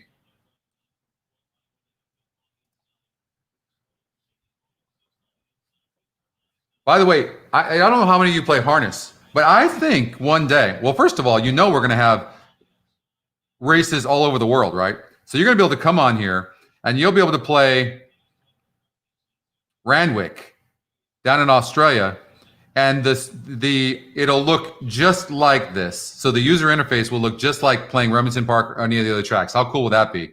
But I thought about harness. I think we could do harness as well. I mean, there's so much we can do, and we're planning on doing. Well, good question. So that's the plan. So you see here on the handy view. So first of all, the next feature is the ticket book, which is almost done. We have about 2 more weeks on that. And I told you guys about the ticket book. You're going to be able to go on and save your tickets. Let's see if I can pull this up. I don't know. Let's see. I'll show you the staging. I think I have some screenshots of it. So Remington Park. And so imagine you did a pick 3 for $35, $34. You see, this is what's going to happen. You see that down here, save this ticket. You'll be able to save the ticket. And it's okay, your ticket has been saved. This is the theory. And then you can also go to the ticket book by clicking here, or you can go up here to the right and click on ticket book, and it'll take you to tickets, and it'll look like this. And then you're going to be able to, as the races are going off, whether you're on your mobile or what you're on, you'll be able to go over and it'll show you the results as it's going on. And then it'll also show you the upcoming race and how far along the upcoming race is going. And then if you want to run from date to date, you can come over here and go, okay, show me from October 5th, which is a bug, so it won't let me do it, but you can look at it from, or the same day, and you can see how you're doing at Del Mar, how you're doing on pick 3s, that type of thing. And then you'll also be able to do your budget with it. So it'll keep track of how you're doing on each of those wagers. That's almost done. About 2 weeks away. I've got to test it starting in about a week from now. And hopefully in 2 weeks, that'll be there. That's there. Now, on here, the next project is the link feature. So right here under the date, you see 10/3/20 or 8/9. There's going to be an underline. If you've ever used the formulator, which is a great product for DRF, if you've ever used the formulator, you can underline. It'll be an underline here, link, and you'll be able to click on it. And imagine being able to see what this horse's win percentage was, see who won the race, all that kind of stuff. So you'll be able to go back and see that. And then also there's going to be a video button here. So you'll be able to look at the video and of the replay, not the replay, but of the past race and see see that. And then you'll also be able to see the live race as well, just like you do on TVG or anywhere else. So a lot coming that's going to be really make it easy for you to use the system. Hope that wasn't too much. So you'll be able to watch the race on Equine Edge one day. The thing that's going to be fun, Ray, about being able to play Australia or Europe, whatever is going to be, it's the same user interface. So can you imagine you can start playing that if you're at home or whatever, and you didn't get a chance to play and you want to play, and all of a sudden you just have the same user interface. That's the key. Because I was down in Australia for a month a few years ago, and every track, all the racing information is different. So it's like, and they really don't have as much information even as the racing form has, for that matter. So a lot of these new tools and stuff like that, forget about it. And imagine now being able to have these same tools playing Aussie races. Good day, mate. Did you hear Sarge on Quarters last night saying, good day, mate? I think I do it better than Sarge. I mean, it was pitiful, Sarge. I don't know if you're watching, but that was good day, mate was really bad. Weaver's not bad at it. And Jose is terrible. Forget Jose should never try it. All right. Golden Gate Fields race number 10. Anybody alive to anything at Golden Gate? Aren't some of you alive in the pick 4, pick 5? I love Sarge. Sarge is my friend. Peyton, who you're live to?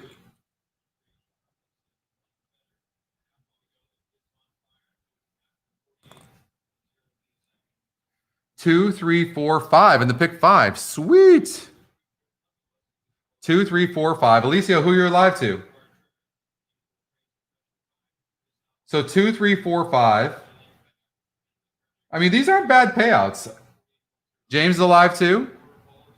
And Deb's alive in the golden pick 4. So so James, Alicia, James, and Deb, tell us who you like. So we're rooting for you. So James has a 2, 3, 4, 5, 9. And okay, so that's even better than Peyton's. 2, 3, 4, 5. So you one up Peyton. That's not right. Alicia, who do you have? No, listen, that is not true, Peyton. I really appreciate it. Subjective tools. We're talking as a group. We're talking it out so it gets you thinking more, but you're making the decision on how to play. I'm not even alive. It's not thanks to me. You're making the call. I mean that. I'm not being modest. That's the truth. Deb needs the daily double 2, 3, 4, 5, 9 as well.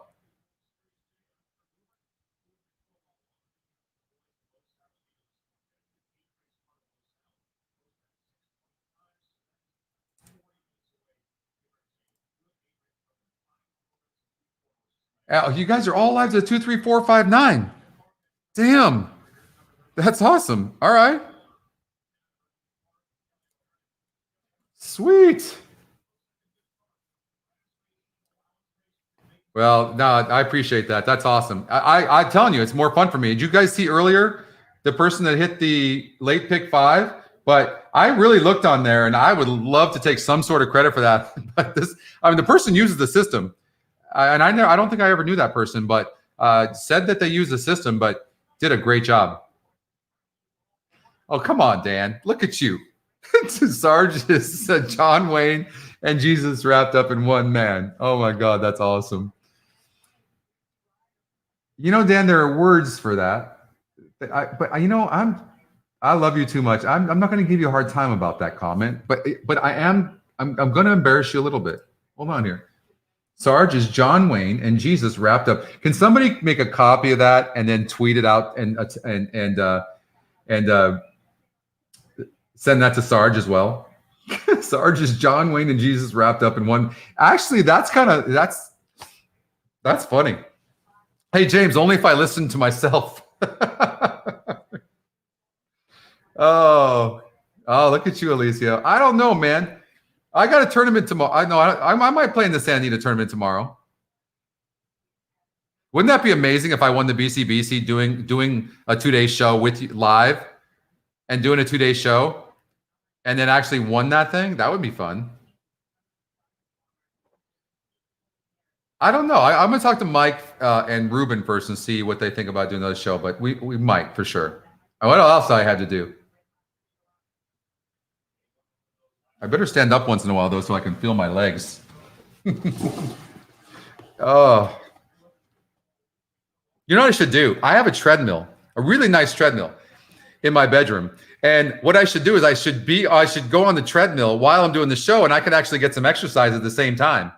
Right? That's not a bad idea because I need the exercise. I mean, being on the road is really rough on a diet. Gosh, I couldn't fit into that suit that I wore on that promo that Mike and the team sent out if I tried. Oh, you're kidding. All 2-year-olds tomorrow at Churchill? Oh, man, I love that. Seriously. I'll actually handicap that tonight. I love handicap. I think it's an advantage for – imagine – you guys know this is true. Do you want to know why you need this program? And you know I'm not selling you on this. This is how I feel. How in the shit did we before the GSR and before the win percentages, how the hell did we handicap first-time starters? How did we do it? I'd love for somebody to give me an answer on that. If you bought this program just for that, am I wrong? I can't. I wouldn't even know where to begin. Show me a bunch of first-time starters, and I got to look at all the workouts. What, am I an expert at reading workouts? Most of these trainers are cheating like a son of a bitch. I was in Houston for a week last week, Anthony. Last week. I left on that Sunday after the show on Saturday, but yeah. Golden Gate? Oh, holy shit. Thank you. All right, so Golden Gate, we know who we're rooting for. There's nothing really to handicap. We're just going to go to it. I don't think there is. How much time do we have? They're going to the gate. Do we have a minute? Do you guys want to do a vertical? Do we even have time? Let me know. Maybe I'll just run in place. Then I'll be like Rocky.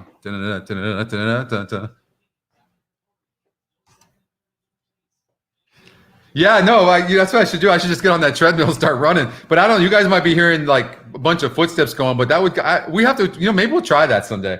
Oh, maybe tomorrow I'll just jump on the treadmill.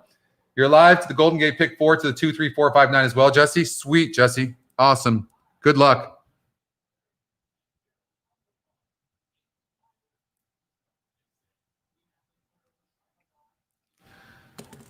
One minute's post? Okay, thanks, Eric. Did anybody take a picture of this and put this on Twitter? I bet you're gonna get a bunch of likes. I'll retweet this 20 times. Sarge is John Wayne and Jesus wrapped up in one man. Seriously, if you guys aren't gonna do it and send this, I'm gonna do it. Man, you guys are weak. Hold on here. Why isn't it showing? Come on, what's wrong with my phone? No. I just want a photo. Now my phone's acting up? Hold on here. All right, hold on here. Bluegrass Dan. Okay, so of course now the screen, maybe I can make the screen bigger real quick. Hold on here. All right.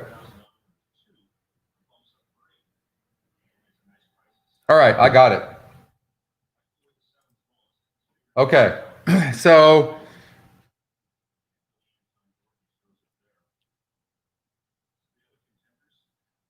Trump's going to do his third rally of the day. Don't be bringing politics in here, Alicio, and messing up the group. That's what's going to happen. That's exactly what's going to happen. Knock it off. You know how. Don't get me going. All of us have these strong opinions, and then we hate each other. I'm not going there. You know how many times, because all of us have different opinions and we're strong beliefs, right? How many times I see a tweet and I start typing the reply, and I'm like, Scotty, what the hell are you doing? Stop. And you can't stop. And I'm showing some discipline because we all have such strong opinions. This is the craziest election ever, and something's going to happen that's not going to be normal. I don't know. Civil War time. Okay. Well, we need the 2, 3, 4, 5 preferred because Peyton doesn't have the 9. So of those horses, who we're rooting for? Racing. Jesus, my system sucks.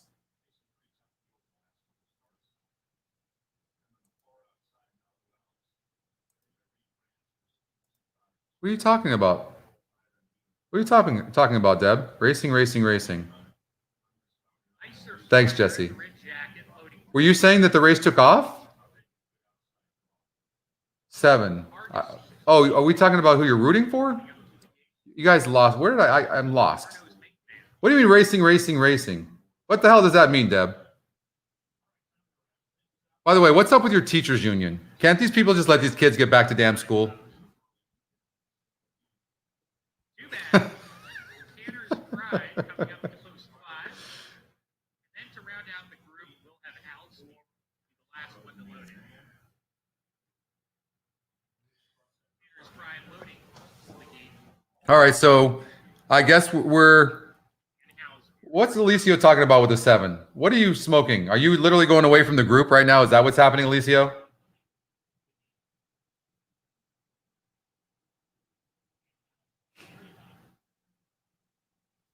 Oh, stick to racing. Oh, that's what you meant. Thanks, Ray. Hey, Ray speaks everybody's language. Everybody's.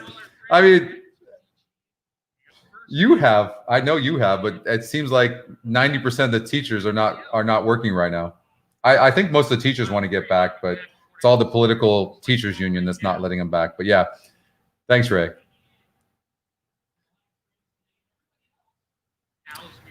All right, somebody just like flipped over. That I believe that was the 9.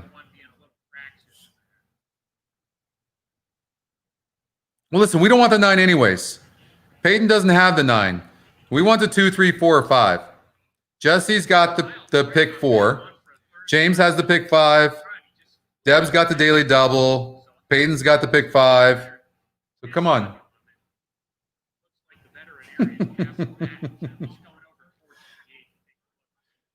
Deb's like racing, racing, racing. I'm like, okay. The hell are you talking about, Deb?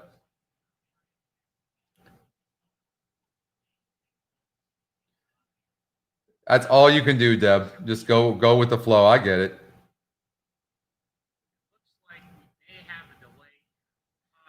Uh-oh. They're going to back them all out.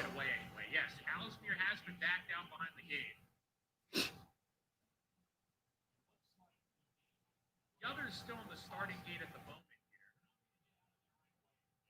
This is the last leg of the Golden Hour late pick 4 Golden Hour double, folks. Alismere behind the gate.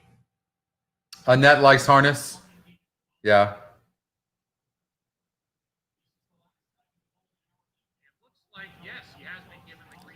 All right. Going to be interesting. Who's got the best odds of the 2, 3, 4, 5, and 9? Or 2, 3, 4, 5? Who's got the best odds? Who are we rooting for? Everything looks good with him. Just a little bit rambunctious in there, but nothing to really worry about. Alismere goes in. We're ready, and Laurel, an Argus lead, was off slowly, took up at the back. So two broke bad. So the 2 has no chance from what I can see from here. So now we're on the 3, 4, and 5. 5's got the lead, an easy lead at that.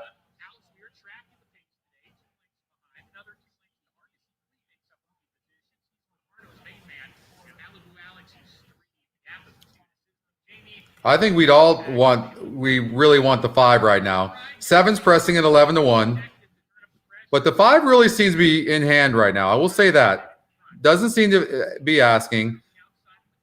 Look at it, man, it's too bad the 2 broke bad. Do you see how much force the 2 has? That could affect him late, though. And if he wins, he was miles the best.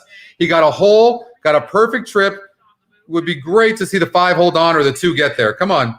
Come on, 5. Hold on. Come on, 5. Or the 2.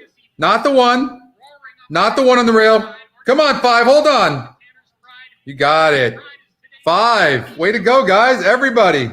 Winner, winner, winner, chicken dinner. 5 all the way, gate to wire. Everybody wins. Sweet. Love to see that. 7-2. Way to go. Congratulations, everybody. That's pretty cool when so many people like that win. And we're doing that together like that. It's awesome. Awesome. That was so good. 5. That 2 really ran good, but you knew that 2 had to peter out later. 5 horse gate to wire. Look at this was a spread race. How is it looking now that I did not put the 5 in there? I mean, I cost myself so much money.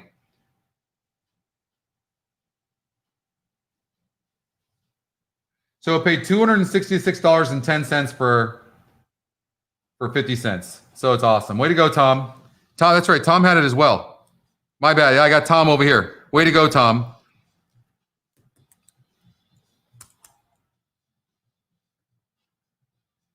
Gate to wire. So the 5-horse had a really good average SOR, 59, and it was in the money in all 3 tries. I mean, this is a tough race. I mean, what the 9? You can see the 9 too, 6, but 9 had issues in the gate. 2-horse just broke bad. So if the 2-horse wouldn't have broke bad, he would have won the race. I really believe that. So maybe come back with that horse if he comes back at the same level. But you can see it was in the money in all 5 races, three wins in 2 seconds, right? Had a really good GSR. I think the second top GSR, the 2. Watch that 2 back at that same level. Broke horrible. Did you see how far back that horse was?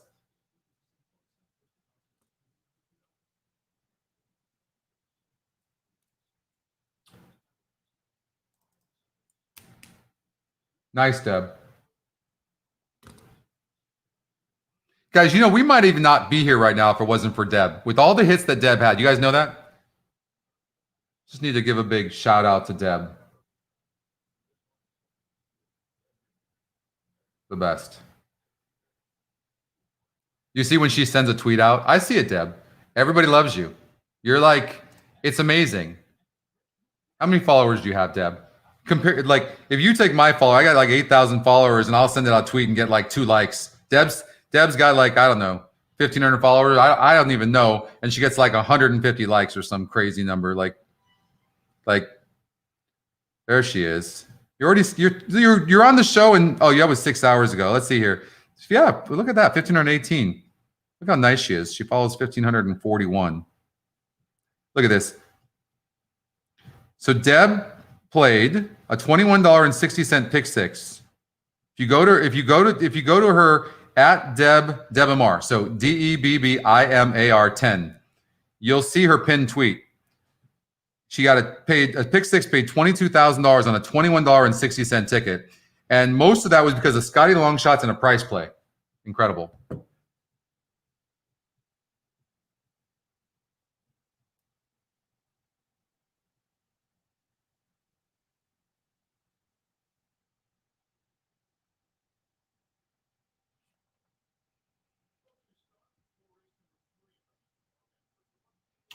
Remington Park race number 3.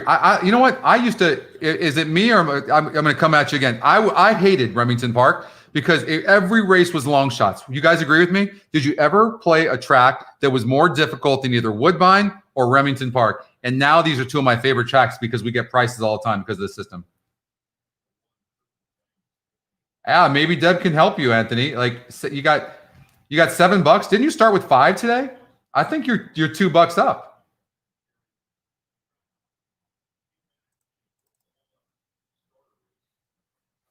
All right, let's handicap Remington Park race number 3. You guys still want to go? Or are you guys tired?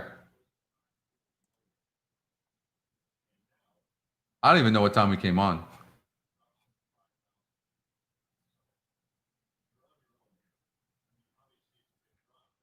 All right, so we're going to get rid of the 4 and 5. That's easy. Going to get rid of the 9. Now we're going to go look at the average SOR. You got a 42 on the 2. That's terrible. And an overlay. So going to get rid of the 2. That's pretty easy. Going to look at the GSR, which doesn't really play here because all these horses are really run. I mean, maybe. So we're going to look at the jockey trainer and 0 for 10 on the 3 and not getting bet. So the 3's gone. I mean, there you go. I mean, it's the 1, 7, 8, 10.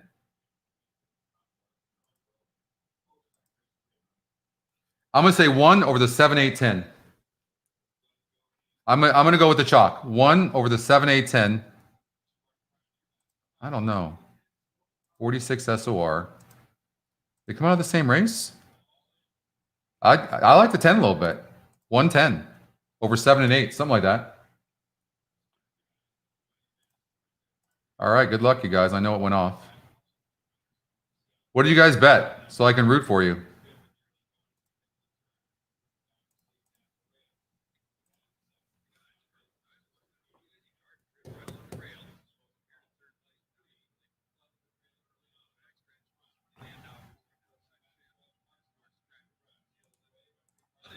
You guys having an issue with the sound as well? Just me.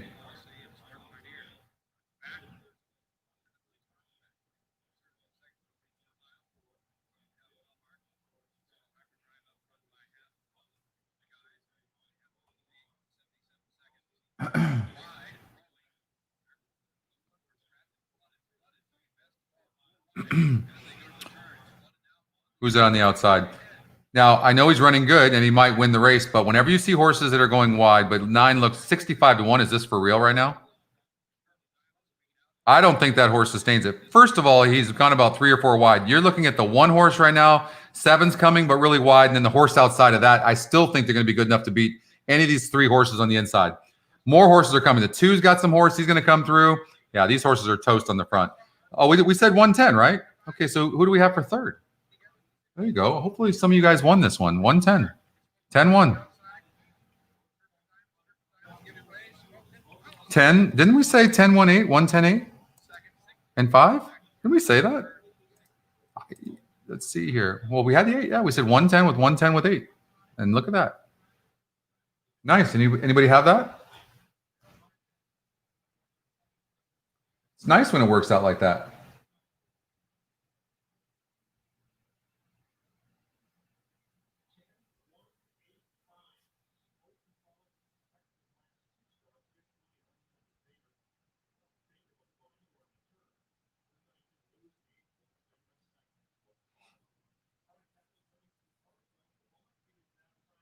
Nice, Eric.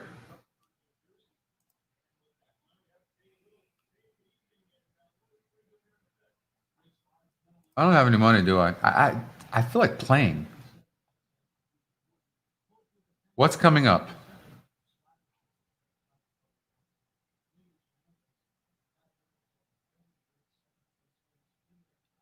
Thanks, Gary. Hopefully you guys had that. That's kind of what it looked like, though. 110. What race is coming up? Isn't it neat that we can sit here like this, right? And it's just like we're like I want to turn my fireplace in the back, but we can go from race to race to race to race. Think about that.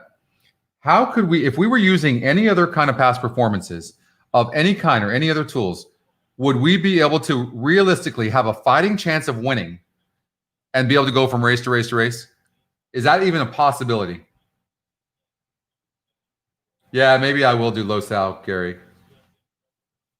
I don't know about a show tomorrow. I might. I don't know yet. I might play in that tournament, Anita, but I don't know. I might. I definitely might play. Actually, I have a little bit of money in my TVG account. I won't have to deposit anymore. I think, you know what? Maybe I'll play that. I just get such a much Express Bet's fantastic. I get a much better rebate with Express Bet.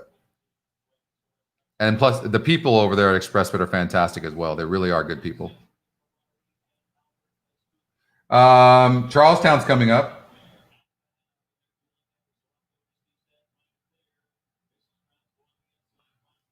We could do Charlestown. You guys want to do? There's nothing else going. Yeah. Okay. Eric's on the ball. He's like, okay, we're done with this one next. Hey, Garrison. Oh yeah, all overseas tracks, Garrison. Hong Kong, all of Australia. It's going to be with the same user interface. So yes, absolutely. Absolutely.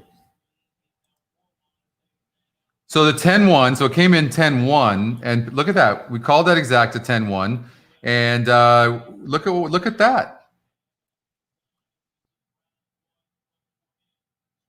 We'll take 22.60 for a buck. Are you kidding me? And then the trifecta came in 63.50 for 50 cents. Somebody have that? Sweet. There we go.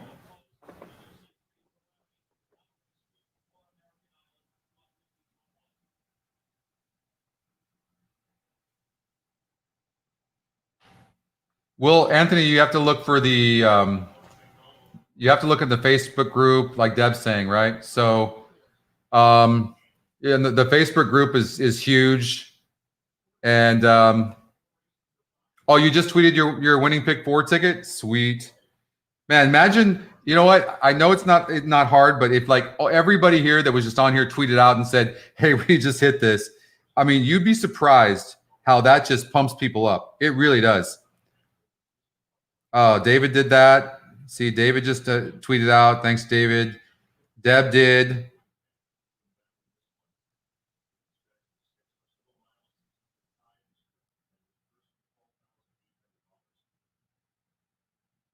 I mean, that's pretty cool. Really neat.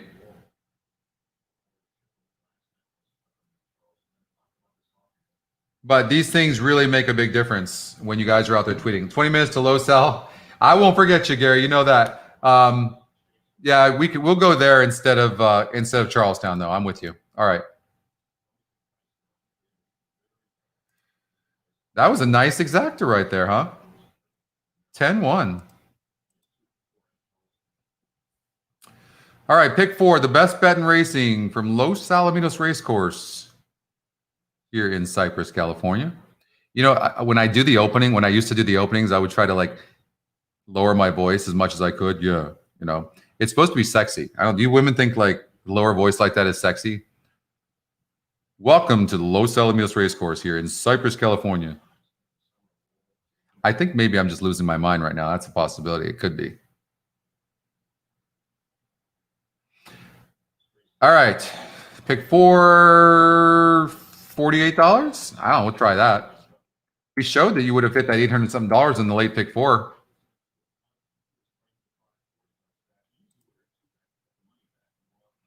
Yeah. A big what, Deb? I can't read what it says after big. Yeah, you know, you women seem to all think that. This is true. Oh, that is funny. Very good. Hold on here.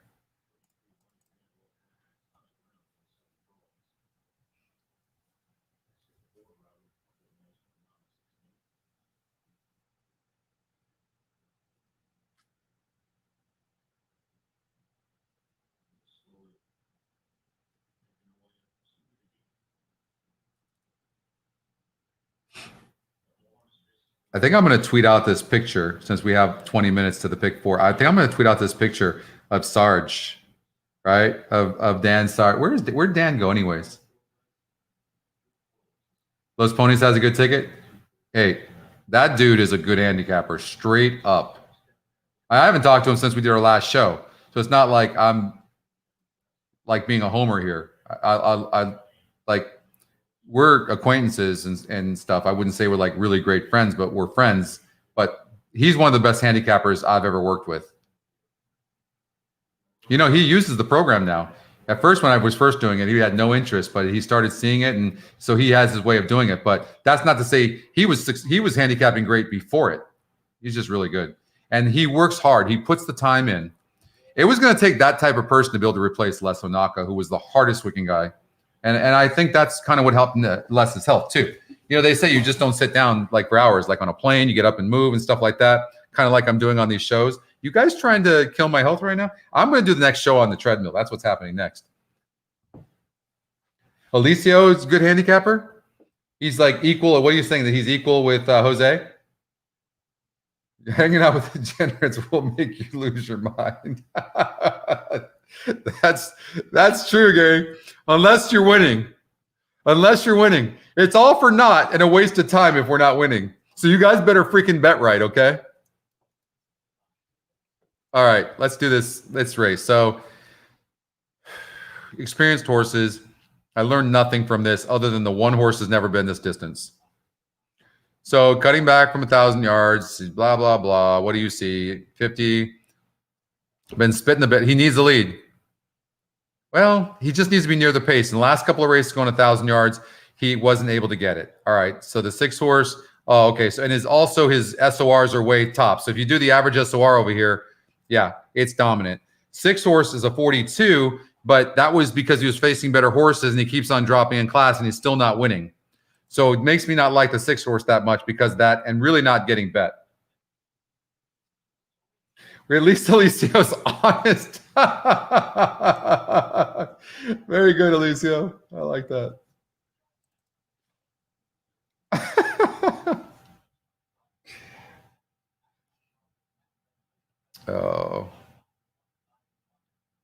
I mean, I'm going to look at the 1 and 4 only, and I'm just going to look at the Scotty long shot for the moment. And look, this horse faced a 30 group, same surface and distance, 4.5 furlongs, and didn't run.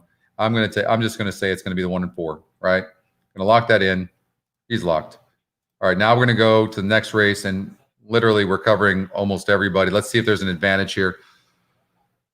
So 2 horse, 3, 1. Like it's, yeah, I like the 1, 2, 3. I think oh man, the 5 horse, 25%. I mean, how do you not use the 5? 4 horse has got a good number. 48 SOR. 5 horse lost against a 40 group on 927. Went 106. No. 4 horse never been. I'll tell you another thing too. Unless the horse has a big class advantage, which the 4 doesn't, they very rarely win first time around the hook. And that's the case with the 4. So I'm going to take the risk for me, and I'm going to say the 4 is out. I'm not using them. I'm going to regenerate. It just added the 6 horse. Do you see that? I'm going to lock race number 2 up, and now I'm going to look at race number 3. You see how I'm doing it? And we have time. Where'd you guys go? You still there? All right. So while you guys are lagging on your chatting, I'm going to tweet out this thing on Sarge. Let's see if it goes out. What's happening?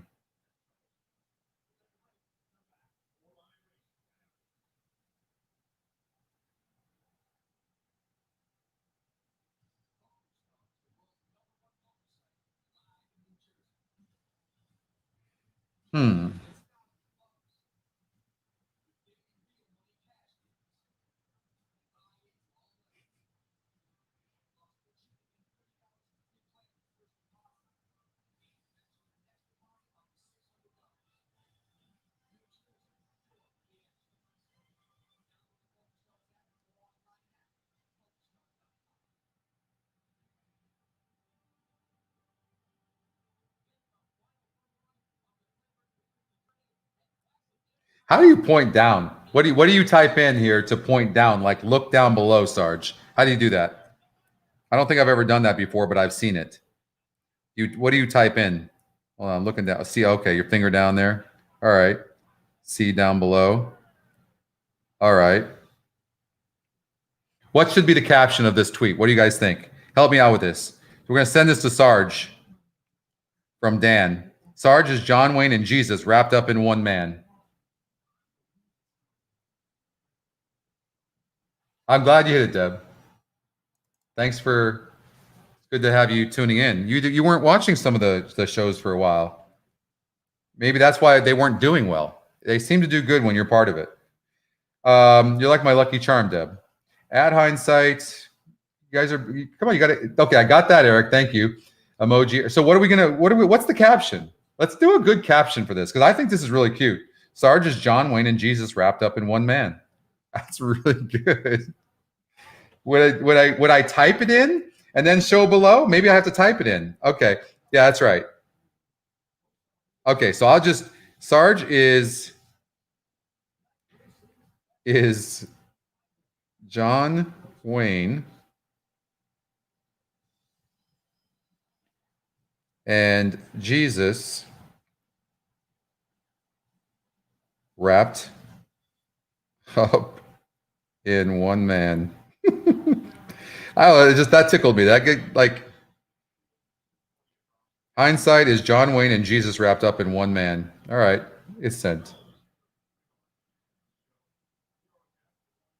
You had to go back to work? Yeah. Okay. We got to get back to Gary's early pick 4 over. I feel like we got the first 2 races wrapped up. Now we got to look at the third race. And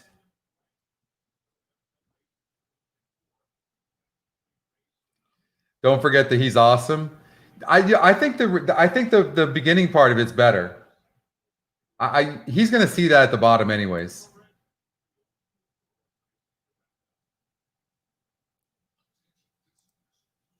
All right. So we got the 5 and the 6. Okay. So it's hard to stay focused when you've been handicapping all day long. So raise leg number 3, the 2 horse is 4%, 15-1 morning line, low average SOR. Do you see why it's eliminating horses is so important, guys? And it's a decent GSR, don't get me wrong, but already ran at this distance and surface, and was against a weaker group. And so I think we can confidently eliminate the 2 horse. Daily double where? Where, Gary?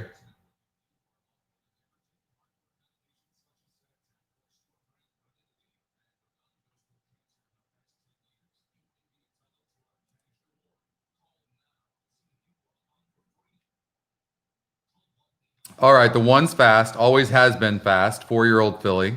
And she won last time out against a 44 SOR.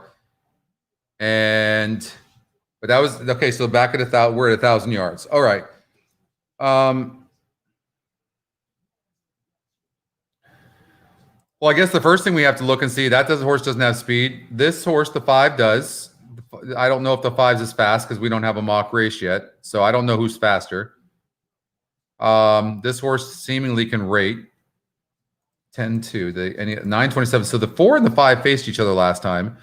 And they're coming back at the same surface, same distance, everything. And the 5 ran better, even dueling. Okay. Now, the 4 horse didn't really run, wasn't really bet. It's really going to need to be a fast speed duel for the 4 horse to win, from what I can see. So I feel confident leaving the 4 horse out because I don't know. This horse can rate some and been facing lesser horses. You can see the 50 SOR. Ron's Cat is fast too, though. Are they going to duel?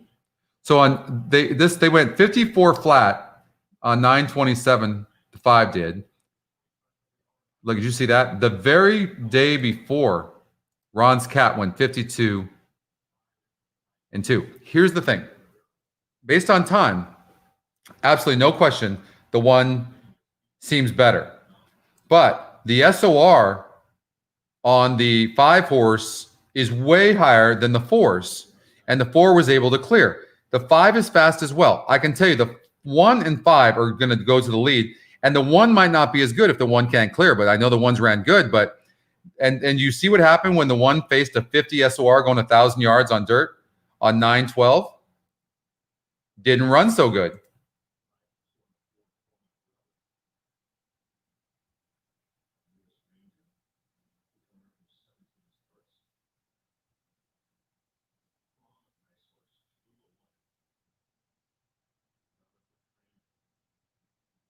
One second, guys. Hey, honey. Wow. Whoa, I'm doing a show right now. What's going on? Oh, I was letting you know we're gonna just keep going to home. We're passing through Vegas right now. You're gonna go for it. Tim, are you guys okay? Yeah. All right. No one's too tired? I'm gonna take the home stretch most likely. Okay. All right. Be careful. Doug, what's it called? I was trying to figure out the word for when you gamble so much that like you get free rooms, like how you used to. Well, there's not a word for it, but it's called a whale. No, like You're comped. comps. Yes, that's what the word I was looking for. Okay, that was my OCD was getting the best of me. Okay, baby. Be careful. Call me. Text me when you get home. I love you too. Bye. Okay. Bye. Okay.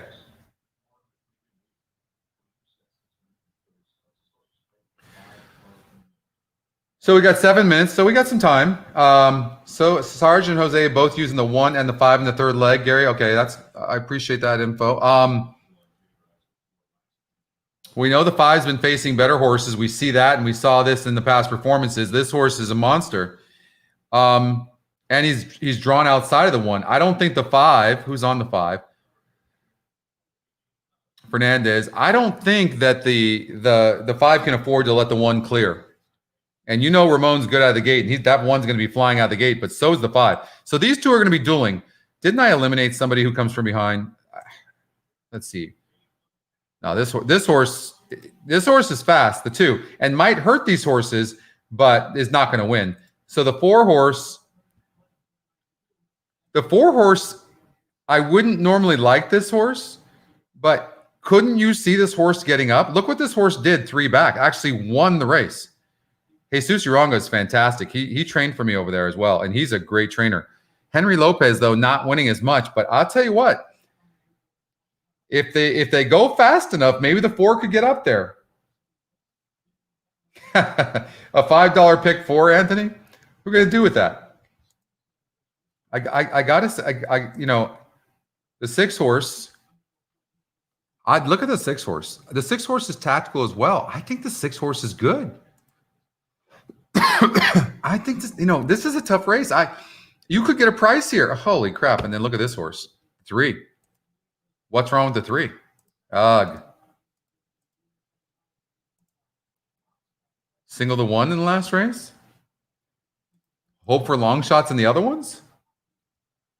Edgar Paris gets off of the 4 horse to ride the 1. Let's see what the GSR says. SOR 5,000 yard distance. So evidently people are liking these 1,000 yards. 50 SOR, didn't run very good. But that was the first time around 1,000 yards. So it's not a big deal. You don't think the 1 ray is the right single? You think the 3 is the real deal where?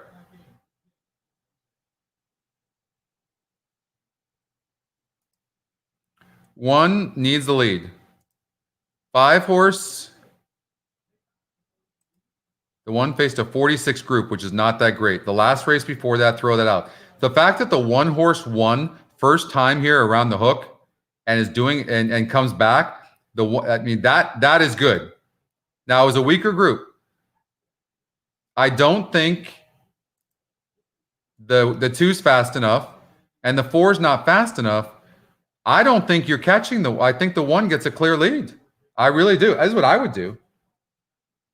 Oh, you do think the 1 single in the 4th? I agree. I think he's going gate to wire. I think this is the ticket, $40.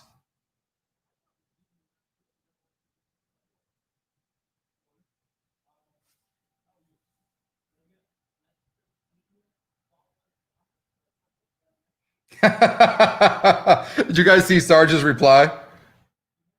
That was very good. Oh, that was funny. That was funny. What do you guys think? You like this ticket? What else would you do? I don't know what else you would do. By the way, what's the exacta paying on the 1 and 4? Because to me, it only looks like these 2 horses. Are you getting $5? Like, hold on, I might lower your odds on this. I'm sorry, I got to do this to you. I might do an exacta box 1 and 4 here.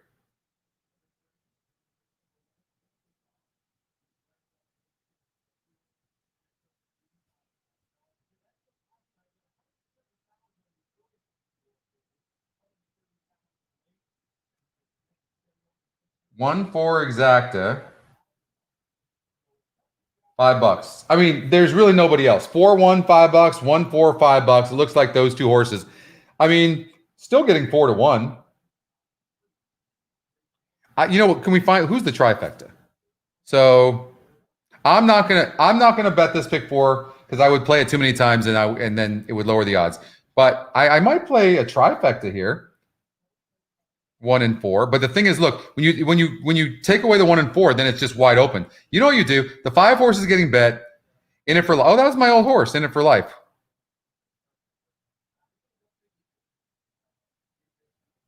She could be in the money. 5. So she's 6 to 1. I would take the Scotty long shot and that horse, right? And I kind of like the 6 a little bit. So all right, I'm going to create a bet. I'm going to be greedy right now, and I'm going to do a superfecta. I'm going to say 1-4 with 1-4, and I'm going to say 2-5-6 with 2, 5, and 6. It's a $12 bet, and I'm going to do it 20 times. 1-4 with 1-4 with 2-5-6 with 2-5-6 superfecta. So we'll see if that pays anything. I mean, it's chalk, and I'm leaving the 7 out. You know, this horse just faced a 30 SOR. Well, and so they come out of the same race. Fourth, he broke from the rail. I mean, 7 could be in the money. Maybe that's a bad play on my part. The 2 comes out of that same race. Oh, he was in between horses and he got bet. Maybe the Scotty long shot. Watch for that Scotty long shot. Oh, I think I might have just found something there. I think the 6 horse could be a horse to try to beat because the 1 horse and the 4 horse are going to be so fast. So maybe 6 is going to be on the outside. I think the Scotty long shot. Watch for the Scotty long. I'm canceling my bet. Man, could the 2 be second? I think it's between the 1 and the 4, but I think, and look at the 2's getting bet. Sarge replied with a gif of the Sarge going like that.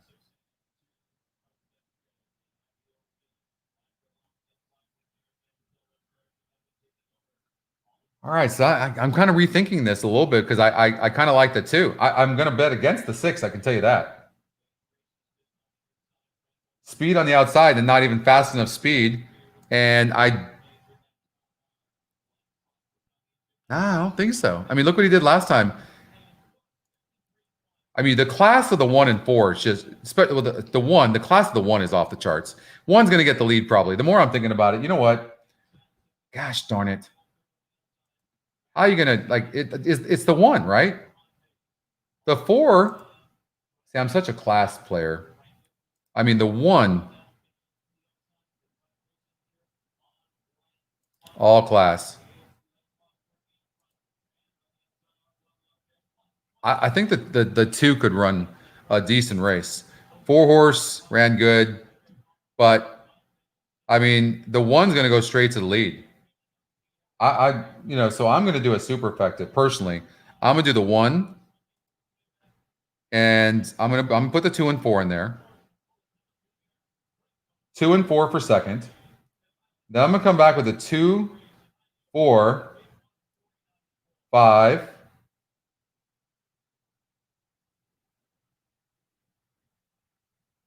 Is it weird to put the 7 in 4th? Like, I mean, you know what I mean? Like, I might just do that. So I'm going to do a 1 with 2, 4, with 2, 4, 5, with 7. I'm just going to play the 7 to be 4th. Remington Park race number 4. I think the 1 might be a single here. But the 4 faced a 30 SOR last time out and won easy. Before that, a 32 and didn't win. Man. If the 1 gets a good trip early, and I don't see why he won't, he's going to need a good break, though.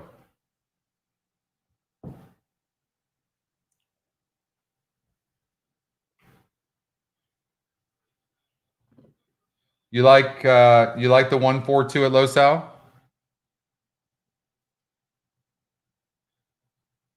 I mean, the 1 in the last race looks pretty good. I think the 1 horse here could be a single. I went with I just messed around. I canceled my bet and I went 1 with 2, 4, with 2, 4, 5, with 7. Superfecta. If it loses, I didn't lose a lot of money.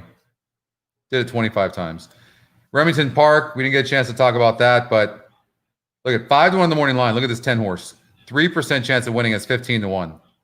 I mean, how's that? Did we just put him in the winner's circle?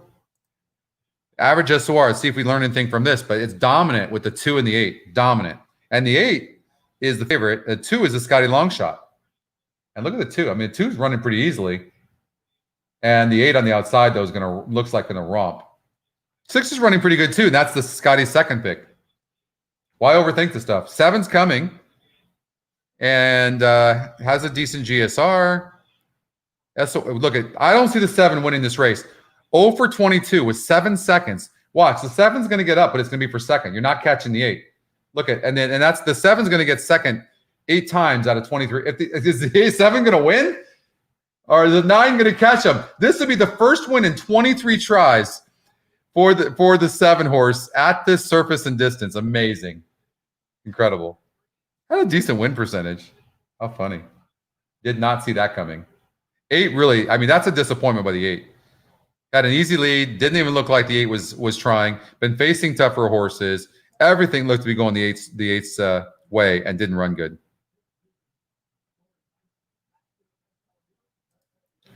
All right, they are at the gate here for Los Alamitos. Who's closing for 4th in this race here at Los Al? I think it's the 7. I keyed the 7 horse in the 4th spot. Anthony, you had that? What'd you have? You had the 7? How the hell did you have that 7? Anthony, you must have like 55 lives. How are you surviving on $7? I smell bullshit here.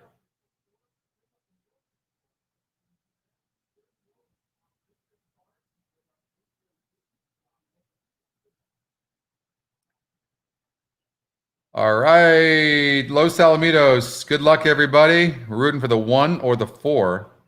I prefer the 1. I just think it's too classy for these, but he's got to get a good break. They're opening up the gate for the 2 who won't go in.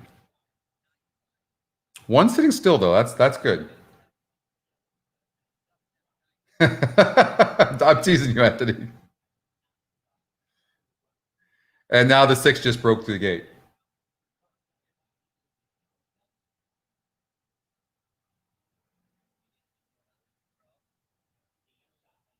And the 6, by the way, the 6 is the one I told you I wanted to bet against.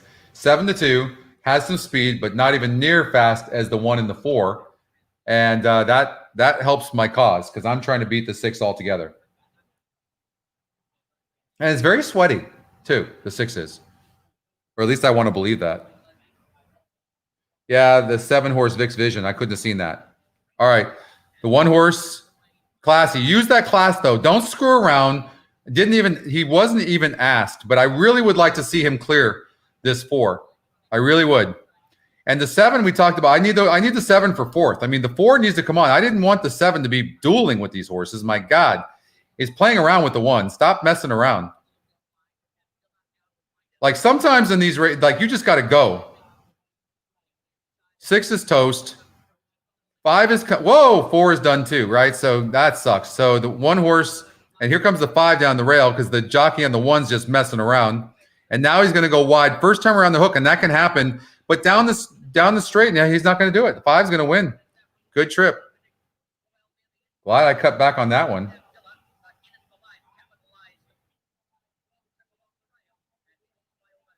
Well, that was an interesting race. I don't know about you guys, but I did not see the 5.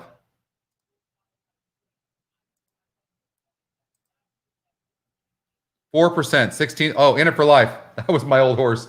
And now the horse wins. Really? I own this horse with Sarge. He's got to be freaking out right. Did he use the horse in the early pick 4? He did not. Oh my God. I had this horse for about 4 or 5. We had this horse for about 4 or 5 months, maybe longer, and the horse did not run a lick. I think we broke it. Her maiden. I think we had her when she broke her maiden. How funny. 16-1. She was loaded with horse, wasn't she?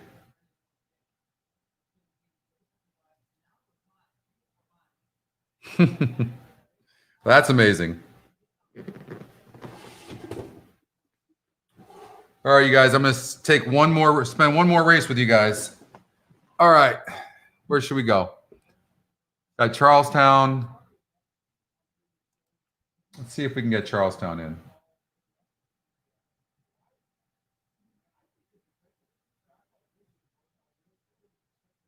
I know, Ray. In It for Life. As a hunch play, I should have just used the damn horse. How's that? 16-1. All right, we'll do one more race. Good record for the 2 horse, 3-5, 34%, top Scotty pick, a competitive average SOR, great connections. Hernando Boca Chica off of the 6 horse, who's a big time overlay. I'm going to cross him out as far as now. I'm just talking about the win end. Obviously, not using the Scotty long shot, 33-1. This is the type of horse that can throw you off. You got to be careful. Now, we look at this. Look at the race the horse came out of. going 7 furlongs, but that was a 66 SOR. Went off at 71-1. And look at this. Was finishing. Much easier group here. I don't know that you're beating the 2-horse. 2-horse looks tough. Tactical speed. To the front. They must have known this horse was going to be fast because look at, I mean, the name is amazing. So, I mean, is this 5-horse going to give the 2 a tough go? I mean, the speed holds at this track. Can the 5 go gate to wire? But look at the SOR, 48 SOR, and still didn't win. And you're talking about, I mean, the 2-horse been facing better horses. Also, the 5's got to get 7 furlongs. I'm going to say that the 5 can't get the 7 furlongs. All right. I know he's the Scotty's second pick, but and I'm not saying don't use him. I just don't think he's going to beat it. So I would do something like this on a trifecta, and I would not put the 5 in the first spot. I would single the 2, and I would go like this, and then I would do something like this. Take the Scotty long shot and do 2 with 7 with 1, 3, 4, 5. And then what I would come back with is do 2 with 1, 3, 4, 5 with 7. That's what I would do.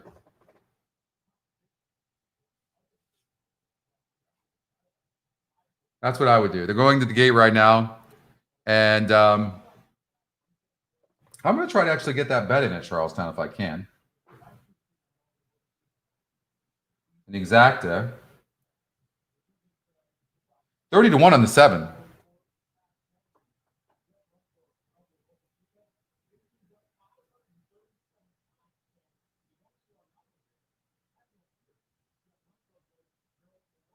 So I just did what I told you guys. So I did an exacta 2-7, and then I did a trifecta 2 with all with 7. That's what I just played. Yeah, I mean, the hunch plays, right? The hunch play, that was my horse. Had that horse for about 6 months and didn't play it. And then it beats you like that. Who's the jockey on the 2? Hernando Boca Chica, really kind of riding weird the way he's riding on the 2-horse. Kind of cut off the 3. I'm not going to be, if the 2 wins, we're all going to be wondering, going, okay, well, did he interfere with the 3? Just kind of lazily riding right there. We knew the 5 was going to have the lead. I don't know if the jockey and the 3, but the 2 and the 3 keep bumping into each other. The fact that the 2 is this close to the 5 is good. And the 7-horse is really sitting in a nice position. I mean, maybe the 7 can get up for second or third. That'd be nice. Yes, honey. Where would you even be able to get a room in Vegas? Yeah, I can get you a room in Vegas. Where? I don't know. Just go somewhere. Where do you want to go? We're trying to decide what to do, Frick. Ugh. You tired? Not necessarily tired, just more like it wouldn't hurt to stay. Well, you should totally go. Why don't you guys go over there and get a bite to eat, and then I'm going to be done here in a minute, and I'll get you guys a room. Okay? I'll text you in 5 minutes. All right, bye. So the 2 and the 5 looks like the 2 is going to beat the 5, 2, 5, and we unfortunately didn't get the Scotty long shot up there, but hit the exacta. By the way, I think this chat's been late too. Like I've been seeing some of your guys' messages like literally about a minute late. I think something's going on with this and it's been late the entire show here. So because like you guys are like saying Charlestown is off and I knew it was off a minute beforehand. So I don't know, something's weird. But anyway, sorry about that. But the if you did do the exacta 2-5, I was, the 7 didn't run a lick, which would have been nice. And but the 2-5 did come in. What did that exacta pay? So the 2-5 exacta, it's $9, guys. I mean, I'm like the 2-5. You had the 2, nice, Anthony. That 2-5 was nice. It paid $9. Now I'm pissed at myself. Why didn't I do that? That's bad betting on my part. I just went with the Scotty long shot trying to get a score when the truth is that the 5-horse was 16%, second top win percentage, second type Scotty pick. and I could have got 8-1 there. All right, you guys, that's going to do it for me. Thanks a lot. Fun day today, doing 2 shows with you, and we'll see. Maybe we'll do one tomorrow if you guys are all down for it. I don't know. Maybe if I get enough tweets, you guys saying you want to do a show, maybe we'll do that. So, Gary, Darren, Ray, Anthony, Eric, thank you very much. Everybody else was part of it. I appreciate it. And Deb, thank you very much. And I know you got to use that. And we'll see you later. Okay. Have a good night, everybody. Be safe. Thanks, Richard. Thanks, JR. Alicio, thanks a lot. Lynn, we'll see you. Have a good night. Thank you, Tom. I appreciate everybody.